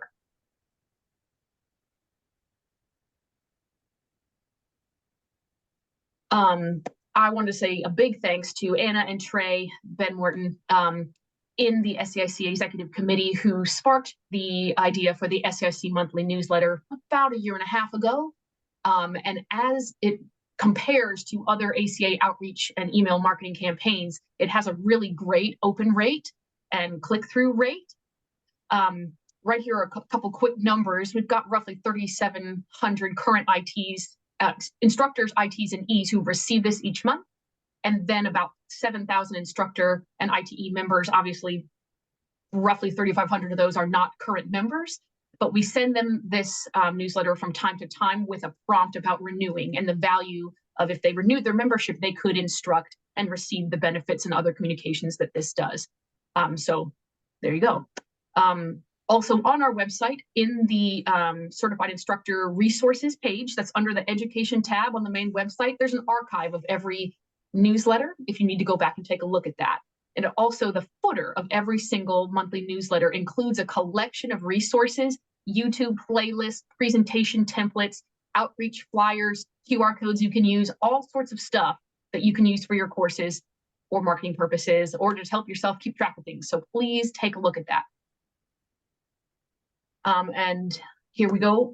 The Scan If Found sticker program that I described as one of our Coast Guard applications. We've also kind of done a proof of concept launch where we purchased 1,000 of these stickers that are individually numbered and have a QR code that leads to an online database where it's kind of, this is an alternative to the orange square if found contact stickers that were popular in the past and have just kind of fallen out of distribution because they're hard to manufacture and they're really expensive. But my point being is these stickers are round and they're small, and when you get one, you can stick it right there on your boat or your piece of equipment, register it into the database, and if somebody finds it, they can scan it to figure out not only who owns it and how to get it back to that person if it's lost, but also the Coast Guard, the state, other first responders can figure out, hey, is that person lost, at sea and needs a rescue, or did they just leave their boat in the parking lot, or it, blew away from a beach or a dock somewhere? Okay, so it's kind of twofold: peer-to-peer, lost and found, and then, a first responder tool to help them identify who's truly in need of a rescue and who just happened to lose their stuff. Okay, and we ordered 1,000 of them. If you want a few for free, we're happy to send them to you. There's a link right here. Please feel free to do that. And again, if the Coast Guard funds our application, we plan to expand this by several 100,000 stickers, and we really hope that they go for the idea. And my last slide here is just to say thank you for listening to this presentation. I generally do include a whole lot of stats about course reports and instructor stats. I don't have those today, but I will have them prepared in the meeting minutes and to send to you after this meeting. We usually spend too much time talking about those things, but any specific requests you have for certain numbers or something, I'd love to fulfill that for you. So put something in the chat, send me a quick email, follow up after this meeting, and I'd be happy to do that for you. And if anybody has any questions, I'd be delighted to answer them now. Any questions for Kelsey? Okay. Thanks, Kelsey. And thanks for writing all those grants. I want to take a moment to say that, nonprofits like the ACA thrive off of grants. That's the reason we have funding. And in fact, that's the reason that we can hire folks in some positions. And so the grant writing is a very important aspect of Kelsey's job, and really appreciate you, Kelsey, for taking that on and doing that. Great. Okay. Next up, we've got the RAC report, the RAC report. John McDonald can't make it. Andrea, do you want to share for 5 minutes about RAC? Sure. Yeah. It's been a very, very busy year, but a very good one. There's all kinds of things in the works. And pardon me, I'll give you just a quick update with the quick headlines because I want to be very true to Anna's timeline. But I had not prepared this, so a little grace. We did a huge presentation at the NASBLA education seminar with the National SEIC boating law administrators in Kentucky last week. It was a huge hit. We were able to tell them about RAC and about our infrastructure at ACA to try to create connections at the state and local level with those state boating law administrators and state boating educators to help connect the dots between them and local instructors, local resources, local ITs, and all the ways we can help them be more successful in their mission to deliver education. We were able to deliver a PSF course as part of the conference so that anyone who wanted to could leave the conference with a credential, either a certification or if they are a certified instructor, an instructor endorsement. That was the first time in recent memory that any of those conferences have included an ACA opportunity to do something like that, and that was met with a lot of positivity. So that was another huge hit. That will be a part of our ongoing relationship building with the folks in that organization. In terms of other ongoing projects, we are in the midst of executing our National Safe Boating Week plan in 6 states this year. You may recall last year we did 2 states. The year before we did 1 state. This year we're doing 6 states. It's a widespread initiative in Tennessee and North Carolina, which are both in a follow-on year. This is not their first year. We have 4 states coming on as year 1 states, and those all have fewer locations. So we've stacked the deck in our favor to really be super successful in this year 1 implementation in multiple states. And the teams are all very, very excited about it. I think we're looking at another successful year. I can't wait to report back to you on that. We have some other state directors doing some really exciting things. There's momentum building with this organization that is a part of ACA. That's I think 18 months old now, toddler in ACA years. And some of these state directors are really starting to get some momentum to start building coalitions of local stakeholders and put together safety events and demo events and ways that they can join forces across the community of paddling leaders to do some really cool things. There's some cool things happening in California. There's cool things happening in Rhode Island. There's some cool things happening in Missouri. There's just a lot of activity happening at that grassroots level that's really exciting, innovative stuff to take the products and the expertise that we already have in the marketplace and plug it in and make it relevant and connect the leaders that make those things happen. So thank you and all of the people on your committees and all of the instructors you certify who are a part of that at the state and local. That's not any one person. That is a whole host of people doing that work. And it's a really positive energy building in the ACA.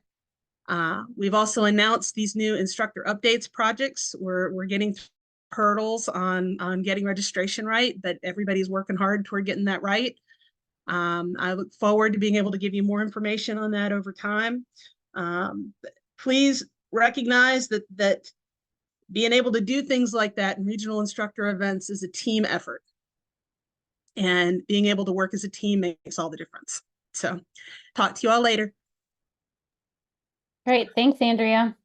And I know some of you have applied to, or at least I know one of you on this call has applied to be an ITE on those instructor updates. And it went out in the SEIC newsletter. So if you're wondering what we're talking about, maybe Kelsey, you could, I don't know if there's a link that you can put in the chat. But that is exciting we're excited to offer in collaboration with the RAC, with RAC, instructor updates that are accessible and regional. And it's also a bit of a test pilot to see what ACA offered updates would look like, more standardized course offerings, which could be really exciting moving forward. So yeah, thanks, Andrea. All right, Trey is next with the Standards Committee report. Standards Committee. Let's see.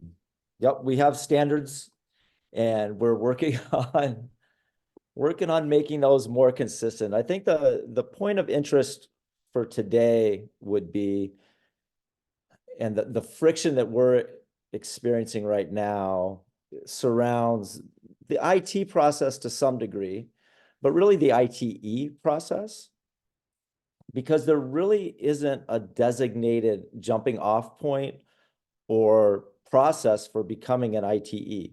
There's a list of some things you're supposed to submit, and then you kind of submit them, and then you're an ITE.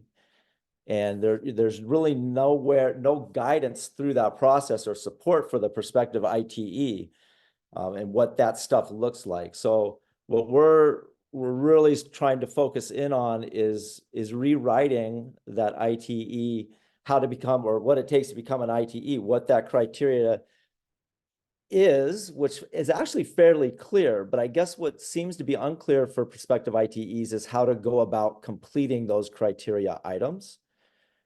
Because we're getting a lot of incomplete applications that aren't hitting those tick boxes. And whether we as a standards committee agree with those tick boxes or not isn't really the point. The point is that they exist from previous policy. It is there, and we're just trying to manage these applications to those existing criteria items that have been established already. And so what happens is a lot of these processes are getting really, really drawn out before we even get to see the actual application. And then we get an application and it's not meeting those criteria, much less giving us an opportunity to evaluate the items submitted for those criteria items. It's not just, okay, off you go. You check the box. As an instructor, you have to meet certain criteria and be evaluated. As an IT, same thing. Well, it's the same for ITEs. And so another concern that we're having is that ITE applicants are already setting up courses with IT candidates before the ITE has been approved. So now we've got this pressure to move things through, and it's not fair to anybody in the process. We're trying to develop and support our ITEs and our ITE applicants so that they can be in a position to have the most success possible. And when we get into those crunch timelines, it really becomes difficult to do. So if any, especially the discipline committee chairs, but any IT or ITE that's hearing this that wants to be involved in a work group to help facilitate clarity on the SEIC policy surrounding becoming an ITE, please reach out to me outside of this meeting today. That would be awesome. Questions on that? Sweet. So the other thing that's come up, which is kind of this loophole that Rachel actually brought to our, yeah, Ryan? Yeah, sorry, before you move on. So is the goal of the work group, would that be to define the ITE application process? Yeah. Is that overall To the have, goal? yeah, clear process. Yep. And it would be to then, put that in the policy create a motion, get it approved, and that would be in the policy manual. That's correct. Okay. Yep. Thank you. And Rachel had brought forward a kind of a loophole in the whole spectrum of things, that there's language missing. I think, I don't know, I haven't been around maybe long enough to know. And so I'd like to ask the folks here that have been around longer, but in the IT update process, you have to co-teach an ICW with another IT or ITE, but it doesn't say that it has to be at your highest level of certification. It just says co-teach a workshop. And so that's an issue before us right now, that we're saying, well, it doesn't say that, so you don't have to do that. Whereas if everything else, if you think about an instructor, recert, it says on there, you have to do it at your highest level of certification. The IT process does not say that. Is there anything that we're missing? Any of the folks that may know differently? Or is that intentionally done that way? Or is that just kind of a loophole that we just have to close here in the future?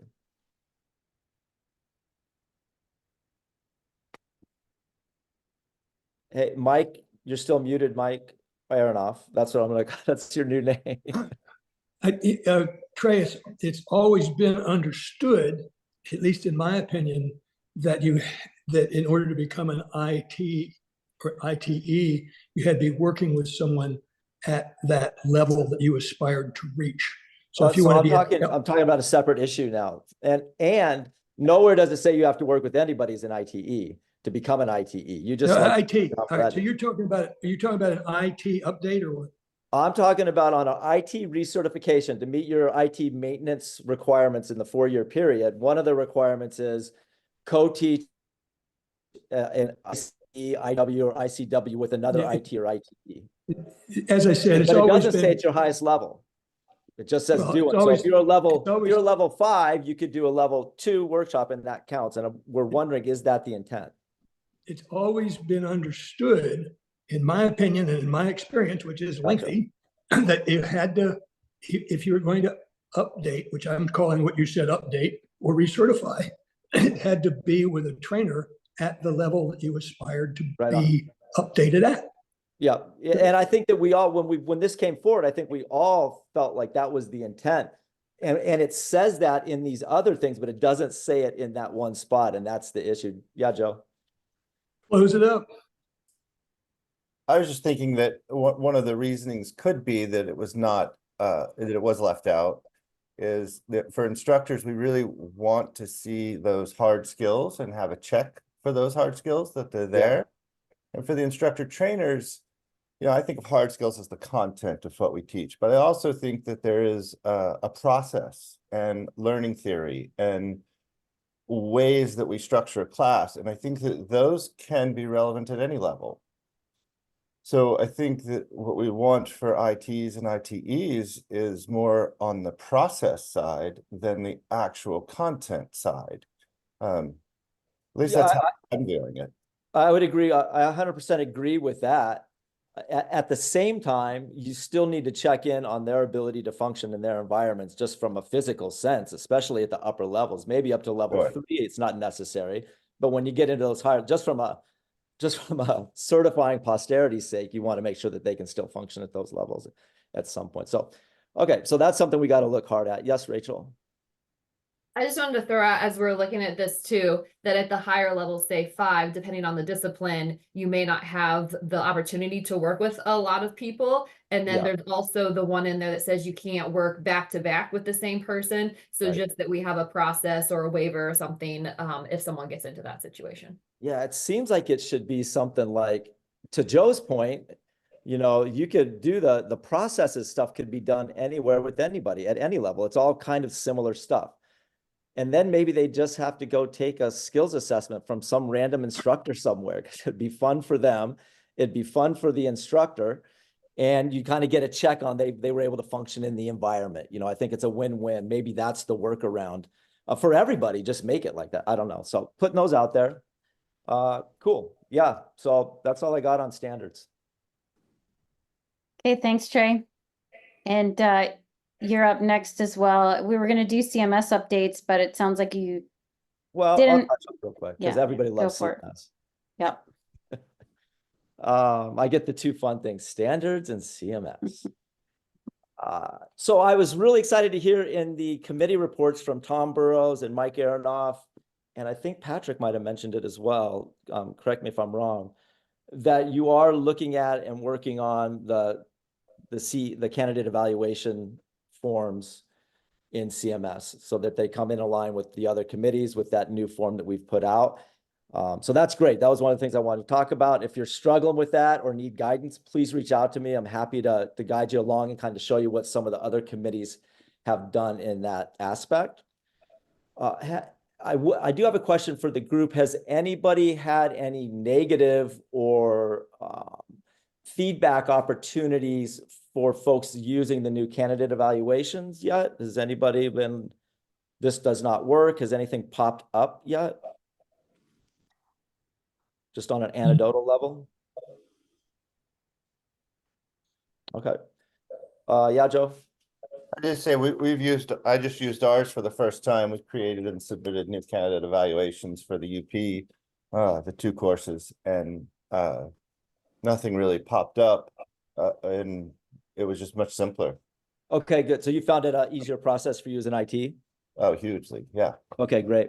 Awesome. Yep, so we'll keep refining that and working on that. If your committee needs help kind of focusing through that, that would be great. I'm available, so just let me know. The other thing that I see, go ahead, Brett, or Brent, I'm sorry. That's fine. I do have a question. This is maybe lack of my knowledge on those candidate evals. Are they able to be printed out in an easy format that I can hand that to the candidate so they understand what they're being evaluated on in CMS? Right now, I'm just looking at a screen capture option, but am I missing something there? I don't have that answer. Maybe Kelsey?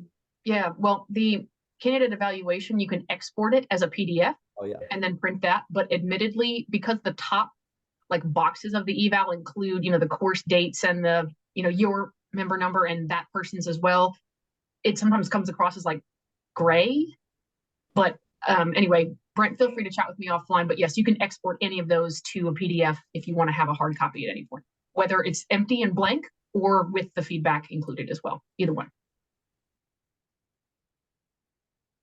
The other thing with CMS, or kind of alongside CMS, it's not truly CMS, has been the course authoring tool that John Trenley and Aaron Southern have been working on. Just received an update on that. And it's harder than you think. Who knew? So progress is being made. It will not be live in the spring.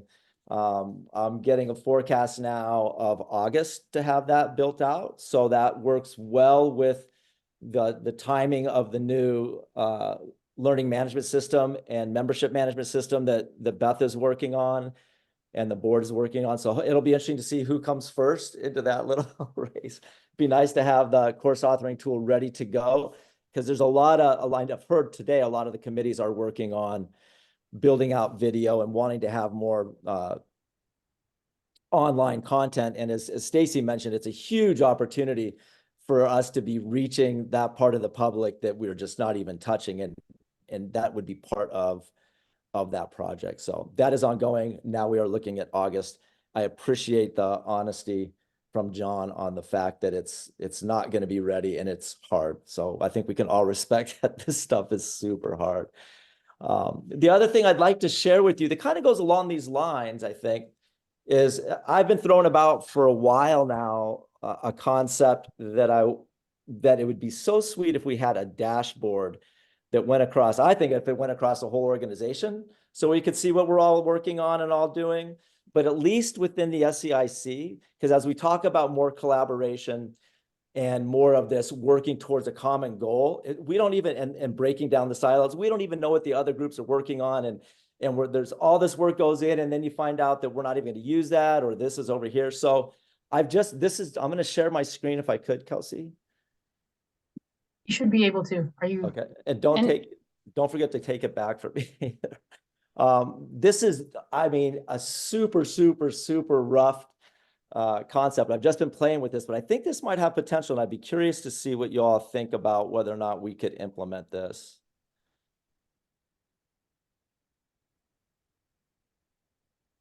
Are you all seeing a bunch of tiles on the screen? Yep. Yeah. So this platform is called Trello. And we can create all kinds of different workspaces and different boards. What I've created is a workspace for the SEIC. Again, this is just a rough draft. It doesn't have to be like this. But what's really cool about it is that this isn't where we would do the work. This is just a spot where you could check in on what the other people are already doing. So for instance, if we look at, I haven't filled out all these, but if we clicked on the SEIC, here we have what's going on. This is what we're working on right now. I'm sorry. This is what we're working on right now. This is what's coming up. This would be stuff that we need to do, blah, blah, blah. And you can have as many layers to this as you want to have. You can add all kinds of different content into this if you want, or it could be just super high level, just so you can all see what's going on. And the idea would be that each discipline committee would just pop into, so I think I put something in the intro to paddling, would just pop into that, what they're currently working on, getting functional. That's not a dig at you, Jeff. That's just the reality of where we are.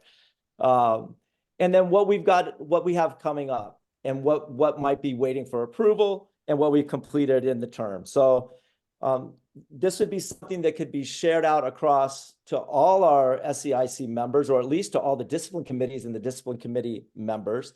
And they can have permissions to where only certain people, only each discipline could, or discipline chair could actually put stuff into here, or you could make it more complicated if you want. But I just think from a super high level standpoint, that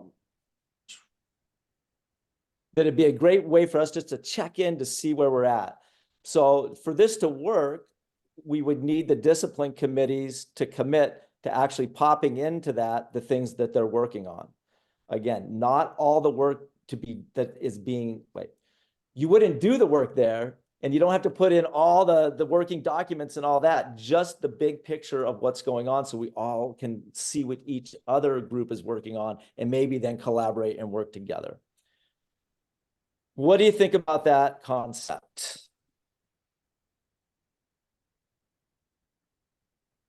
Got a couple thumbs up. Thanks, John Browning, Patrick, right on. Okay, because this is something that, like, super excited that we have Kelsey is doing her magical work, and now we have someone to take on and let Kelsey do more magical work and take some of her distractions away, which is Tara. And this is some of the stuff that Tara can really help us with, getting all working together, moving in the same direction, collaborating and being and having more transparency in the whole process. So cool. Thanks. That's all I got. Thanks, Trey. Yeah, that would be exciting to be able to see what we're all working on. So I look forward to that for sure. Right. Okay, next up on the agenda is old business. I don't have any old business, so we're going to move straight to new business. And that brings us to motion number 4, and that's Anthea. Name change for L2 and L3 surf kayak classes. Anthea, if you'd like to present the motion, you've got 5 minutes.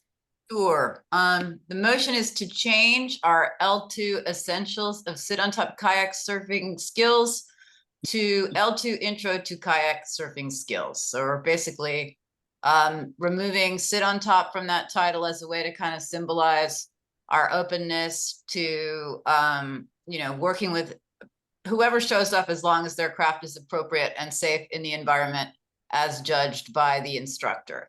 And the change the L3 essentials to surf kayaking skills to L3 surf kayaking skills course is a way to just acknowledge that this is a higher level course for people with some kind of paddling experience, but still wanting to incorporate, you know, whatever vessels are considered important. We see our core vessels right now as whitewater kayaks, sit on top kayaks, and possibly surf skis.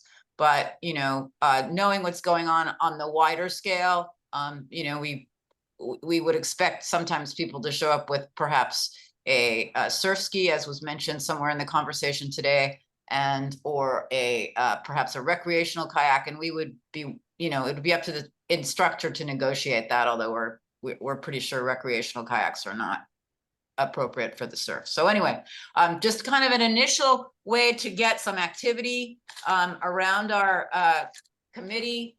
You know, and I also see this as an opportunity for guidance and a way to help us think about our role and our utility in the overall surf kayak curriculum. So I don't know if people have questions, but that's, you know, it's a very small change we're making at this point, just more to symbolize that we're trying to think about how to make surf kayaking kind of work as a way to get people engaged with the coast, as a way to get sort of, especially kind of introductory or newer paddlers, you know, sort of, again, thinking about their relationship with the ocean and with paddle sport.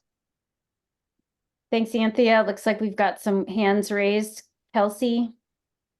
Yeah. Hey, Anthea, I just want to say thank you for stepping up to chair surf kayak, because it has been a little bit asleep for a little while, but this is really important.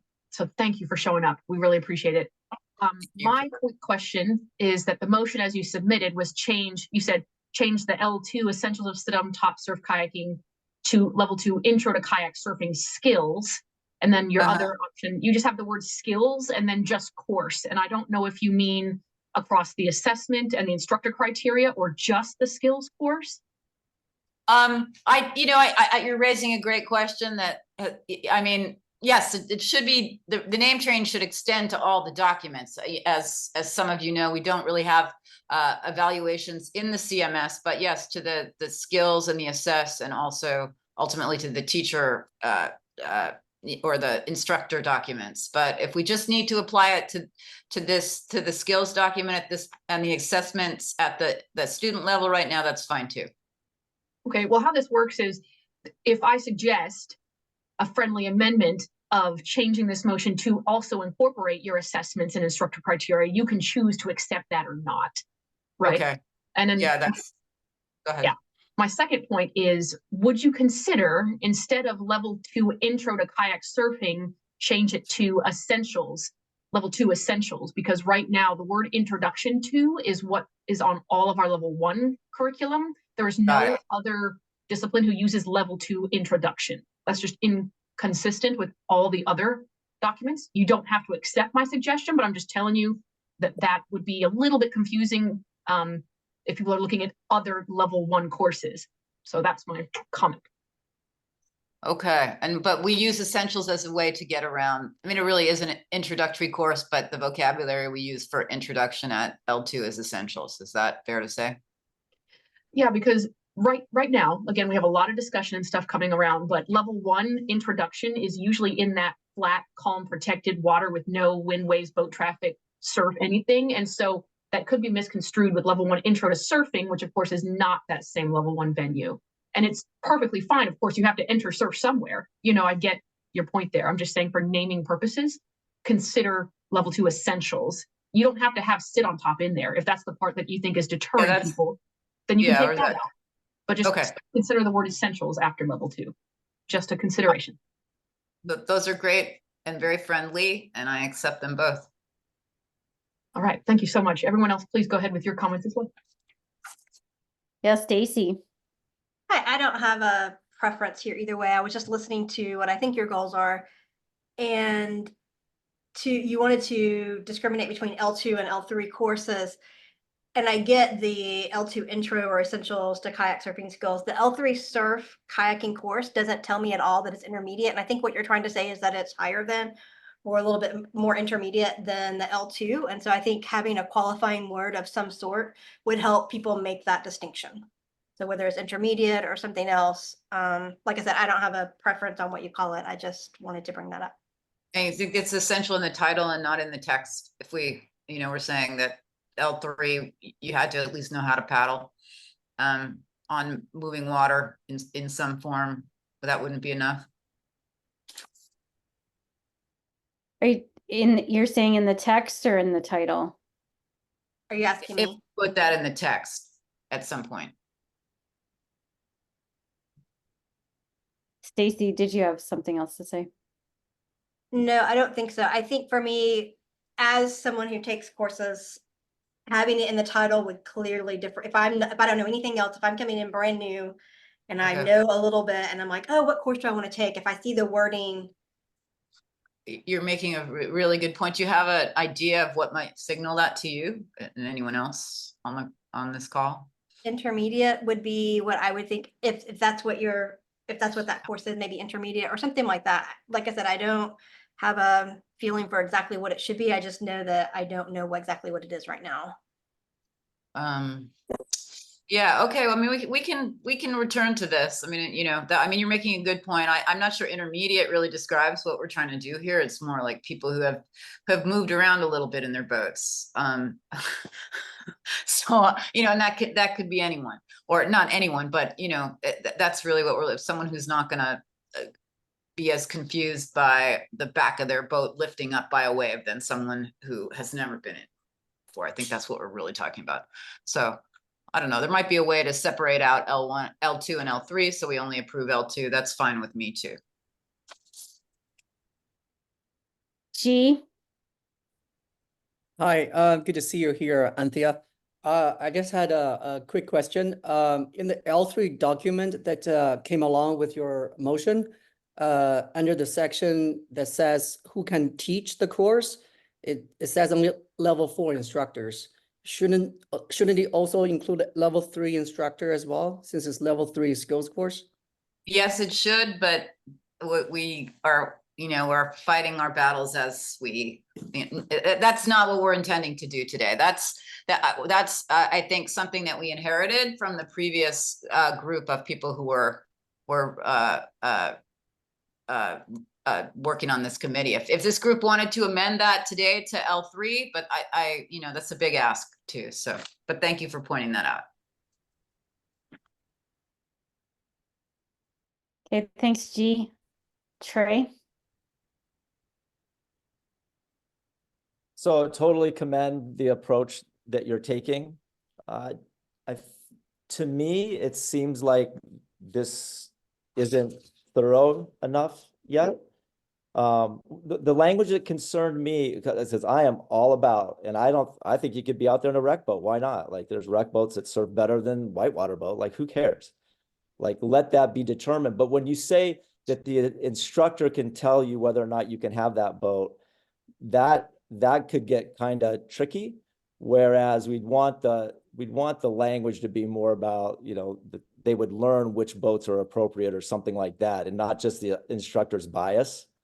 And so that language, I think when you rethink it or reapproach it, you might be clear about how we word that. Do you understand what I'm saying at all?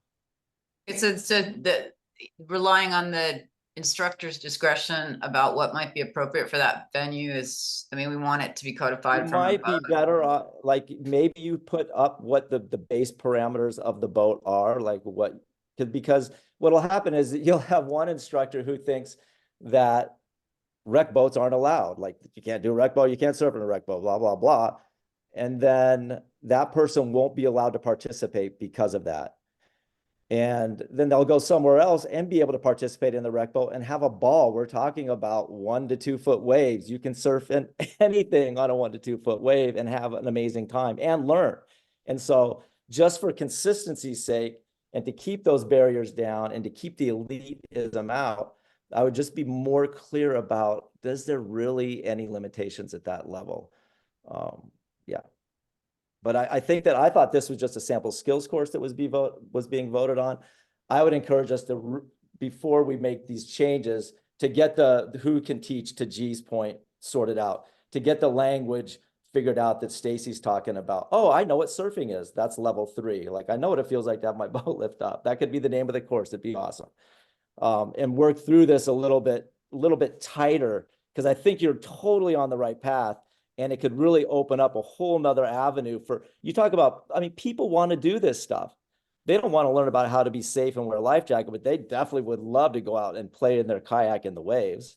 And so just like Jeff mentioned with the fishing stuff, the angling stuff, this is that coming in the back door, getting them to have fun. And now they're going to recognize, oh, it sucks when I swim in this boat. Maybe I should have a life jacket. Maybe I do need float bags, et cetera, et cetera. So thanks for what you're doing. Appreciate it. Thanks, Trey. Okay. Do we have anyone else to hear? Yeah, from? Kelsey's next.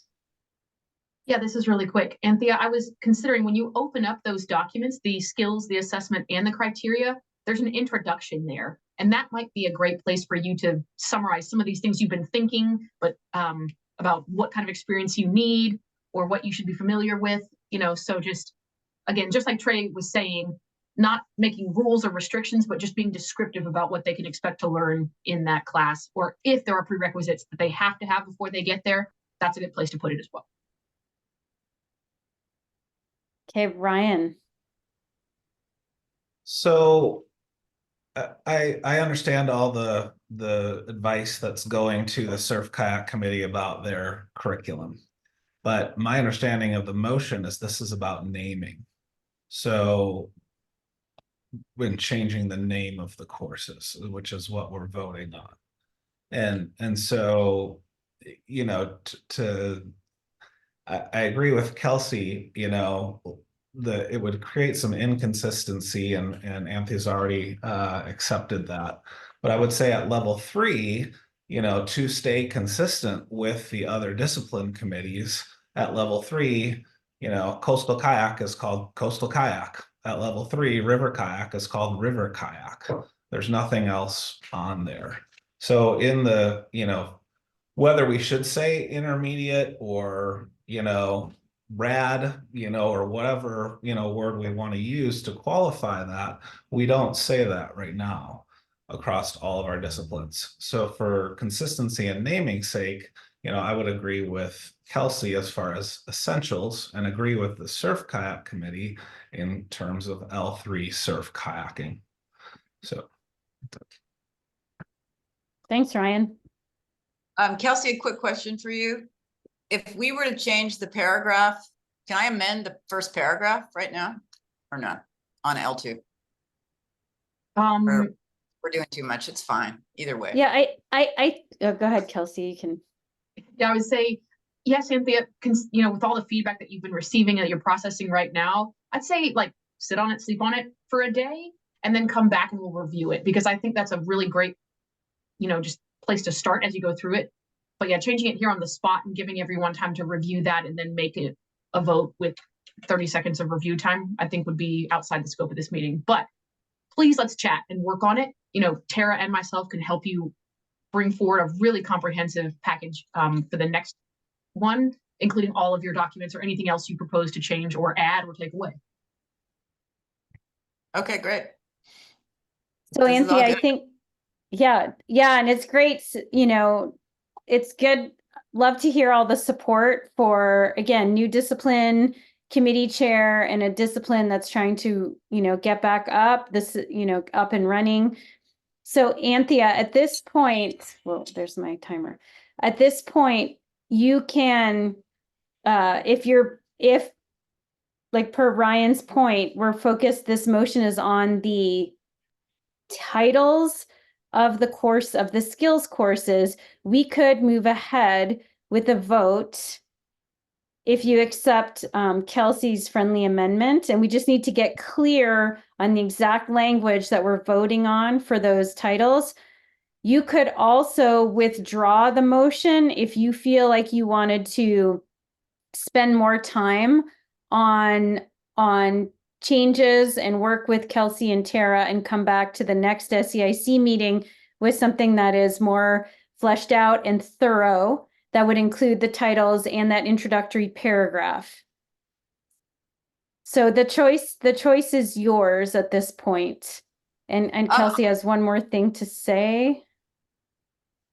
And that is, if you choose to put this on the table and we approve it, and we go with that consistency that Ryan was suggesting, level 3 surf kayak, your level 4 curriculum is currently titled level 4 surf kayak, which means you'd need to change that to not have 2 of the exact same title. Just a point. I'm just glad for the engagement and the education. And so let's remove it from the table, and I will share this with my colleagues. Great. Okay. Thank you. Yeah, that sounds great, Anthea. Thank you. Thanks for bringing it forward, and thanks for doing what you're doing. Okay, that brings us to motion number 5, which is river kayak in Anne. Hey team, I've read it. So I'm coming in here again, kind of green. So I just want to, again, the idea, and again, coming from the team, was that we had folks coming in with tandem kayaks, and we were looking at L1 too, was my understanding. In rereading the motion, I'm like, oh, I'm not sure I read it right, or I'm interpreting it right, even though I'm the chair. But my understanding is that, we're looking at L1, 2, and just quantifying that the tandem kayaks could participate that, and just clarifying the ratios, and also an aspect of canoes as well, just with that 6-to-1 ratio. In any case, I'm not sure if I should table this either or move forward, because I kept reading it and it said L 3 to 5 as well, which again, this wouldn't be relevant for tandem kayaks, as everybody on this call would agree. So I mean, there's dynamic duos. There was dynamic duos race discipline in the green race this year. I mean, no, I hear you. In any case, I'm not sure I read it right, or I really understand it to really talk through it right now. So I might have to table it, because I don't want to use people's time in a way I'm using it now. So that's where I'm at. I apologize for not having the clarity. All good. Okay. Yeah, I think that if you can't talk through it right now succinctly and clearly, I think it's better to remove it and go back to the discipline, go back to your committee and work on it. No, I will. Thanks for the time. Apologies. No worries. Thanks, Anne. Is there anyone else at this time who would like to bring up new business?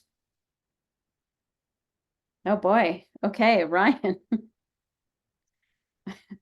All right, so I received a email from someone who was not part of my class, but they took part in a level 3 trip leader course and assessment.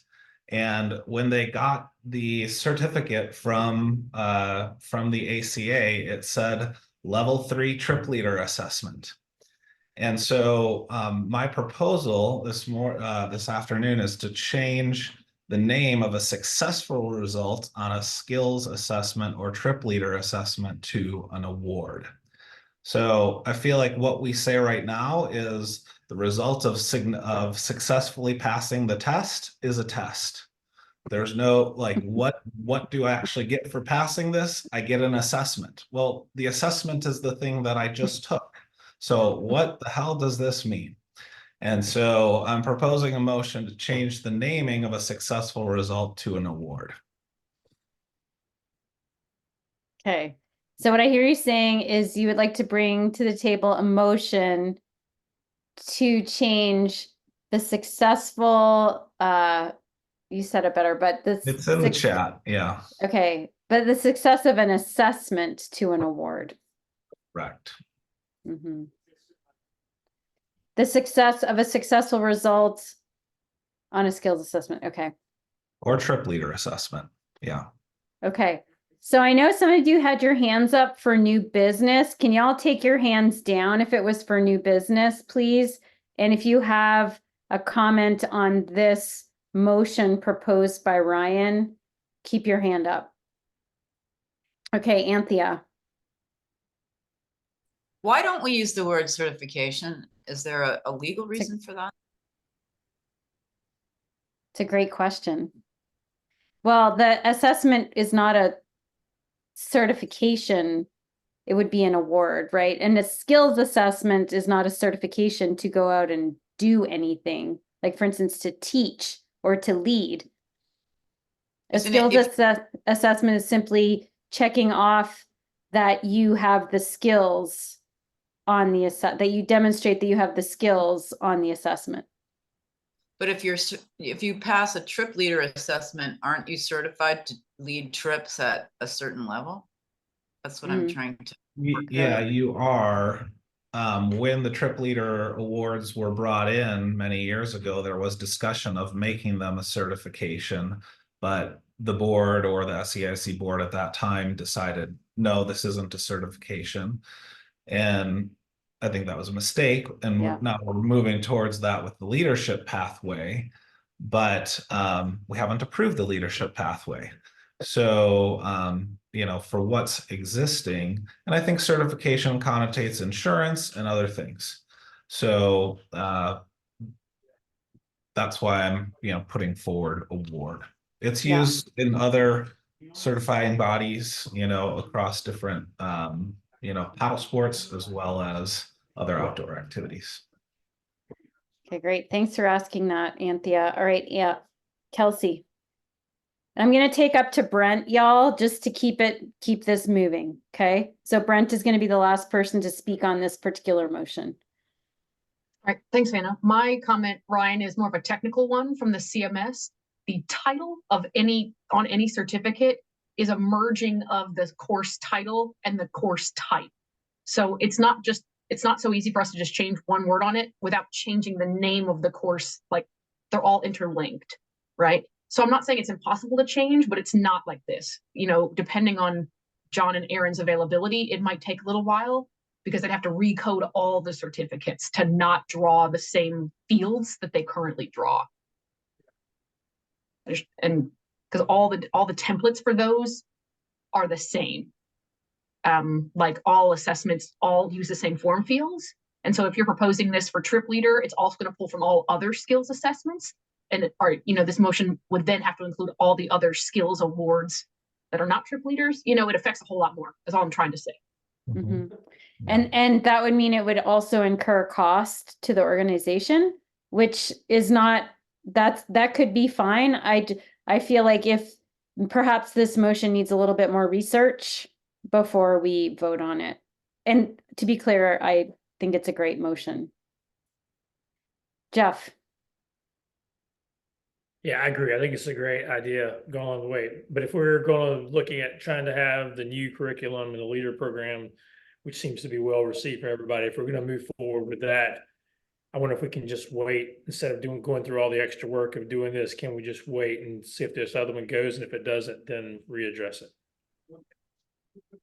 Yeah, or address it at the same time as the leader pathway. You know, that would be awesome. Brent.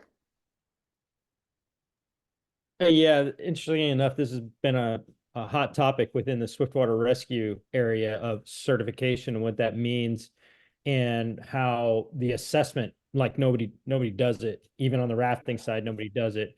And some of the things that I love the idea and where this is going, but to where it could be something that's useful and tangible to other areas like land managers that are looking for swift water rescue assessments, is that some of the language in the industry implies it's done by a third party. So I can't teach and do the assessment at the same time, something that might want to be considered for that if we go that route, and then putting expiration dates on it.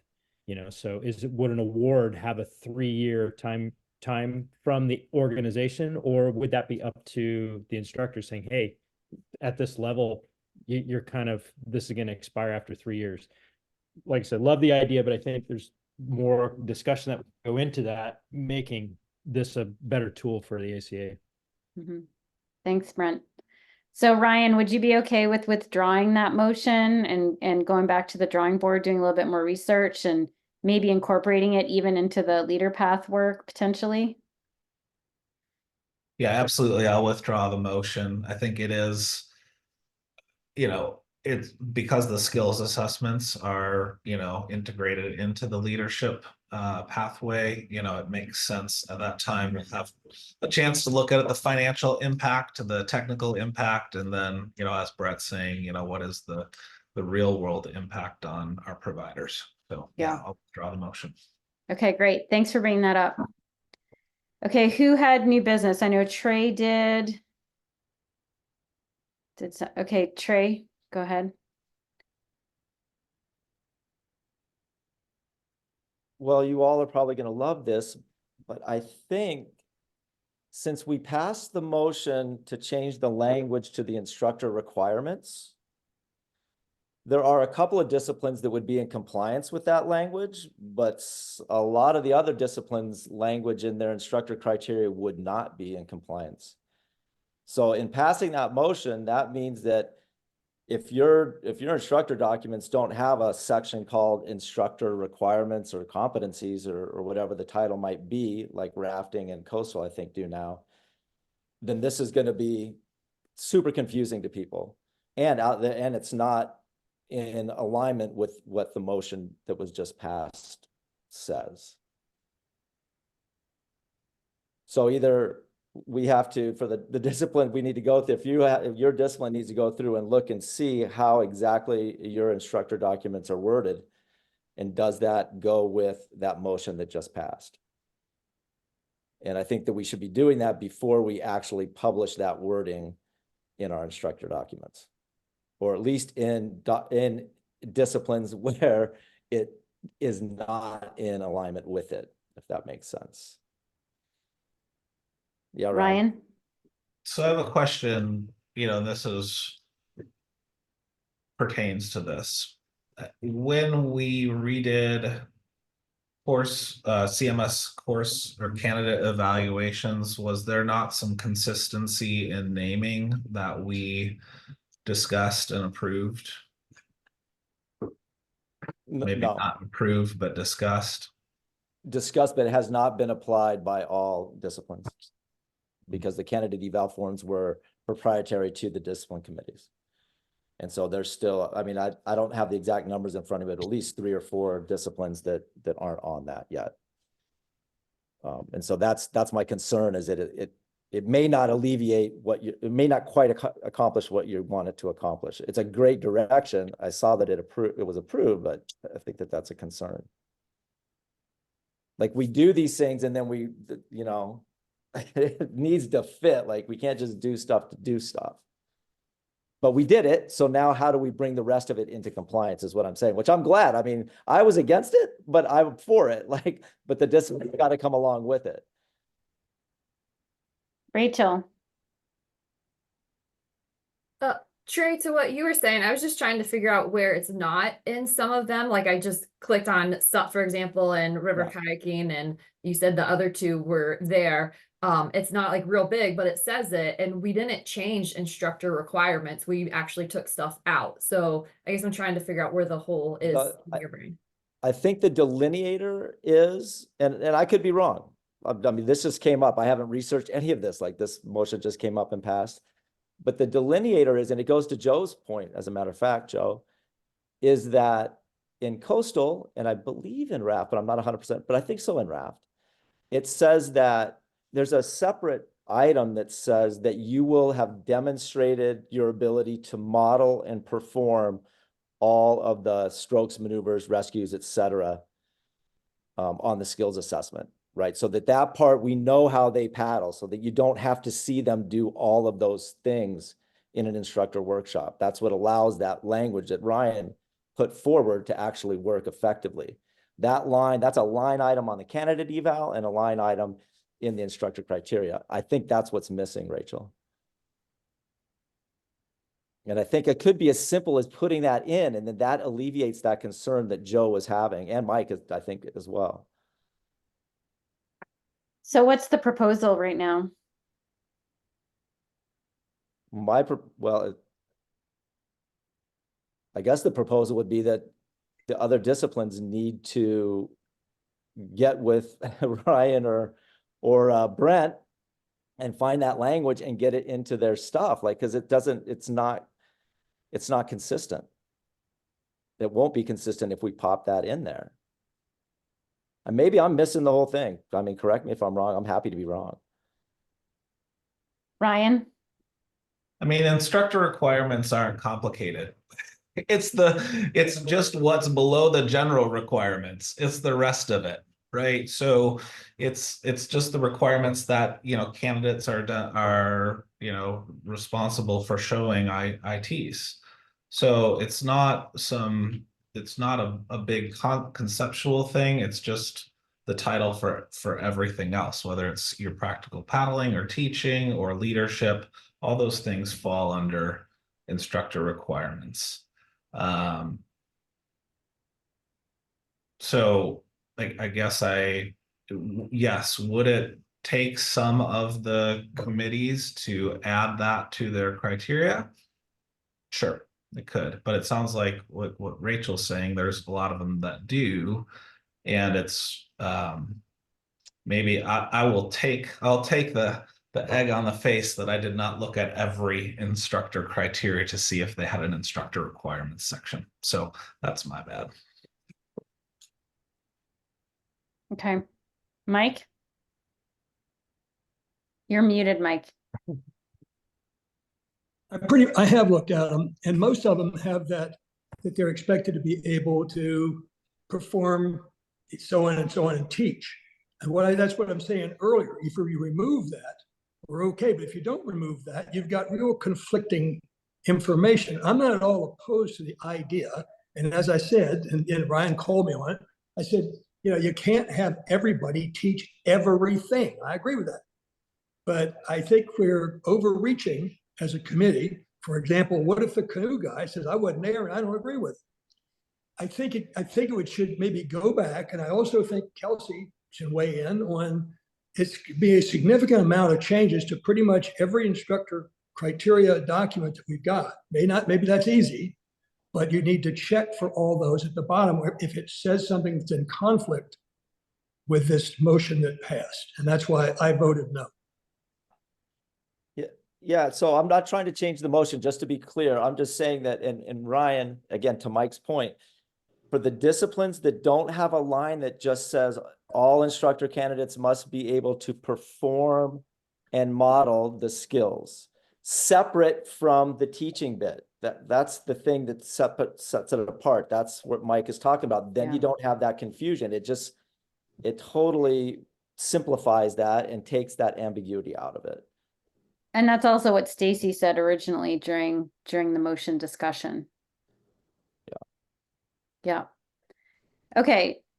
So Joe and then Ryan, and then let's wrap up with an action item. Joe? I'm just going to throw in that I think what happened, we're talking about motion 2 here, and I think that when the hands were up and we were having the discussion,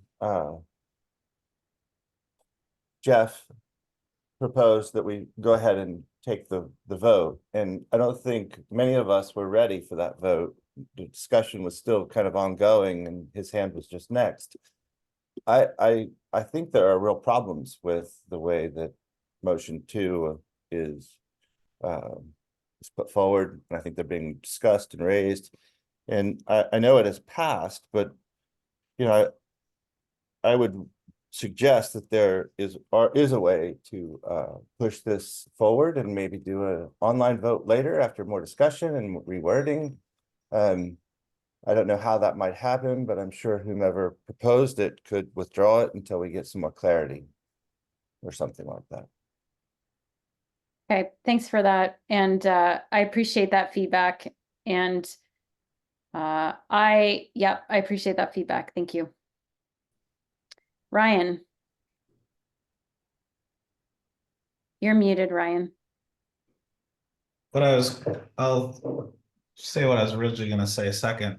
I would say that there is a process, and that process is what's been outlined by the SEIC Executive Committee, which is that our motions are posted online and discussed prior to the meeting.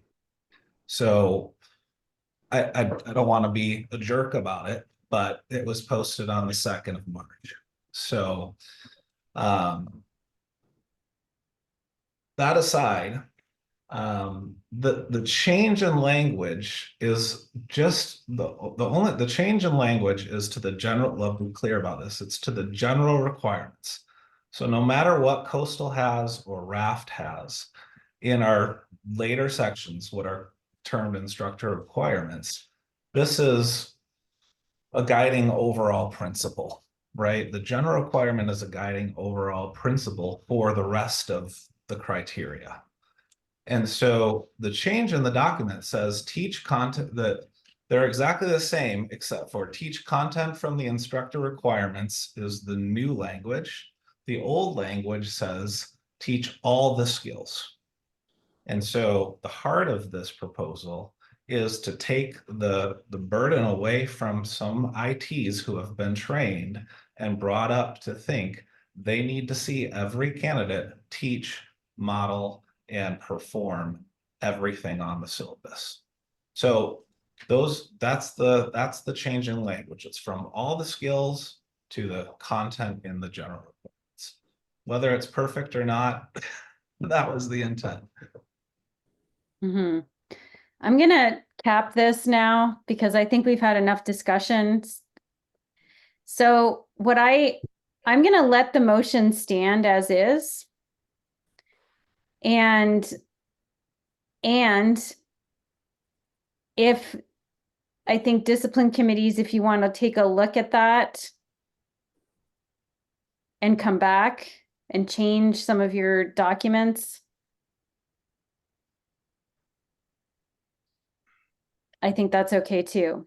Again, if you have something that you want to bring forward, because as Ryan said, and again, the process is that we are supposed to be discussing, I mean, this is a lot of discussion around this that was posted in Slack quite a while ago. And some of you are newer, like for instance, Stacy wasn't appointed until last week. So, to be fair, she didn't know. And it is up to us. So earlier, Mike said that, Mike, you were like, we should all suck it up and need to like attend all the meetings that we sign up for.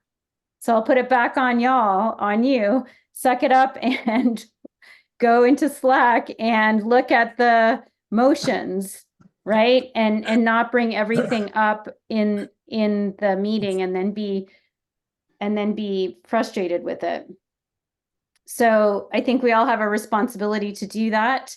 So I know it's hard.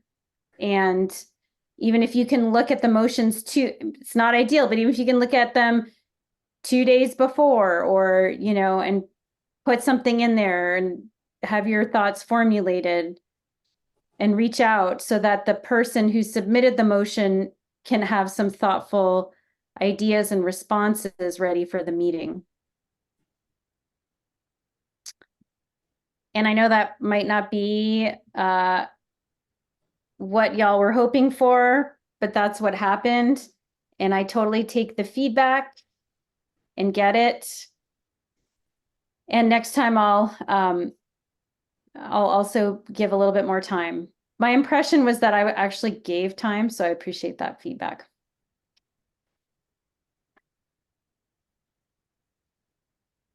Okay, last thing, Brent, because we're 15 minutes from closing this meeting.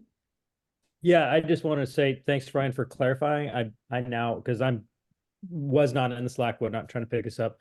And what changed for me was some of the conversation changed my perspective on what I thought was being changed. And I thought it was a general statement applying to the whole document, not literally just the one sentence in the general section of the document. So now going back and looking at that, I'm seeing that the rafting documentation is like, yeah, that actually, we don't comply to that in the rest of it.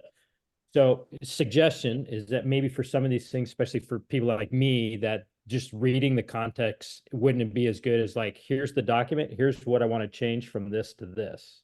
Whether that's a screen capture or a simple way of like, oh, that's it. Okay, it's just that simple. That would have helped me. Great. Thanks for that feedback. Okay.